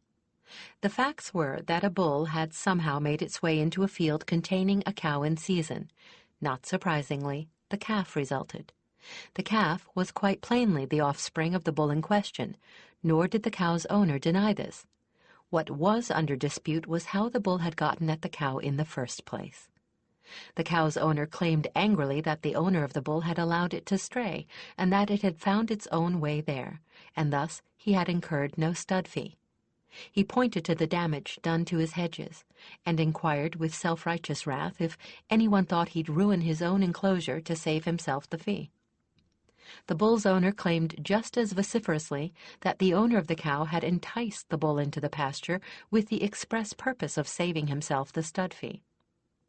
Chris felt absolutely helpless. This was not an area in which he had any expertise at all. He glanced entreatingly at his internee, who was farm-bred after all and should have some notion of how to sort it out. Talia was looking a bit white around the lips and eyes, but otherwise seemed in control. He nudged Tantris up beside her and whispered, "All right, trainee, you know more about this sort of thing than I do. Got any ideas?" She started just a little. Possibly only someone watching for reactions would have noticed it. I think so," she said slowly. "It's like a dispute we had once back at Sense Holden." "Then take over. I'm out of my depth." She asked a few questions of the disputants, then went among the rest of the villagers, making inquiries into the habits of each of the parties in question. It was generally agreed that, while the owner of the cow was parsimonious, he was far too stingy to have ruined his own fences just to save a stud fee, and the bull's owner had a habit of allowing it to stray, being too lazy to fix breaks in his own enclosures until after the beast had escaped yet another time. But then she surprised Chris by asking a source he never would have considered: some of the children gathered at the edge of the crowd. After sidelong glances to be certain that no one was likely to tell them to hold their tongues, they told Talia that this particular cow was never kept in the field where the bull had supposedly found her. She was quite valuable, and her owner always kept her where he could keep an eye on her. Talia returned to the disputants. "This is my first judgment," she said slowly, and with an oddly expressionless tone. "There is no doubt that your bull did stray, and since it is quite probable that it did the damage claimed to the fences, you owe this man for the repairs he had to make." The owner of the bull looked extremely disgruntled. The cow's owner gloated. Talia did not allow him to gloat for long. "You, on the other hand," she told him, not quite looking at him, "have never kept your cow in that particular field. You must have seen that the bull had broken in, and decided that since the damage was already done, you might as well save yourself the stud fee. So you moved your cow to the field where the bull was. Because of this, my second judgment is that you owe him half the stud fee he would normally have charged you." Now both of them looked chagrined. "All things considered, I should think that you are probably even." They grudgingly agreed that this was the case. "Don't you leave yet," she said, turning to the owner of the bull and showing a little more animation. "You have been letting a potentially dangerous animal roam loose. My third judgment is that anyone who finds your bull roaming and confines it in a safe place for you to take home is entitled to have his cows serviced for nothing to pay him for his trouble. That should induce you to take better care of your stock in the future." The grins creasing the faces of the rest of the villagers made it clear that they considered Talia's rulings to have been equitable and appropriate, and they were certainly popular. Chris smiled and gave her a little nod of approval. She smiled back, tentatively, some of the strain gone from around her eyes. With children ranging along before and behind them, they continued down to the village itself, which was a slightly larger version of the first village they had served and actually boasted a town hall of sorts. It was there that they set up shop, in the single large room that served as a meeting hall, behind an ancient and battered marble-topped table that might well be the oldest object in the village. It was an improvement on the common room of the inn in that it wasn't as smoky or cramped, but the fireplace did little to heat it, and Chris found himself hoping that they would be able to deal with their business and be on their way before he got frostbitten feet and fingers. But another dispute for arbitration landed on them almost immediately: a problem of the location of the boundary between two neighboring farms. The farmers themselves were not overly concerned about the matter, as they were old friends and had settled the problem over the years by sharing equally both the work and the fruits of the fields in question. They confided to Chris, however, that they feared this could not continue for very much longer. Both had more than one son to be provided for, and they feared that tempers were already growing heated on the subject among their offspring. Chris, after a glance at Talia showed him she had no opinion in this matter, agreed that the matter should be settled now, before it developed into a full-blown feud. He promised that they would attend to it as soon as they had discharged their other duties. The disputants were obliged to be content with that. Chris called for the village records, and while each of them took a turn at relaying the news and the laws, the other searched the records provided by the village clerk for clues to the ownership of the properties in question. Regrettably, the clues were few and contradictory. It seemed that both claims were equally valid. Talia was increasingly reluctant to take any part in the affairs at hand. Her shielding was disintegrating. Slowly but steadily. She was positive of that now.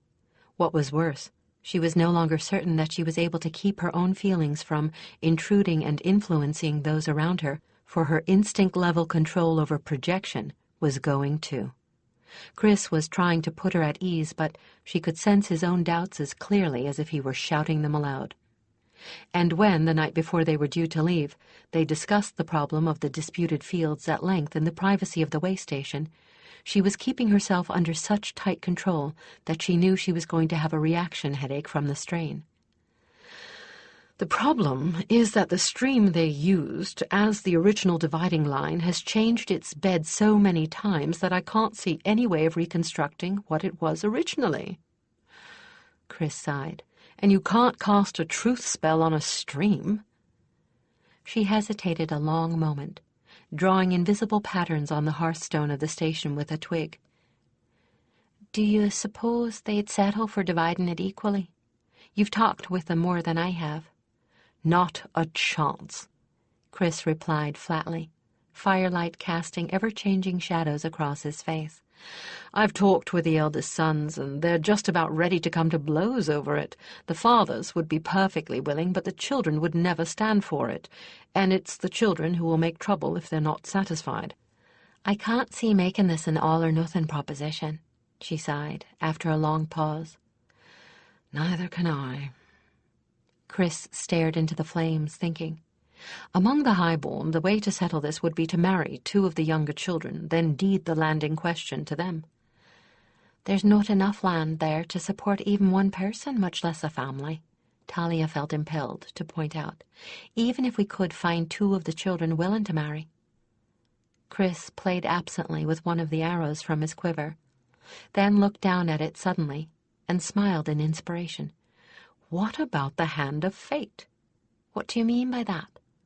Suppose we each took a stand on the opposite sides of the area and shot arrows straight up, then drew a line between where they landed for the new border. If there's no wind tomorrow, where they fall is going to be pretty much at the whim of the lady. Do you think that would satisfy everyone? That's no bad notion, she said, thinking hard, especially if we have the priest bless the arrows, pray over the fields, that sort of thing. It wouldn't be a human decision anymore. It would be in the hands of the gods, and who's going to dispute the will of the gods? I think both families will be willing to abide by it. Chris, that's a wonderful idea. She sighed, rather sadly. I wouldn't have thought of that. You did fine yourself earlier, he said more forcefully than he had intended. I was totally out of my depth. Well, I don't like the idea of anyone allowing livestock to roam at will. Out here on the border, if cattle or hogs get into the forested areas, they're likely to go feral, and then you've got a real problem on your hands. I knew dogs gone wild could be a problem, but I never knew livestock could. Chris filed that piece of information away for future reference. It's a fairly serious problem, she replied absently. When domestic animals go feral, they have no fear of man the way wild animals do, and what's more, they're familiar with how people act. There was more than one person among Holderkin killed or maimed by feral stock. Well, I repeat, you did fine. You shouldn't be afraid to put your say in. That's what this internship is all about. She started, then shrank back into herself. What? Nothing, she replied, moving back into the shadows where he couldn't read her expression. I'm just tired, that's all. We should get some rest. That withdrawal troubled him badly, but there didn't seem to be anything he could do about it. On their way out of town the next day, they stopped to acquire the clerk and the priest. When they presented their solution to the 2 families in question, both sides were heartily in favor of it. The farmers themselves were willing to agree to any solution to the problem that would diffuse the potentially explosive situation between their children. The children of both families were equally certain that the gods would be with them when the arrows flew. For something that had been under dispute for so long, the end came almost as an anticlimax. The priest blessed arrows, bows, heralds, fields, families, anything that could possibly pertain to or be interested in the problem. If it moves, I'm blessing it, he told the heralds with a twinkle in his eyes. And if it doesn't move, I'm praying over it. Talia and Chris each took a stand on the exact midpoint of the northern and southern boundaries of the disputed plot and launched their arrows. The priest marked the landing point of one, the clerk of the other. The landing places were permanently designated with stone cairns and newly planted trees. The new border was made and drawn on the maps and deeds. Both sides professed themselves satisfied. The heralds went on their way. But by now Talia was so withdrawn that Chris could not read her at all. She might as well have been a statue of a herald. She seemed to have wrapped herself in a cocoon of self-imposed isolation, and nothing he could do or say seemed to be able to break her out of it. And as for himself, he found himself wondering if both those disputes hadn't been solved a little too easily. It would have been child's play for her to have nudged the disputants ever so slightly into a more friendly, or at least less antagonistic, attitude toward one another. And once she was gone, if that was indeed what she had done, the quarrels would break out all over again. Had he been overly impressed with the way she had handled the first case? Had she been adjusting his attitude?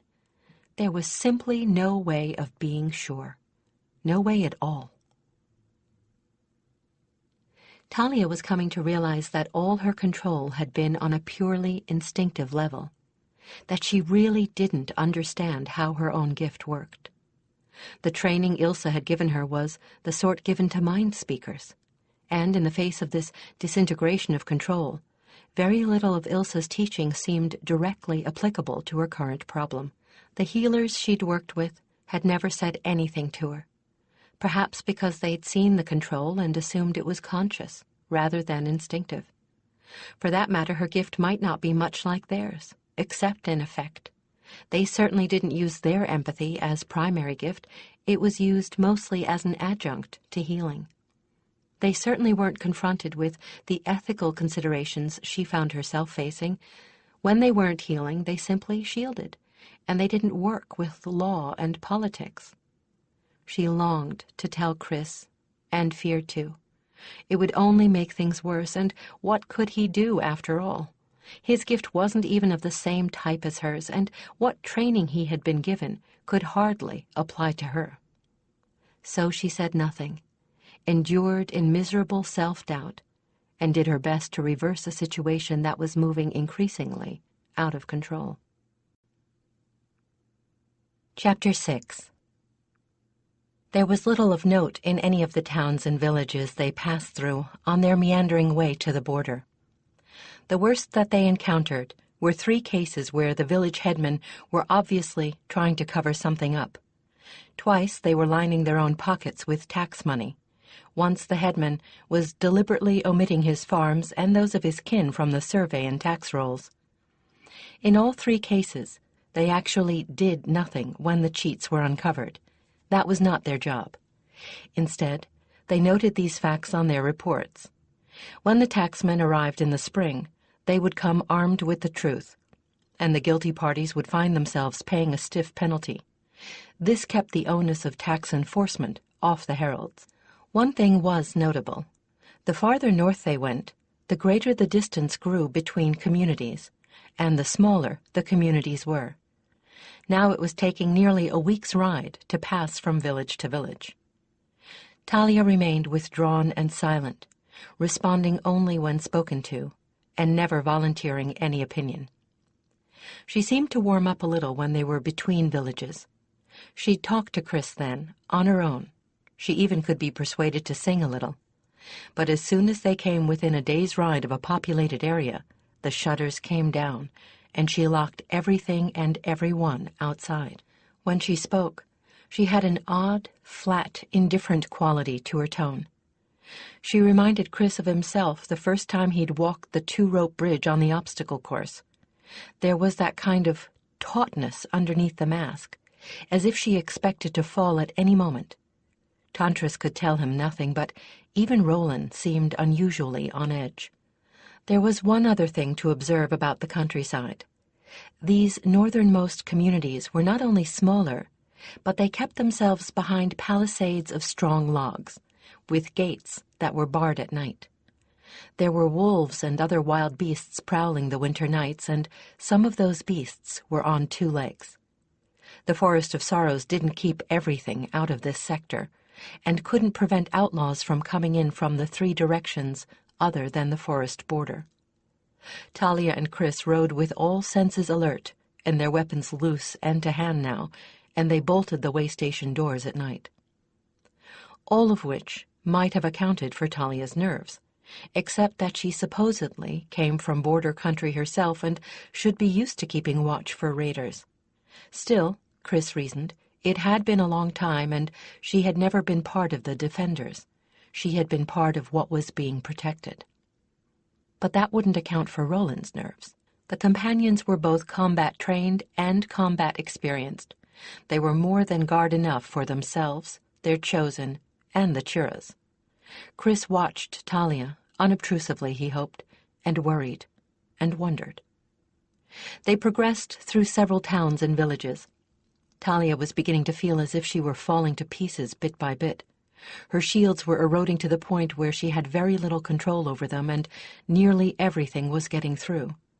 She knew she was not only reading, she was inadvertently projecting, because Roland was becoming as nervous as she was. Her only defense was to withdraw into herself as much as possible, and Chris seemed bound and determined to prevent that. She felt lost and frightened and utterly alone. There was no one she could turn to for help. Chris himself had said that he thought her gift was unique. She was certain now that he couldn't give her any advice on how to handle it. His own gift was very nearly the kind that could be weighed and measured. Hers wasn't even necessarily detectable. And now it was becoming utterly unpredictable. Her feeling of panic and entrapment grew. Finally, they reached the town of Heavenbeck, very nearly on the border itself. Talia's unhappiness was a hard knot within her now. The petty problems of the townfolk seemed trivial at this point. In the previous village, they'd had some of their messages catch up with them. One of them had been a brief note to Talia from Elspeth. She'd said only that she was doing well, hoped Talia was the same, and that Talia wasn't to worry about her. And that added to Talia's troubles. She had no notion of what prompted the note or what could be happening back at the capital at this moment. Elspeth was in her first year as a trainee. Like Talia, she was the only girl in her year group. She was probably confused, most certainly overwhelmed, and just entering adolescence to top it all off. And she would be having to cope with all the rumors Talia already knew, and whatever had sprung up in her absence. It was quite likely she needed Talia more now than she ever had since she'd been the brat. Not to mention the effect of the rumors on the rest of the Heralds. Would they, like Chris, be tempted to believe them? Or would they dismiss them out of hand and ignore the matter, leaving Elspeth to face them alone? How was Selene getting along without her? What if the Queen was turning to Orthalin for advice? Orthalin, whom Talia somehow could not bring herself to trust. She was so engrossed in trying to hold control and deal with these other worries that had begun occurring to her that she was paying scant attention to the petitioners before her. A grim and straight-laced couple who reminded Talia unpleasantly of her own Holderkin relatives. They were dressed in clothing of faded black and dusty brown, carefully mended and patched as if they were 2 of the town's poorest inhabitants, although Talia and Chris had been informed by the headman that they were actually one of the wealthiest couples Heavenbeck boasted. Their mouths were set in identical, disapproving grimaces as they harked over their grievances in thin, whining voices. Those voices irritated her no end. Their petty spitefulness rasped at her through what was left of her shields, like having sandpaper rubbing over a sunburn. She was grateful when Chris interrupted them. "You're quite certain this girl is responsible for the missing poultry? There's no chance it could be foxes or other vermin?" "Our coops are as tight as our house, Herald," the man whined. "More so, she's done it in spite of the good wages we've paid her and the comfortable job she's had with us. I don't doubt she's been selling them." "But to whom? You said yourself no one in town will admit to buying fowl from her." "Then she's been eating them," the woman retorted. "Greedy she is, that I know for certain." Talia forced herself to turn her attention to the serving maid. Her garb was even more threadbare than her employer's. She was thin and pale and looked ill-used. She certainly didn't look to Talia as if she'd been feasting on stolen chickens and geese. The girl briefly raised her eyes, and a disquieting chill threaded Talia's backbone at the strange, blank, gray gaze. Then she dropped her regard again, and Talia dismissed her misgiving as another manifestation of her lack of control over her gift. She wanted away from them all. They made her skin crawl, and all she wanted was to have this nonsense over with so that she could retreat back into the relatively safe haven of the station. She spoke without thinking about anything except getting rid of them. "I can't see where you have any proof of what you're claiming," she interrupted sharply, "and I can't see why you're bringing it before Herald's." "Talia, you haven't been listening," Chris said in a low, warning voice. "It isn't just the missing birds, though that's all they seem to be worrying about. There's other things, the runes on their doorstep in blood, the—" "Chris, this is ridiculous," she exploded. "All they want is an excuse to dismiss that poor child without her wages. Havens, Keldar used to pull that filthy trick once every year, hire some pathetic wench and dismiss her on some trumped-up excuse before her year's wage came due." "Talia," Chris said after a pause, his voice full of reluctance, "I hate to have to pull rank on you, but I'm going to have to insist. Because you can work second stage truth spell and I can't, I want you to cast it on all three of them in turn." "I can't believe you're wasting truth spell on something this petty." "That's an order, Herald." She bit her lip at the cold tone of his voice and obeyed without another word. The first stage truth spell only revealed whether or not the speaker was telling the truth. Second stage forced him to tell it.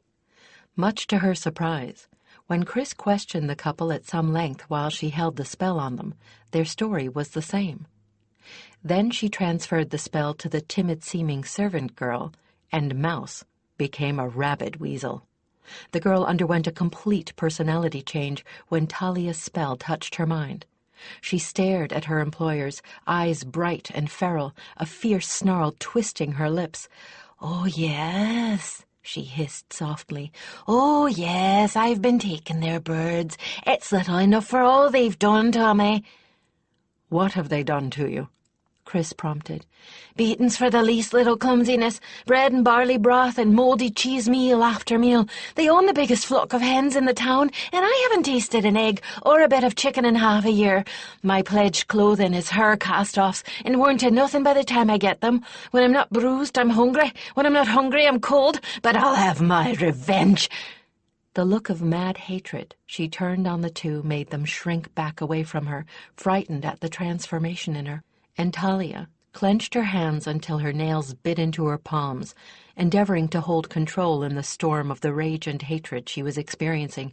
"Oh, yes, I'll have my revenge. That's what the birds were for, you know. I've not been eating them. I've been sacrificing them, giving them to the wolves. They come to me every night now. Soon they'll teach me how to change my skin for one of theirs. And when I learn... The mad light in her eyes told clearly what she expected to do to her employers when she'd learned to shift her shape. Talia went cold all over, shaking from head to foot. The beat of the girl's emotions against her crumbling barriers was almost enough to send her fleeing in panic. Her breath froze in her throat, and she could feel herself coming perilously close to insanity herself. "And after them, the rest, and my grey brothers and sisters will help. Oh, yes." The maid began to raise her voice, and her words disintegrated into babbling, raving fragments of hatred and imagination.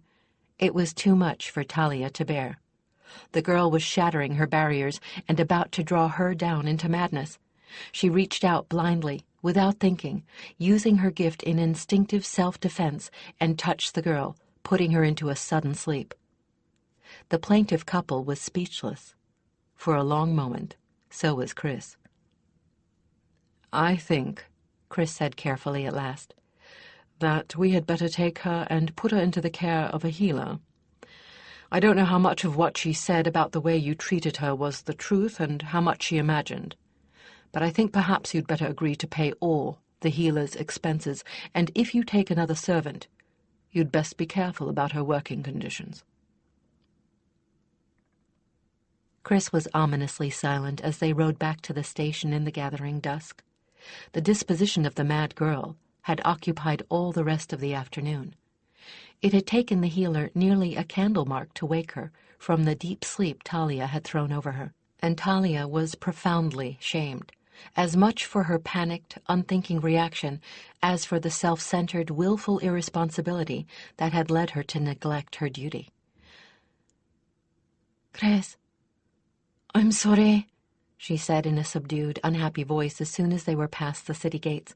"I didn't mean, Chris said nothing, and Talia shrank back into herself, the last of her carefully built self-confidence shattered. Surely he guesses I'm a failure. I can't even control myself enough to complete half a circuit. I can't do anything right." But he made no reply, not even to condemn. She could only sense that he was thinking, but not what he was thinking about. She rode silently at his side, waiting for the axe to fall, all the way back to the station, and the fact that it did not fall only made things worse. Chris rode in silence, only now beginning to realize that by not giving her a little comfort and encouragement, that he had made a nearly fatal mistake. Her self-esteem was far more fragile than he had guessed, and her nerves were plainly gone. Now he thought he knew why she would venture no judgments at all, and gave him her opinions hesitantly, and only when directly asked for them. When he asked her, back at the station, she avoided answering all questions about how she was feeling, answering only that she was all right. He began to wonder if she'd ever recover from the incident, and he began to fear that he'd ruined her. And then, deep in the darkness of the night, the disturbing thought occurred to him that she was slowly going mad, and perhaps taking him with her. There was snow on the ground as they rode toward the tiny hamlet that bore the dubious distinction of being the settlement that was farthest north and nearest the border, right up against the Forest of Sorrows itself. Talia, more used to having to exert herself to bolster what was left of her shields than to stretch out to sense the population centers, began wondering if her powers had finally failed her altogether. But no, there was Chris, so clear to her raw mind that his proximity was almost painful, so it had to be something else. She finally got up her courage and confided what she had not sensed to Chris. "There's just too much... well, silence is the only way I can put it. I can hardly feel anything, and the little I can pick up is as if everyone were sleeping or unconscious." "You're certain that the cold's not affecting you?" he asked.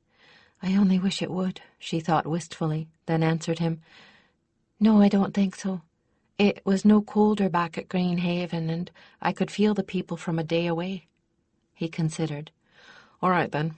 We'd better pick up our pace to the fastest the churras can maintain. If there's something wrong, the sooner we get there, the better." The snow creaked underfoot, and the bridle bells rang madly as they picked up the pace to a trot. The air was utterly still, the sky cloudless and an intense blue that almost hurt the eyes. Sun filtered through the bare branches of the trees, leaving shadows like blue lace on the snowbanks. It was a beautiful day, and the strange uneasiness Talia was feeling was entirely out of place in it. The village itself was very quiet when they came within sight of it, too quiet by far.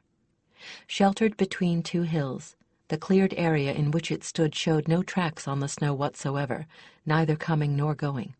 The gates stood open and unattended. Chris's face showed his alarm so clearly that Talia knew without having his emotions battering her that he was as fearful as she. He ordered Talia to remain where she was and descended the hill they were on to the village gates, taking his churra inside with him. He hadn't been inside long when she saw the gates slam shut and heard the bar slide into its slots. Immediately following this, she saw an arrow arc over the palisade to land in the snow on her side of the wall. She ran to where it had landed. It bore 4 rings. 3 were green. 1 was red. She checked the fletching pattern. It was Chris's without a doubt. It might have seemed silly for him to have patterned the arrow when she'd watched him enter the village with her own eyes, but this was truly the only way for her to be certain that when the gate slammed shut, it had been because he had shut it, and not outlaws lairing within. This could only mean one thing. The entire village had fallen victim to some kind of plague. Lord and Lady, what do I do? She thought frantically, then staggered as Roland pushed her impatiently with his nose. She felt his annoyance as plainly as if he'd spoken it. He'd had more than enough of her self-indulgent nerves. This required action, simple action. She knew very well what she had to do, and she damn well better get about doing it. It was as if something within her that had been broken was being splinted together. She forced herself to regain calm, to plan. She wrote a note, telling Chris that she was leaving her chura tethered to the gate, and that he should take it inside when he saw that she'd left. She took a plain white arrow of her own, tied the note to it, and sent it back across the wall. She went through her packs, removing a map, a skin of water, and a bag of meal for herself and Roland to share. Consulting the map, she saw that the nearest healing temple lay 5 days by horse to the east. That meant that she and Roland could make it in 2. She tethered the chura, swung herself onto Roland's back, and they were off. This was where the ground-devouring pace of the Herald's companion was worth more than gold or gems. A companion could travel at the equivalent of any ordinary horse's gallop for hours without tiring. If need be, he could subsist for several days at this punishing pace with little more than water and a handful or 2 of meal. He would need several days of heavy feeding and rest when the ordeal was over, but a companion never faltered, and seldom even strained muscles or tendons under the conditions that would kill a horse. Any place a hooved animal could go, a companion could go, including scrambling over icy, hazardous rock falls only goats would dare. The only thing his Herald need worry about was whether he was capable of staying on his back. Talia and Roland pushed their pace far into the night. She ate and drank in the saddle, even dozed a bit. Their road was clear and relatively dry. The footing was good, so Roland exerted himself to the utmost. There was even a full moon, so they could see their way quite clearly. The noise of their passing disturbed whatever wildlife there was, so they rode in a silence broken only by the sound of Roland's hooves pounding on the frozen ground. It was an eerie journey, like something out of a dream, a wild ride that never seemed to get anywhere. Roland was relatively fresh, so they continued on until even after the moon had set. Finally, however, even he had to take a brief rest. Not long before dawn, they broke their journey in a tiny clearing alongside the road, beside a stream crowned with an ice-covered waterfall. Roland halted right next to the pool below the waterfall, his flanks heaving, his sides steaming in the cold, his breath puffing out and frosting around his nostrils. Talia broke the ice for him, but the water was too cold for him to drink safely. She gave him water from her own water skin instead, filling it when it was empty, warming it against her body, and letting him drink until he'd had enough. She filled the skin one last time and had a long drink herself after giving him about a third of the meal she was carrying. Just as the sun rose, striking fire from the bejeweled waterfall, they were ready to resume the grueling run. They stopped again near noon, for both of them had needs of nature to attend to. That did not take them long at all, and Talia took advantage of the daylight and relatively warm sun to strip his tack off him long enough for it to dry, rubbing him down with the towel she always kept in his saddlebag. She leaned her head against his flank, knees feeling weak, and not just from the long ride. Lady, help me. Healers have my gift. How am I ever going to face them? How can I face anyone falling apart like this? Oh, gods, I can't bear it. Roland nudged her shoulder gently. She could almost hear him in words, so clearly did his message come to her. "I'll help you," the feeling said. Oh, gods, can you? The reply was an unqualified affirmative. She sighed and relaxed and reached out to him, and felt her shields coming up, held up by a force from outside herself, felt a calm come over her and a kind of numbness that was so much better than the pain and stress she'd been living with that she nearly cried. How long? His regret seemed to say that he couldn't hold things for very long at all. Just make it long enough for us to get there and back. I'll work so hard I'll wear myself out, and that will keep things under control. I can't project if I don't have the strength to spare. I'll figure out what's gone wrong. I know I will, if I can just stay away from people for a while. Then let's go, his impatient headshake said. The tack, including the saddle blanket, was dry to the touch, so she lost no time in getting him saddled again and getting on their way, with anxiety riding pillion behind her. They galloped into the courtyard of the healing temple shortly after dusk. Her whites and her companion gave her instant attention. Roland had not even halted when a green-clad novice healer was at her stirrup to receive her orders.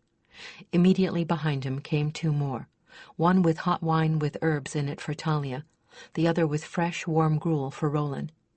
Both of them consumed their portions with gratitude, while a messenger went to arouse the two heralds posted to this temple.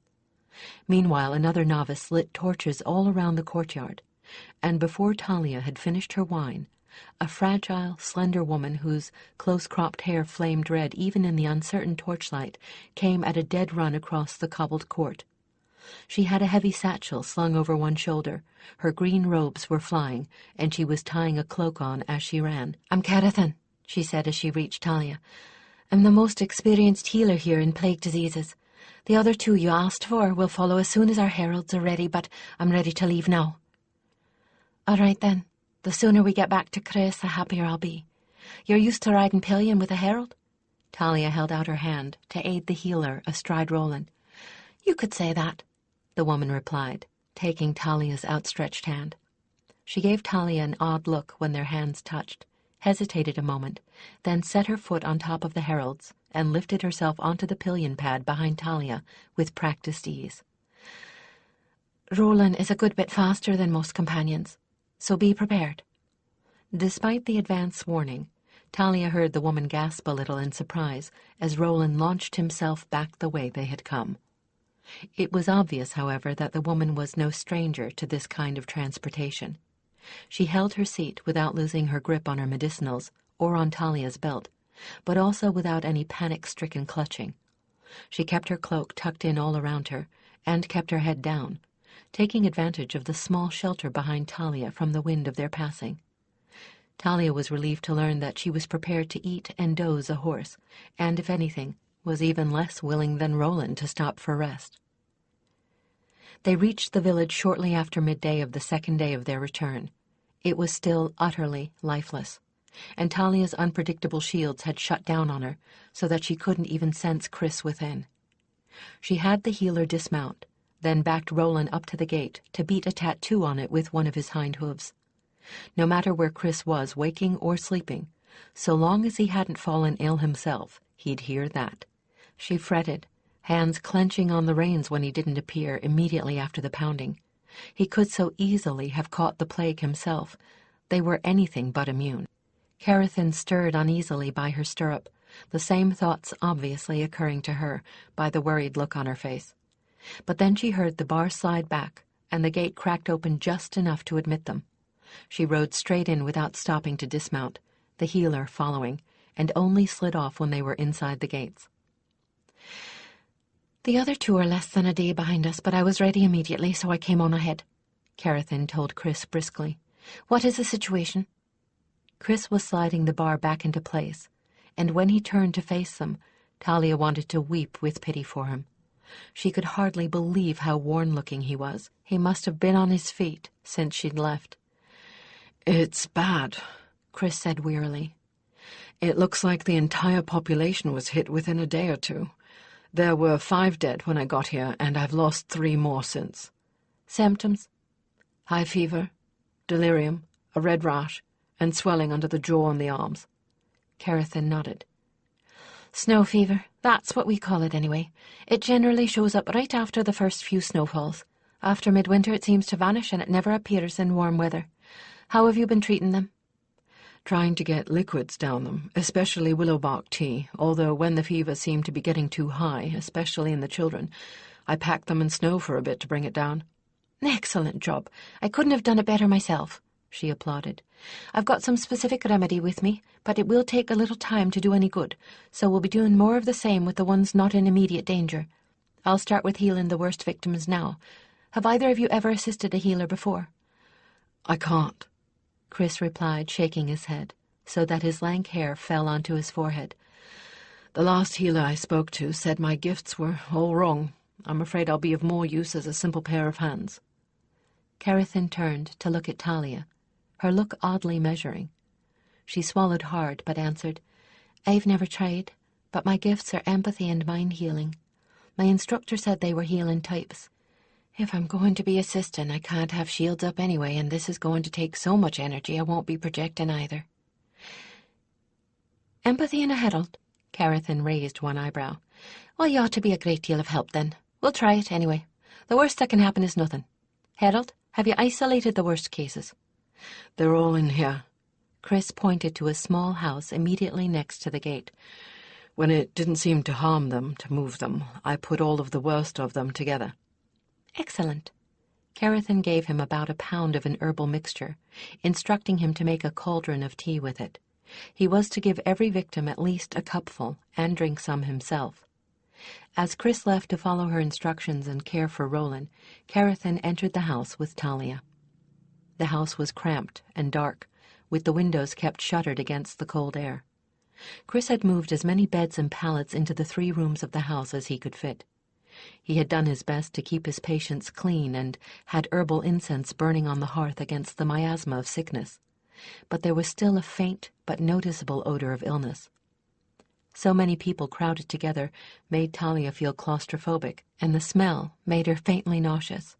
She was only grateful that these people were apparently so deeply unconscious that there was nothing for her to have to try to shield against. Carathin appeared not to notice any of this. The worst of the sick ones was a frail old woman whose bloated jaws looked grotesque on her thin face. "Take a chair and sit next to me, Herald," the healer instructed. "Make yourself comfortable, take my free hand and drop your shielding." Again that measuring look, "and do whatever it is that you do when you prepare to mind speak. I'll take care of the rest." Talia closed her eyes and forcibly ignored her surroundings and put her anxieties into abeyance by concentrating on an old breathing exercise. It took her a long, considering moment to determine that she was still capable of going into deep trance. With everything else going merrily to hell, she wasn't entirely certain she'd be able to perform even such a rudimentary exercise as deep trancing.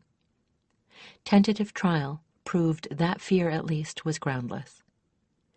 Once she achieved the appropriate level of trance state, the healer appeared to her inner eyes as a nearly solid core of calming green and gold energy.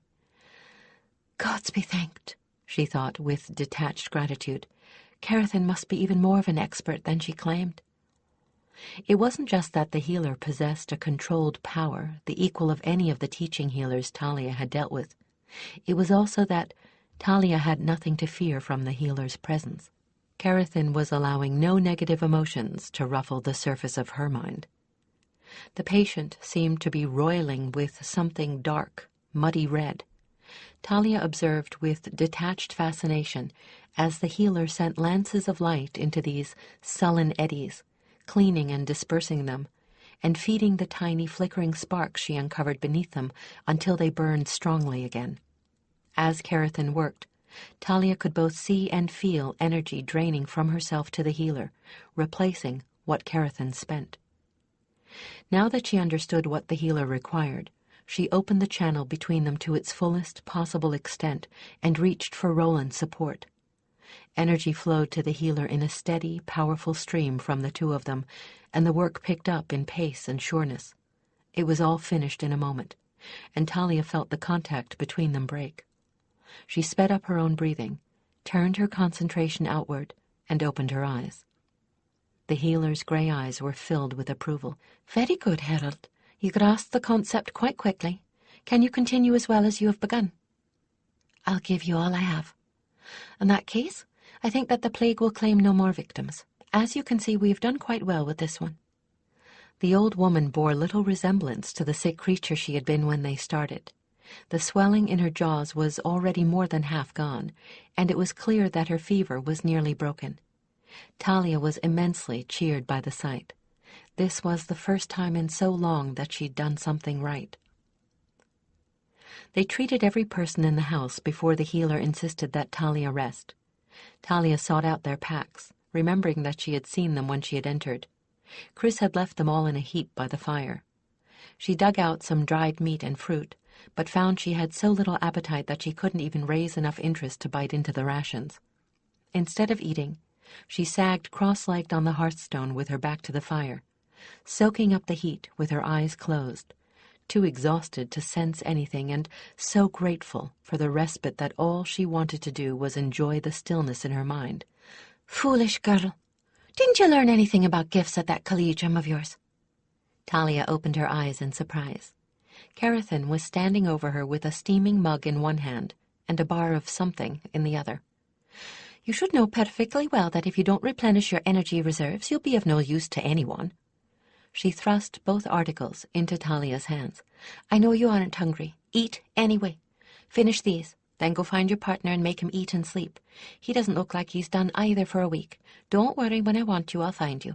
And make sure your companions are all right as well. The block proved to be dried fruit and nuts pressed together with honey. Under other conditions, Talia would probably have found it to be revoltingly sweet. But once she'd forced down the first bite, it seemed to gain enormously in appeal, and the rest followed rather quickly. She recognized the liquid for the tea Chris had been feeding the plague victims, and saved one bite of the bar to take the nasty taste out of her mouth. She looked first for Roland. Chris had removed his tack, thrown several blankets over him, and led him to the stabling area of the inn. Chris had left food and water within reach, but that was all he'd had time to do. She groomed and cleaned him, grateful that companions were intelligent creatures that could be trusted to walk themselves cool. He was obviously tired for the first time in her experience, and equally obviously hungry, but otherwise none the worse for the run. She blanketed him warmly against the chill, and hunted until she found the grain storage area. She added dried fruit to the sweet feed, and put plenty within easy reach, then made a pot of hot gruel, which Roland slurped up greedily as soon as it had cooled enough to eat. It occurred to her, tired as she was, that she ought to check on Tantris. Chris's companion whickered a welcome and rattled his grain bucket entreatingly. She laughed. How long it had been since the last time she'd laughed. He had hay, he wasn't about to starve, but he obviously wanted some of the same treatment Roland was getting. She obliged him as he nuzzled her in thanks. The churras, loose in a large enclosure that gave them access to the outside and which contained enough fodder for them for a week, were in fine fettle. She changed their water and went to look for Chris. It didn't take much persuasion on her part to get him into the bedroll she had laid out on the hearth. He actually fell asleep before he'd finished the rations she'd given him. She gently removed the half-finished meal from his hands and placed it where he would see it when he woke, then took up the task she'd pulled him away from. All three of them worked like slaves far into the night, snatching food and sleep in stolen moments when no one seemed to need aid too urgently. Oddly enough, the frail-seeming Carathan exhibited the least amount of wear. She showed incredible stamina and tirelessness. She frequently scolded them into taking a rest when she herself had taken fewer breaks than either of them. All three of them were worn and wan when the longed-for sound of hooves pounding on the gate signaled the arrival of the other two healers and their Herald escorts. The two new healers, a great hairy bear of a man and a round-faced girl who seemed scarcely old enough to have attained full greens, quickly assumed control from Carathan, who found a flat space, a few blankets, and promptly went to sleep. Both heralds were experienced in assisting healers, and sent Talia and Chris to their bedrolls for their first steady night of sleep since they'd arrived here. All of them were on their feet the next day, and back to the job at hand. They took it in turn to eat and sleep, and by the end of the week several of their former patients were in good enough shape to begin helping them care for their fellow victims. At that point, Carathan told Chris gently but firmly to be on their way. "We don't need you anymore. No, not even for the usual," she insisted. Our own heralds can take care of any disputes. We get the laws and news at least once every month, and we're perfectly capable of relaying reports. I want you two out of here before you catch this plague yourselves." "But," Chris protested. "Out," she replied. "I've had this sort of thing happen to me 6 times already. This is the 7th. You are not shirking your duty. Loris and Herald Pelson are going to be staying here until midwinter. These people are not going to need you. Now go." Chris gathered his belongings, acquired some fresh food to supplement the dried. It would stay perfectly sound in the cold, left their reports with the heralds who had brought the healers, as well as giving them the written reports on the villages they had already visited to be sent back to the capital. But Talia did not escape so easily. While Chris was conferring with the other 2 heralds, Carathan took her aside just before she was ready to mount Roland. "Child," she said bluntly, "your shields are as full of holes as last week's target, and if you weren't exhausted, you'd be projecting everything under the sun. You're in such a state that if I had any time, I wouldn't let you leave this place, but I don't have either the time or the energy to spare. I don't know what you've been doing, or what you think you're doing, but whatever it is, it's dead wrong. You'd better get yourself in hand, girl, and quickly, or you'll be affecting even the ungifted. Now go, and start working on that control." With those blunt words, she turned on her heel and left, leaving Talia torn between running after her and begging her help and slitting her wrists on the spot. In the end, though, she gathered the ragged bits of her courage around her and headed out the gate after Chris. Chris consulted the map. Carathan had ordered him to find a layover point where the 2 of them could take a long rest. He told Talia that he thought he'd found a particularly good way station for them to use as their resting place. Talia nodded, sunk in her own misery.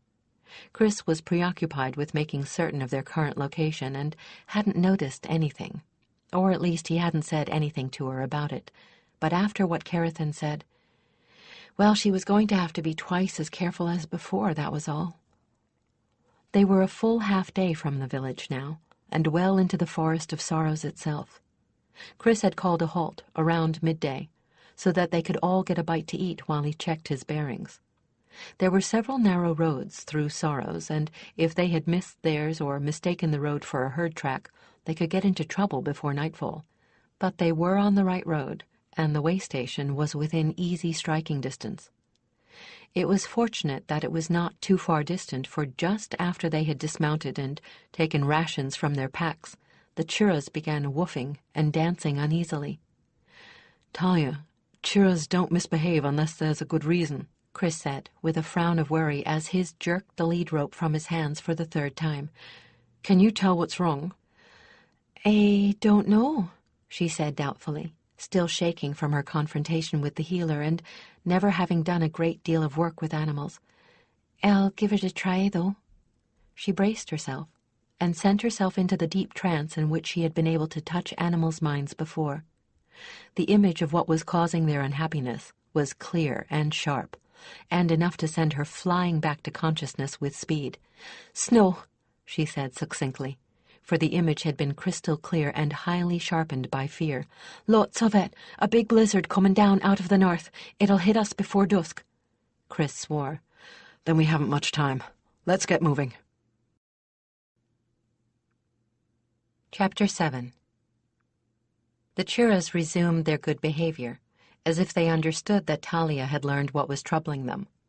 They all pushed on as quickly as they could, but the icy road made it hard for both churras and companions to keep their footing, and the clouds piling up from the north were making it as dark as if it were already dusk.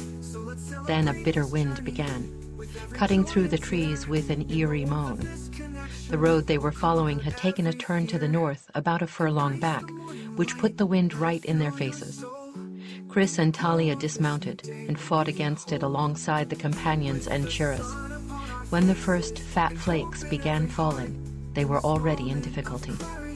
Within moments, it was no longer possible for either herald to see more than a few feet ahead, and the wind was strong enough to whip the edges of their cloaks out of their benumbed hands. It howled among the tree branches and ravened on the ground, shrieking like the damned. The trees groaned and creaked in protest, the thinner branches whipping wildly above their heads. It was so hard to be heard above the storm that neither of them bothered to speak, using only hand signals when there was something that had to be communicated. This was like no storm Talia had ever seen before, and she hoped, when she had any thoughts at all through the numbing cold, that it wasn't typical for this sector. The snow piled up with frightening speed. Ankle-deep, then knee-deep, they completely lost track of distance and time in the simple struggle to place one foot in front of the other. Chris and Tantris found the lane that led to the way station more by accident than anything else, literally stumbling into it as they probed the bushes at the side of the road. The lane soon plunged down between two shallow ridges where they were sheltered from the worst of the wind. They let go of the girths they'd clung to and stumbled along in their companions' wake, trusting to their mounts' better senses to guide them all to the station. By the time they achieved it, they could hardly see the path ahead of them. The bulk of the station loomed up before them out of the gray-white wall of snow only when they were practically on top of it. The station probably hadn't been visited since the resupply team had last inspected and stocked it during the summer.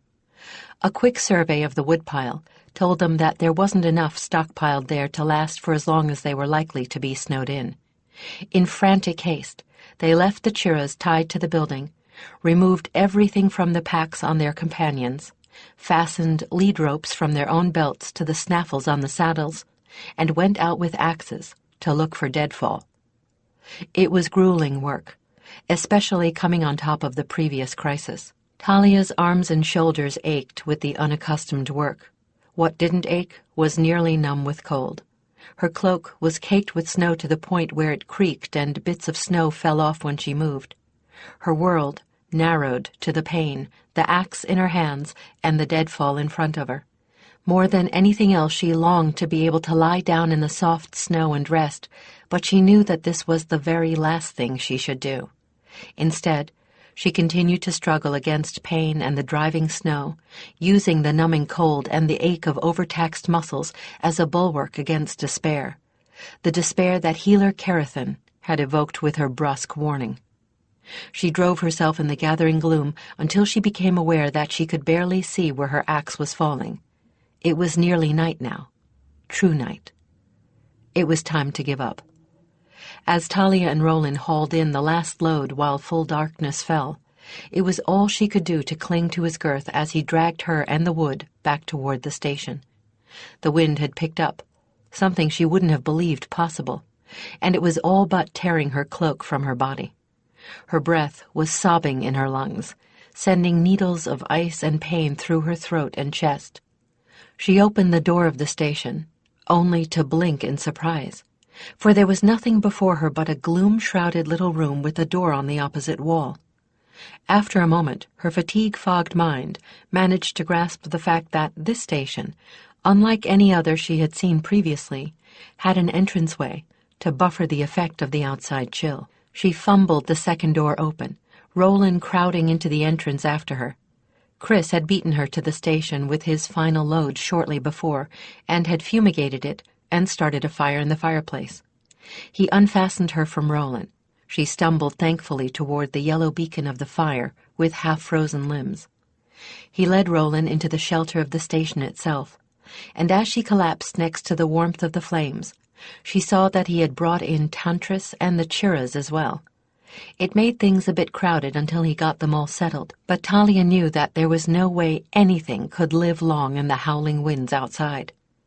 She peeled off her snow-caked garments and hung them beside Chris's on pegs above the fireplace. Chris was already taking care of meal preparations, so after she slipped into her woolen shift and old breeches, feeling far too exhausted for a complete change of clothing, she made a nest of the dun-colored blankets from both their bedrolls on top of dry straw in front of the fire. This way, they could warm their aching, shivering bodies in comfort while waiting for whatever it was to cook. She blinked stupidly at the fire, mind and body alike still numb and cold. She held to that numbness stubbornly, not wanting to face the alternative to numbness. She succeeded. She remained sunk in exhausted apathy long after she normally would have begun to show some signs of life. Chris was standing over her for several minutes before she realized he was there. "Talia," he began awkwardly. "I know this isn't the time or the place, but there isn't likely to be a better one. I have to talk to you."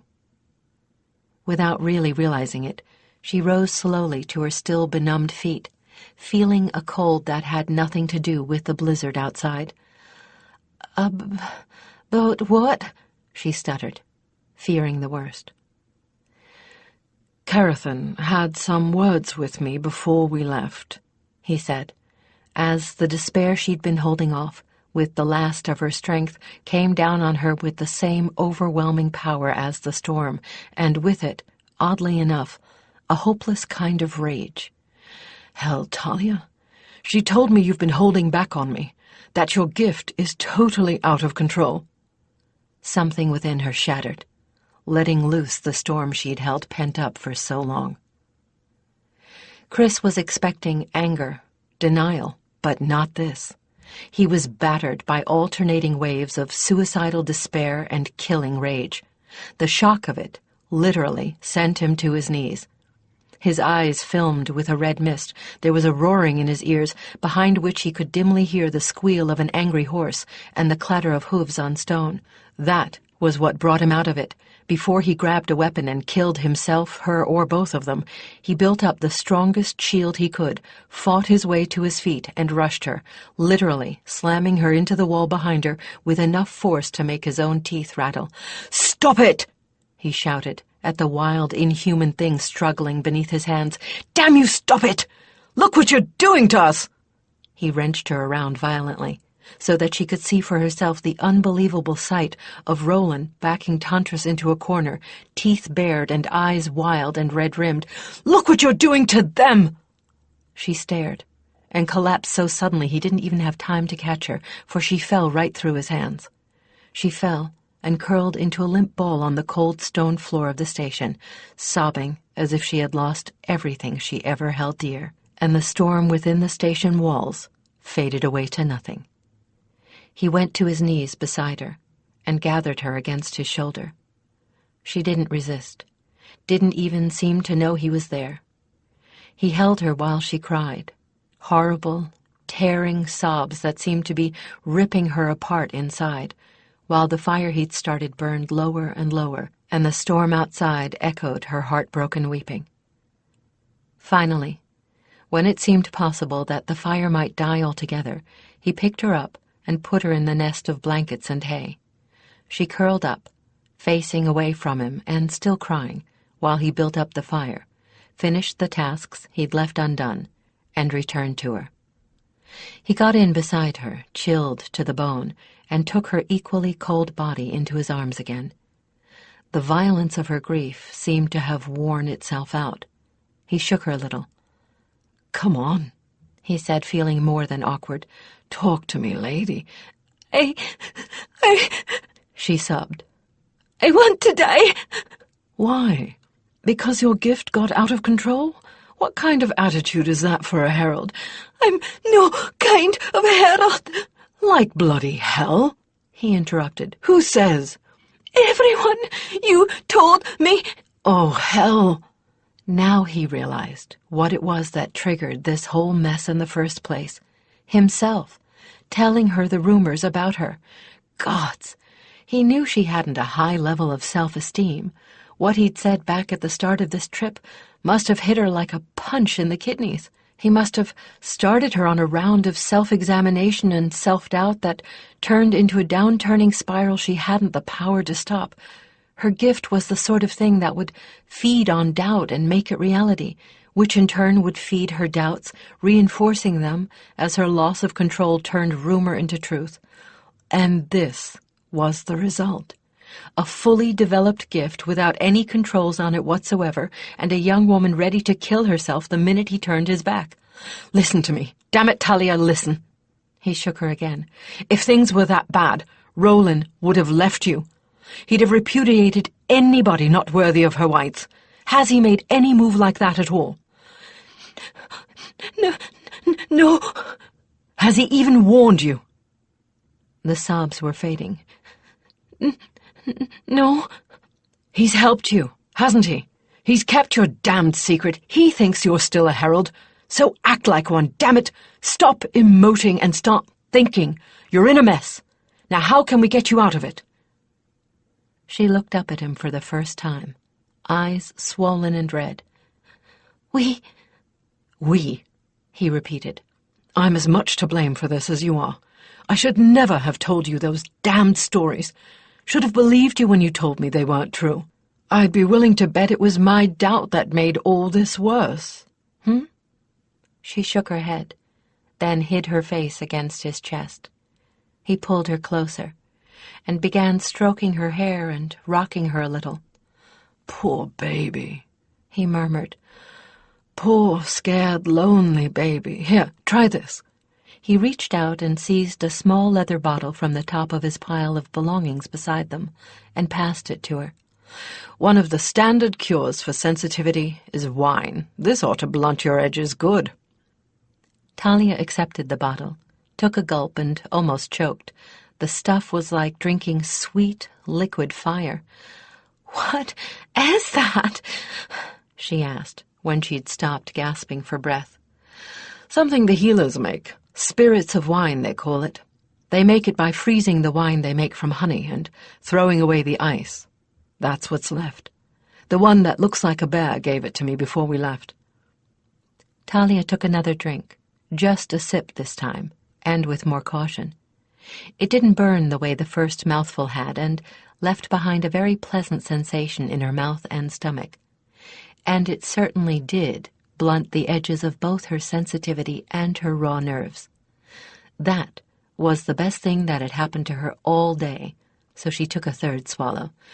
"Easy there, little one," Chris laughed, sounding relieved. "That stuff's potent." "I can tell," she said, feeling a bit giddy. "But I feel a lot better. Not so raw." "That was what I hoped," he replied, appropriating the bottle and drinking from it himself. "I suppose we shouldn't be drinking it on an empty stomach, but I figure you need it. Hell, after what I've been through, so do I." She had drunk enough that she was just aware of Chris's mental presence. His proximity was no longer painful. "Thanks." "Don't mention it." She lay quietly in the circle of his arms, feeling utterly drained, as they continued to share sips of the bottle. The fire popped and crackled, with little bits of blue and green flame among the red and orange. She was finally beginning to feel warm all the way through, something she hadn't thought likely out there in the snow, and relaxed, something she hadn't thought likely ever again. The fire smelled of evergreens, like forest green incense. The churras and companions shifted a little from time to time, rustling the straw Chris had laid down for them. Gods, what she'd almost done to them. She touched with Roland just long enough to assure herself that he was all right. His forgiveness and love was so total that tears came to her eyes again. "Hey," Chris said gently, "I thought we'd agreed there'd be no more of that." When she didn't reply, he put one hand under her chin, tilted it up, and kissed her. It was intended to be a brotherly kiss. It didn't stay brotherly for more than an instant. "Bright havens," he breathed in surprise when they finally moved apart. Talia leaned back into his shoulder. Her desire had surprised her as much as it had him, although she knew that was a common enough reaction after great stress. She wasn't aware of him as her counselor or even as a herald at this moment, only as a friend and an emotional shelter, and knew with certainty that he was as aware of her need as she was of his own. This time, she reached for him. As their mouths met and opened, he gently slipped the shift down past her waist. She shivered in delight as his mouth brushed the back of her neck, the line of her shoulders, as he kissed away her tears. He sighed as she nibbled his earlobe timidly. With her shields gone, they seemed to be feeling every tiny nuance of each other's reactions. As she traced the line of his spine with a feather-like touch, she felt it as much as he. When she tensed and gasped as he found an unexpectedly responsive spot, he tensed in sympathy as well. Finally, their mutual desires grew too impatient to be put off any longer. He slowly let her down on the blankets beside him, sank into her embrace, and entered her. He was totally unprepared for the stab of pain that was shared as the pleasure had been. He would have withdrawn from her at once, but she clung to him with fierceness and would not let him go. She'd expected pain, and endured it. What she had not expected was that he would curb his own desire, to bring her past the pain, and, finally, to patiently wait on her pleasure before taking his own. She shifted over as he collapsed, then nestled into the curve of his arm again. They curled together in their warm nest, spent and replete, and feeling no urgent need to do anything other than savor the experience they'd shared. For long moments there was no sound at all but the sounds of the fire, and the tiny stirrings of the four at the other end of the station. He turned his head to look into her dark eyes, wide and drowsy with content. "Why didn't you tell me you were a virgin?" he asked softly. "You didn't ask," she said sleepily. "Why, is it that important?" "I don't think I'd have loved you if I'd known." "All the more reason not to tell you," she pointed out logically. She nestled closer to him, her head on his chest, pulling blankets over both of them. "But I'm glad it was you." "Why?" "Among other things, my gossiping heraldic sisters were right. It was a lot nicer than I'd been led to believe first times usually are." "A compliment?" he asked, amused. "A compliment." A thought occurred to him. "Wait a minute. I thought you and Skiff—" She smiled, the first real smile he'd gotten out of her in weeks. "That's what you were supposed to think. It was awful. We both had horrid schedules, and we were so exhausted that we kept falling asleep before we could get anywhere." She told him the comic, frustrating tale of their abortive romance, and how it had finally culminated in their swearing blood brotherhood rather than bed. "Poor Skiff, and poor Talia," he chuckled. "You knew he'd be teased half to death if that tale got out, didn't you? So you let everyone think otherwise." "Mm-hmm. Poor Skiff," she yawned. "Victim of unrequited lust." She was falling asleep in his arms, and as much as he hated to disturb her, he knew that he'd better. "Wake up, Sleepy. If you don't want to greet the dawn with a headache, you'd better have some food in you. And something to drink besides that devil's brew. The last thing you need is a hangover in the morning, and as potent as that stuff is, you're likely to wish you had died if you let it give you one. And we may be warm now, but we're going to wake up cold and stiff in the middle of the night if we don't make up a better bed. After all we've weathered, I'd hate to see you cramped in knots for want of a little sense." She yawned hugely, but didn't protest. They both rummaged out clean bedclothes and pulled them on. While he ladled stew out of the pot over the fire, she remade their nest with everything she could find to use as a blanket. He made hot tea, and they drank it with their meal. They bedded down in each other's arms after he'd banked the fire, seeing no reason now to return to their practice of separate beds. "I'm awfully glad this happened now," she said, before he drifted off to sleep. "Why's that, little bird?" "Two sleep warmer together than two alone, and it's getting a lot colder."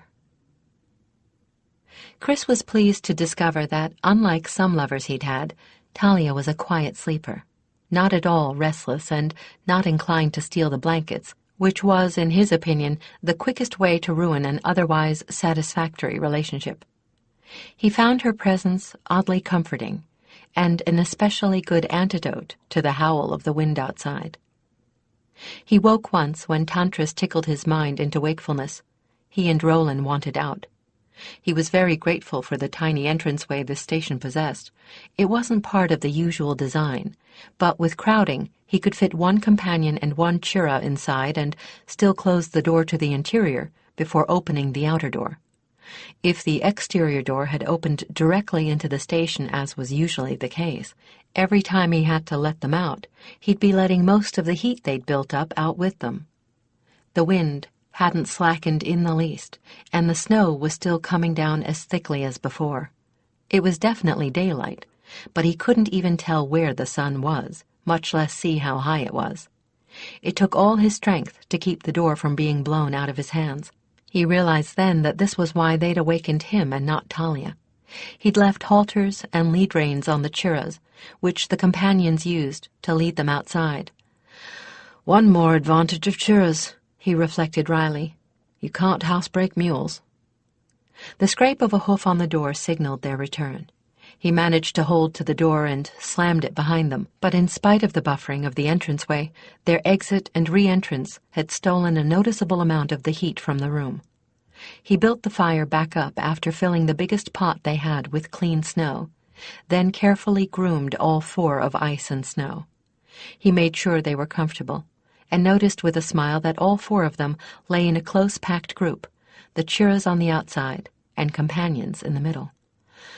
You're too clever by half, he told Tantris, and smiled at the companion's amusement-laden reply. Given the choice, would you take the outside? They've got the coats for this, brother and soul. We haven't. He was grateful for Tantris's nonchalance. Both the companions seemed to be taking the events of the previous night as simply one more obstacle to be met and dealt with, rather than an insurmountable disaster. That heartened him, for he expected to need their help. He hung the pot full of half-melted snow over the fire, then banked it again before returning to the bed that was looking better by the moment. When he slipped in beside Talia, he got another delightful surprise. Instead of pulling away, Talia actually hugged his chilly body to her warm one until he was no longer shivering, despite being 3/4 asleep herself. There never, he reflected as he drifted back to dreams, was a truer test of friendship. When he finally woke of his own accord, he judged that several hours had passed. It was probably late morning or early afternoon. There didn't seem to be any real reason to get up. The winds still howled with the same ferocity outside. I wish these stations had a window, he said drowsily. It's impossible to tell if it's still snowing or not. No, it isn't, Talia murmured sleepily in his ear. He hadn't realized she was awake. No, it isn't what? It's not impossible to tell if snow's still coming down. Listen, and you can hear it on the roof and windward walls. It has a different sound than wind alone. It kind of hisses. Chris listened. She was right. There was a hissing undertone to the storm outside. How did you know about that? He asked, more than a little surprised. Comes of sleeping in the attic. There are no windows in the attic of a old house, and that's where all the little sleep. If you wanted to know what kind of weather to dress for, you'll learn to recognize all the sounds that weather makes. Where are you going? Now that we're awake, I'm going to get the fire built back up. He got an armload of wood from the stack he'd brought inside earlier, exposed the banked coals, and soon had it blazing again. In spite of the heat given off by the banked coals, the room was icy. The chimney was cleverly baffled, but the wind was still succeeding in stealing some of their heat. He was quite chilled by the time he was satisfied with the state of the fire. When he slid back in beside her, Talia again snuggled up to warm him. That's definitely above and beyond the call of duty, he said, when he'd stopped shivering. Thanks. You're welcome. Consider it payback for last night. He deliberately misunderstood. Bright havens, little bird, you keep surprising me. I hadn't the least notion there was such a sensualist under that serene exterior. She played along. Why shouldn't there have been?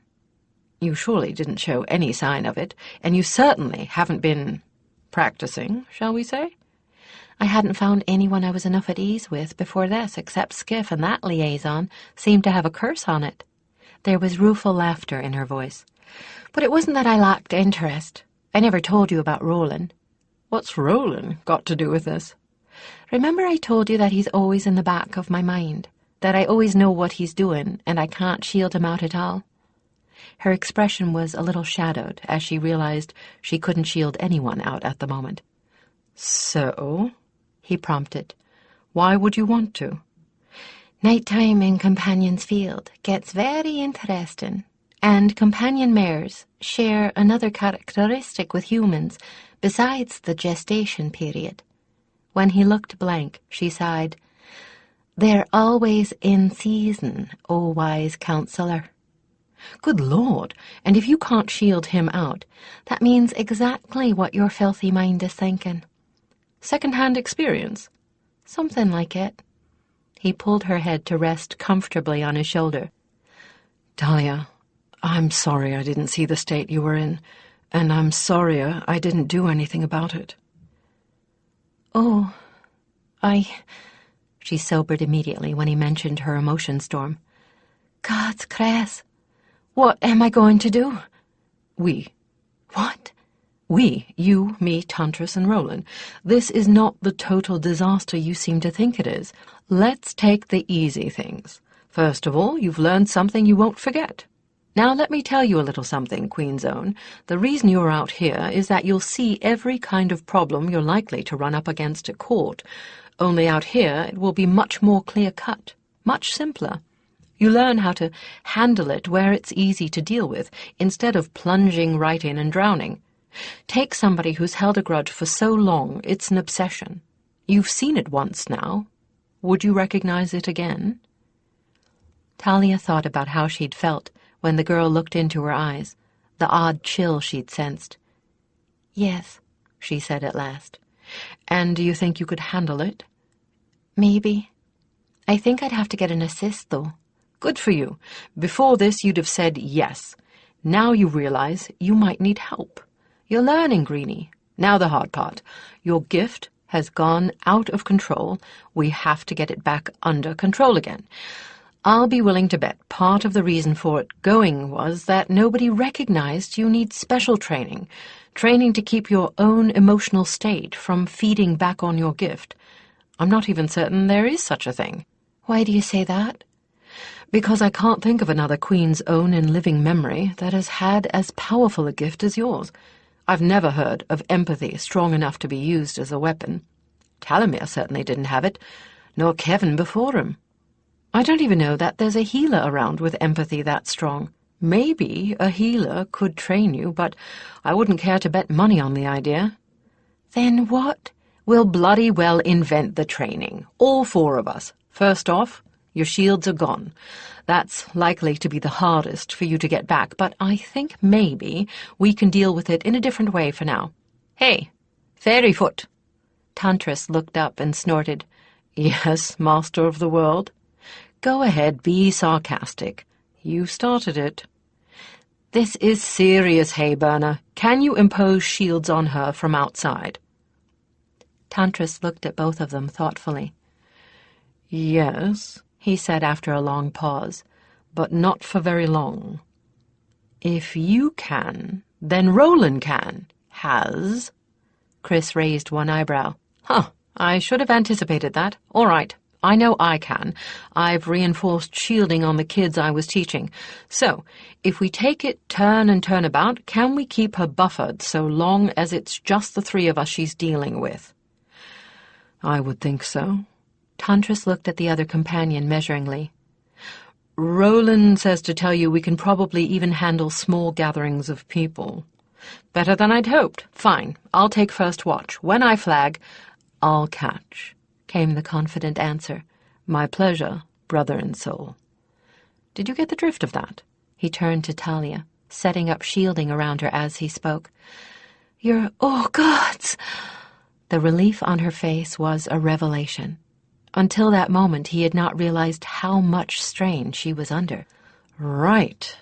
Now, having gotten that taken care of temporarily, we'll deal with the half of the problem that's dangerous to others. The projecting. But not now. You're too tired to project past the end of your nose unless I make the mistake of frightening you half to death again, so that can wait. I'm hungry and I want a bath. Although they had used the Waymeet Village bathhouse frequently, choosing a scrub by way of restorative over the sleep they had had little time for, it had been well over a day since the last time they'd gotten clean. Since both of them had fastidious natures, they were feeling it. You go first, then. I want to groom the forefeets, and I'll wash afterward. I can start to smell them now, and if I don't get them pretty well clean, things could get whiffy in here. Since I'm doing rolling, I might as well do all four of them. There's no need in both of us getting filthy. Chris sniffed. The air was faintly perfumed with an odor of wet wool and horse sweat. You don't have to do all 4, but if you insist, I'll let you. You're ruining my lovely self-indulgence, though. If you're going to go all virtuous on me and work, I'll have to find something to do as well." He sighed heavily and made sad eyes at her. She made a face at him, feeling like her old self for the first time in weeks. She got dressed, threw her cloak on, then took the first Chira's lead rein. Chores kept them occupied for the rest of the day. Housekeeping and tending to mending that had been left neglected while they ministered to the plague victims. Talia was just as happy. She was reluctant to face her problems just now when she was so emotionally raw. After a quiet bit of lunch, Chris went to take inventory of their supplies. There was a half-height door opposite the entrance to the station. It led to a storage shed. Chris found far more supplies there than he had dared to hope, and found some unfamiliar jars and barrels as well. He brought some of those into the station. The jars held honey and oil. "Someone near here must have left these after winter set in," Chris said in surprise. "It wouldn't be safe or wise to leave them here in warm weather. They'd go bad or attract animals. That's why they're not standard stock. What's in the barrel?" "The oil can be used in the lap, too." Talia opened her barrel. It held what seemed to be dried beans. Chris was perplexed. "Now why?" he began, when Talia remembered something Cheryl had told her. "Sprouts!" she exclaimed. "To keep us from the winter sickness, if we get stuck here longer than the fruit lasts. We're supposed to soak those in water until they sprout, then eat the sprouts. They do that where Cheryl and Karen come from." Chris looked sober. "We may need them, too. Even if the fruit holds out, it's dried. Not as good for holding off winter sickness as fresh." He made a mental tally of all their supplies. "I think we can hold out for a month or so," he decided, from experience with being snowed in before. "And from the looks of this storm, that's exactly what may happen. It's still going strong, and by the way the sky looked today, I don't think it's going to be slackening soon." "Do we have enough fodder, though? Tantris and Roland are big eaters, and we can't feed them on bark and twigs the way we can with the Chiras if supplies run low." "There's fodder and straw baled and stacked on the other side of the shed where you can't see it, besides on the near side," Chris reassured her. "It almost looks as though whoever was stocking the station was expecting a storm this bad. It seems odd, but I don't know enough about this area to tell you whether or not this type of weather is typical for this time of year. Dirk would know that better than I." "Whatever the reason for the abundance of supplies, it's a good thing for us that they're there." They did something about supper, and Chris retuned the harp. With an inquiring glance in her direction, he began with a song that she'd sung at the Herald's revel. Taking the glance as an invitation, she stretched herself next to him and began to sing quietly. He hummed the low harmonic under his breath. His voice, though no match for Dirk's, was reasonably melodic. Behind them, the companions and Chiras pricked their ears up to listen with every evidence of interest. Suddenly, 2 new voices joined in, wordlessly crooning an eerie descant. Talia and Chris jumped, startled, and stopped. The new voices stopped with the music. Puzzled, they began again, this time peering into the darkened side of the station. After a moment, the descant resumed. "Well, that's what I get for making fun of Dirk's and Harthen's tales," Chris said in surprise. "Chiras do sing." Roland and Tantris were staring at their stablemates with a kind of ironic astonishment. Evidently, they hadn't expected the singing either. The Chiras, oblivious to everything but the music around them, were reclining with their eyes closed and their heads and necks stretched upward as far as they could reach. Their throats were pulsing, and the humming was, without a doubt, coming from them. "Don't feel badly. I wouldn't have believed it either," Talia replied. "I mean, they look like sheep, sort of, and sheep don't sing. Probably there aren't too many people playing or singing around them, which would be why more folks haven't heard them. We never did. They were always outside in the lean-to." The Chiras joined in happily on almost everything they played, but they particularly seemed to enjoy the livelier tunes. What was utterly amazing, apart from the simple fact that they sang at all, was what they sang. They crooned harmonics to the melody, rather than following the melody itself, and usually chose the upper range in a descant. They would listen for a verse or two before joining in, but though very simple, their harmonizing always fit. Talia knew a great many human singers who couldn't boast that ability. They continued on for some time, so fascinated by this inhuman choir that they forgot any worries they had. They continued until Chris's fingers were much too tired to play any more. Although he dearly wanted to go on, after a few fumblings which caused the churras to flatten their ears and stare like a pair of offended old women, he was forced to admit it was time to give his hands a rest. "In that case, what have I decided? This is going to be rather hard on you, little bird." "And the past few weeks haven't," she replied bitterly. "Not like this. It's going to be pretty cruel. The way I figure it, the two of us not shielding, and especially Roland, are going to be watching you like cats at a mouse hole. The least little indication of projection and we're going to jump all over you. After a few days of that, I'm willing to bet that you will by damn not be doing any projecting without knowing that you're doing it." "It doesn't sound pleasant," she said slowly, "but it does sound like it may work." "Then once we've got you knowing when you're projecting, we'll move to handling the projection consciously. Then we'll work on you controlling the level of it. Finally, we'll work on getting your shields back up." "If you think I can—" "I bloody damn know you can," he said. "But we are not going to be doing anything tonight. If you're as worn out as I am, and if you're not more worn out, you're a better man than I, after all you've been through, you won't be able to do anything, much less work something as delicate as a rogue gift." As he spoke, he became acutely aware of his own mental fatigue and the strain of holding shields on her. Just as he felt his own control waver, he felt Tantris slip into his place. "My turn, brother," the mental voice said firmly. He sighed and sent a wordless thought of thanks. Talia readied things for the morning while he cared for their companions. She had shed her clothing and was lazily reaching for the woolen shift she was using as a bedgown when she found her wrist caught by Chris's hand. He had come upon her quietly from behind and now captured her other wrist, holding her with her back pressed into his chest. "Surely you're not sleepy already," he breathed into her ear, sending delightful shivers up her back. "No," she replied, leaning her head back as his lips touched the back of her neck and moved around to the hollow below her ear. "Good." He drew her down beside him, on top of the blankets he'd spread on the hearthstone, right next to the fire. He stretched himself beside her so that she was between him and the fireplace, feeling truly relaxed for the first time since Elspeth was chosen. He cradled her shoulders while his free hand traced invisible patterns on her skin that seemed to tingle. She moved her own hands in half-instinctual response to what she felt from him, at first hesitantly, then with growing surety.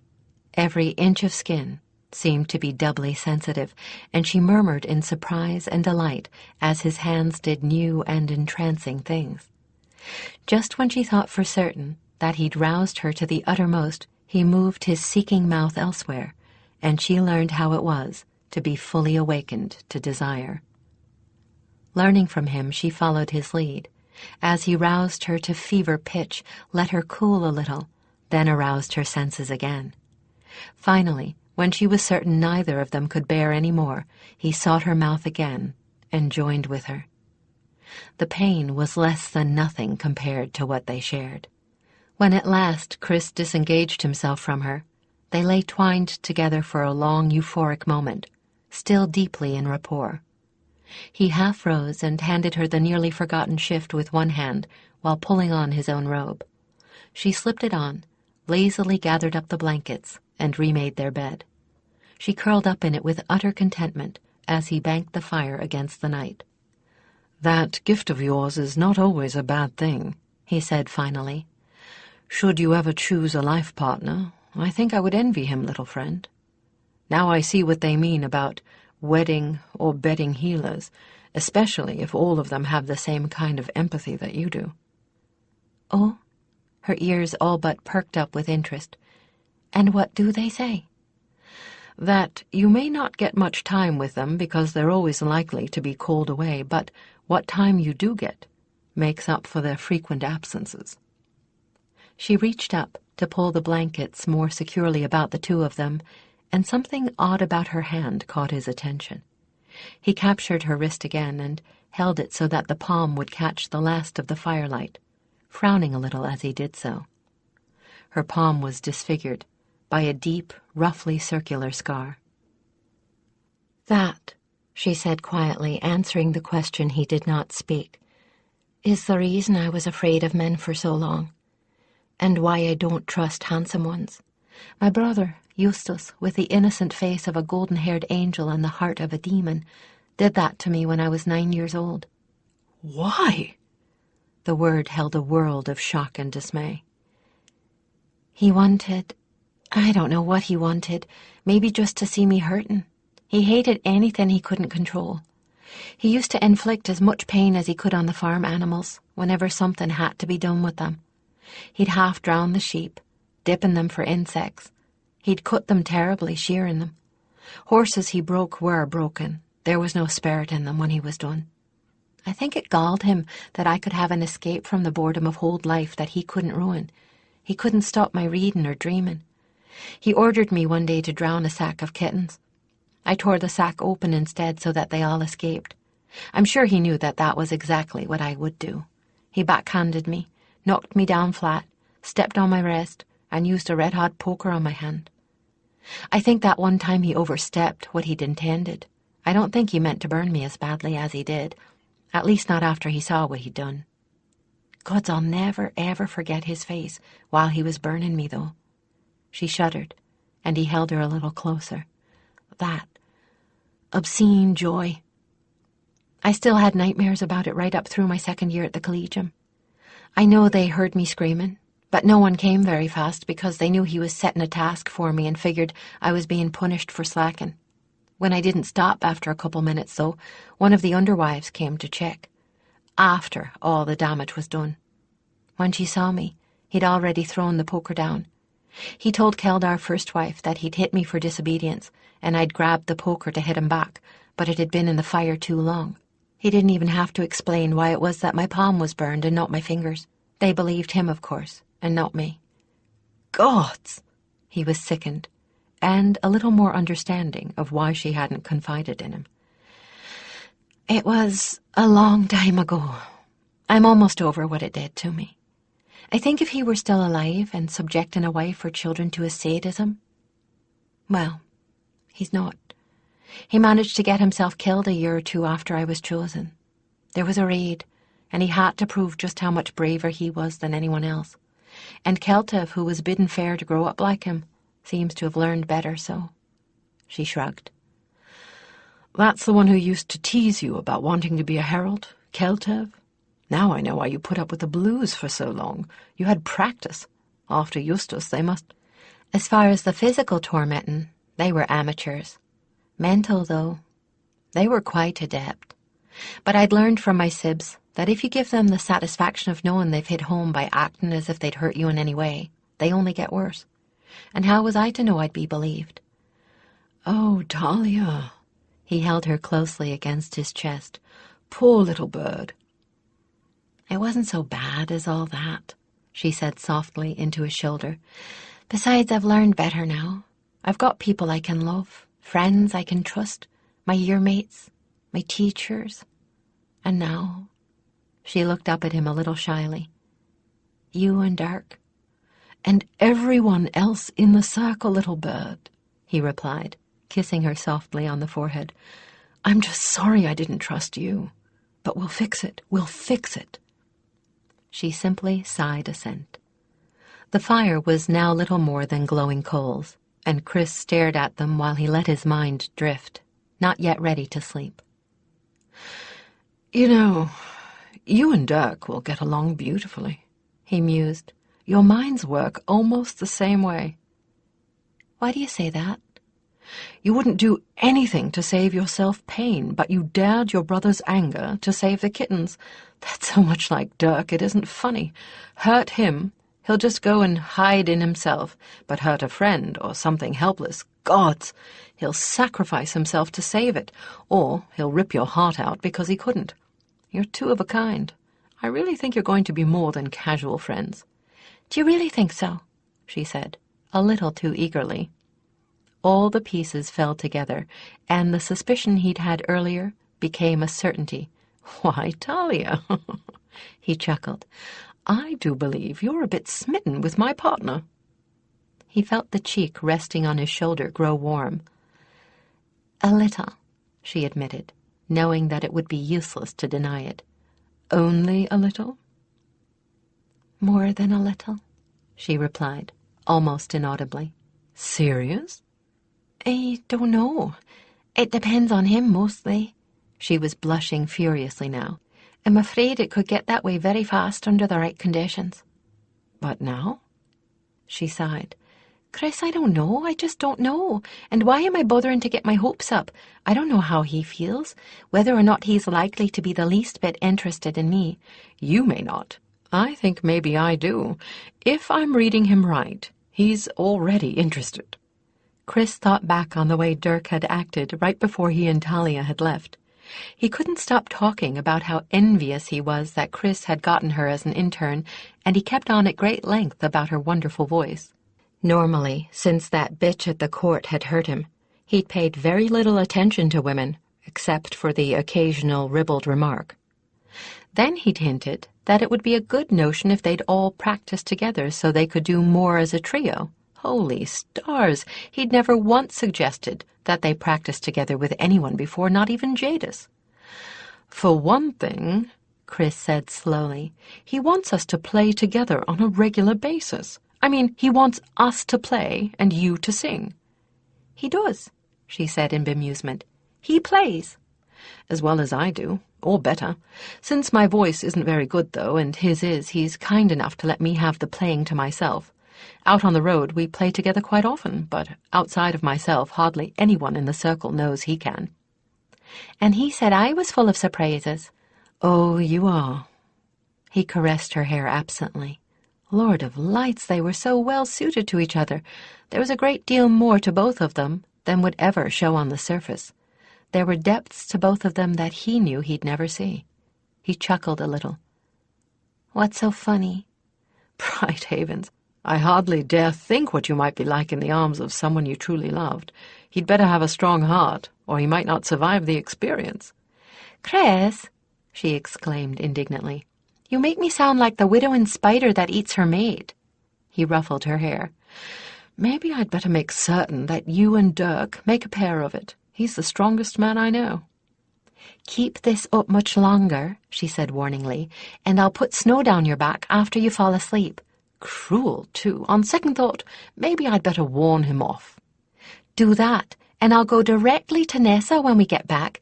Tell her that you confided your everlasting passion for her to me, but that you're too shy to tell her yourself." "Not just cruel, vicious." "Self-defense," she countered. "Monster of iniquity," he replied, tugging at her hair until it fell into her eyes. "You know, of all the people I can think of, I can't imagine being able to stand being snowed in with any of them except you and Dirk, especially for as long as we're likely to be stuck here." She grew serious. "Is it really likely to be that long?" "If it doesn't stop snowing soon, it could easily be a month. This station is down in a valley and protected by trees. We're not getting the worst of it. I tried to get past the trees earlier, and you can't. The snow has drifted as high as a chirra in some places. Even after the snow stops, we'll have to wait for the guard to clear the road, because until they do, we won't be going anywhere." "How will anyone know where we are?" "I told that healer, the bearish one, I think his name is Aloris, that I intended us to hole up. Besides, little bird, this may be all to the good. We may well need all that time to get your gift back under control again." That's true," she said soberly. "Oh, Chris, do you really think we can?" He noted with a bit of pleasure the we, for it meant she was no longer thinking in terms of dealing with the problem on her own. "Not only do I think so, but Tantris and Roland do. You're not going to argue with them, are you?" I guess not." "I hear a doubt. No doubts. That's what got you into this mess in the first place. We will get you back in control. I may not be a Kirill or an Ilsa, but I am a gift teacher. I know what I'm doing." But I told you, but me no buts. Believe, Talia, in yourself as much as in me. That's the weakest leg your gift has to stand on right now. She didn't reply to that, just stared thoughtfully at the fire until her eyes drooped and finally closed, and her slow, steady breathing told him she'd fallen asleep. He remained awake for much longer, engaged in a struggle with himself he had to win, a struggle to set aside a Herald's impartiality and wholeheartedly believe in her. For if he could not, she was certainly doomed, and quite probably so was he. The moment she sensed doubt in him, despair and betrayal would turn her wild gift against both of them, and he had no doubt of how that would end.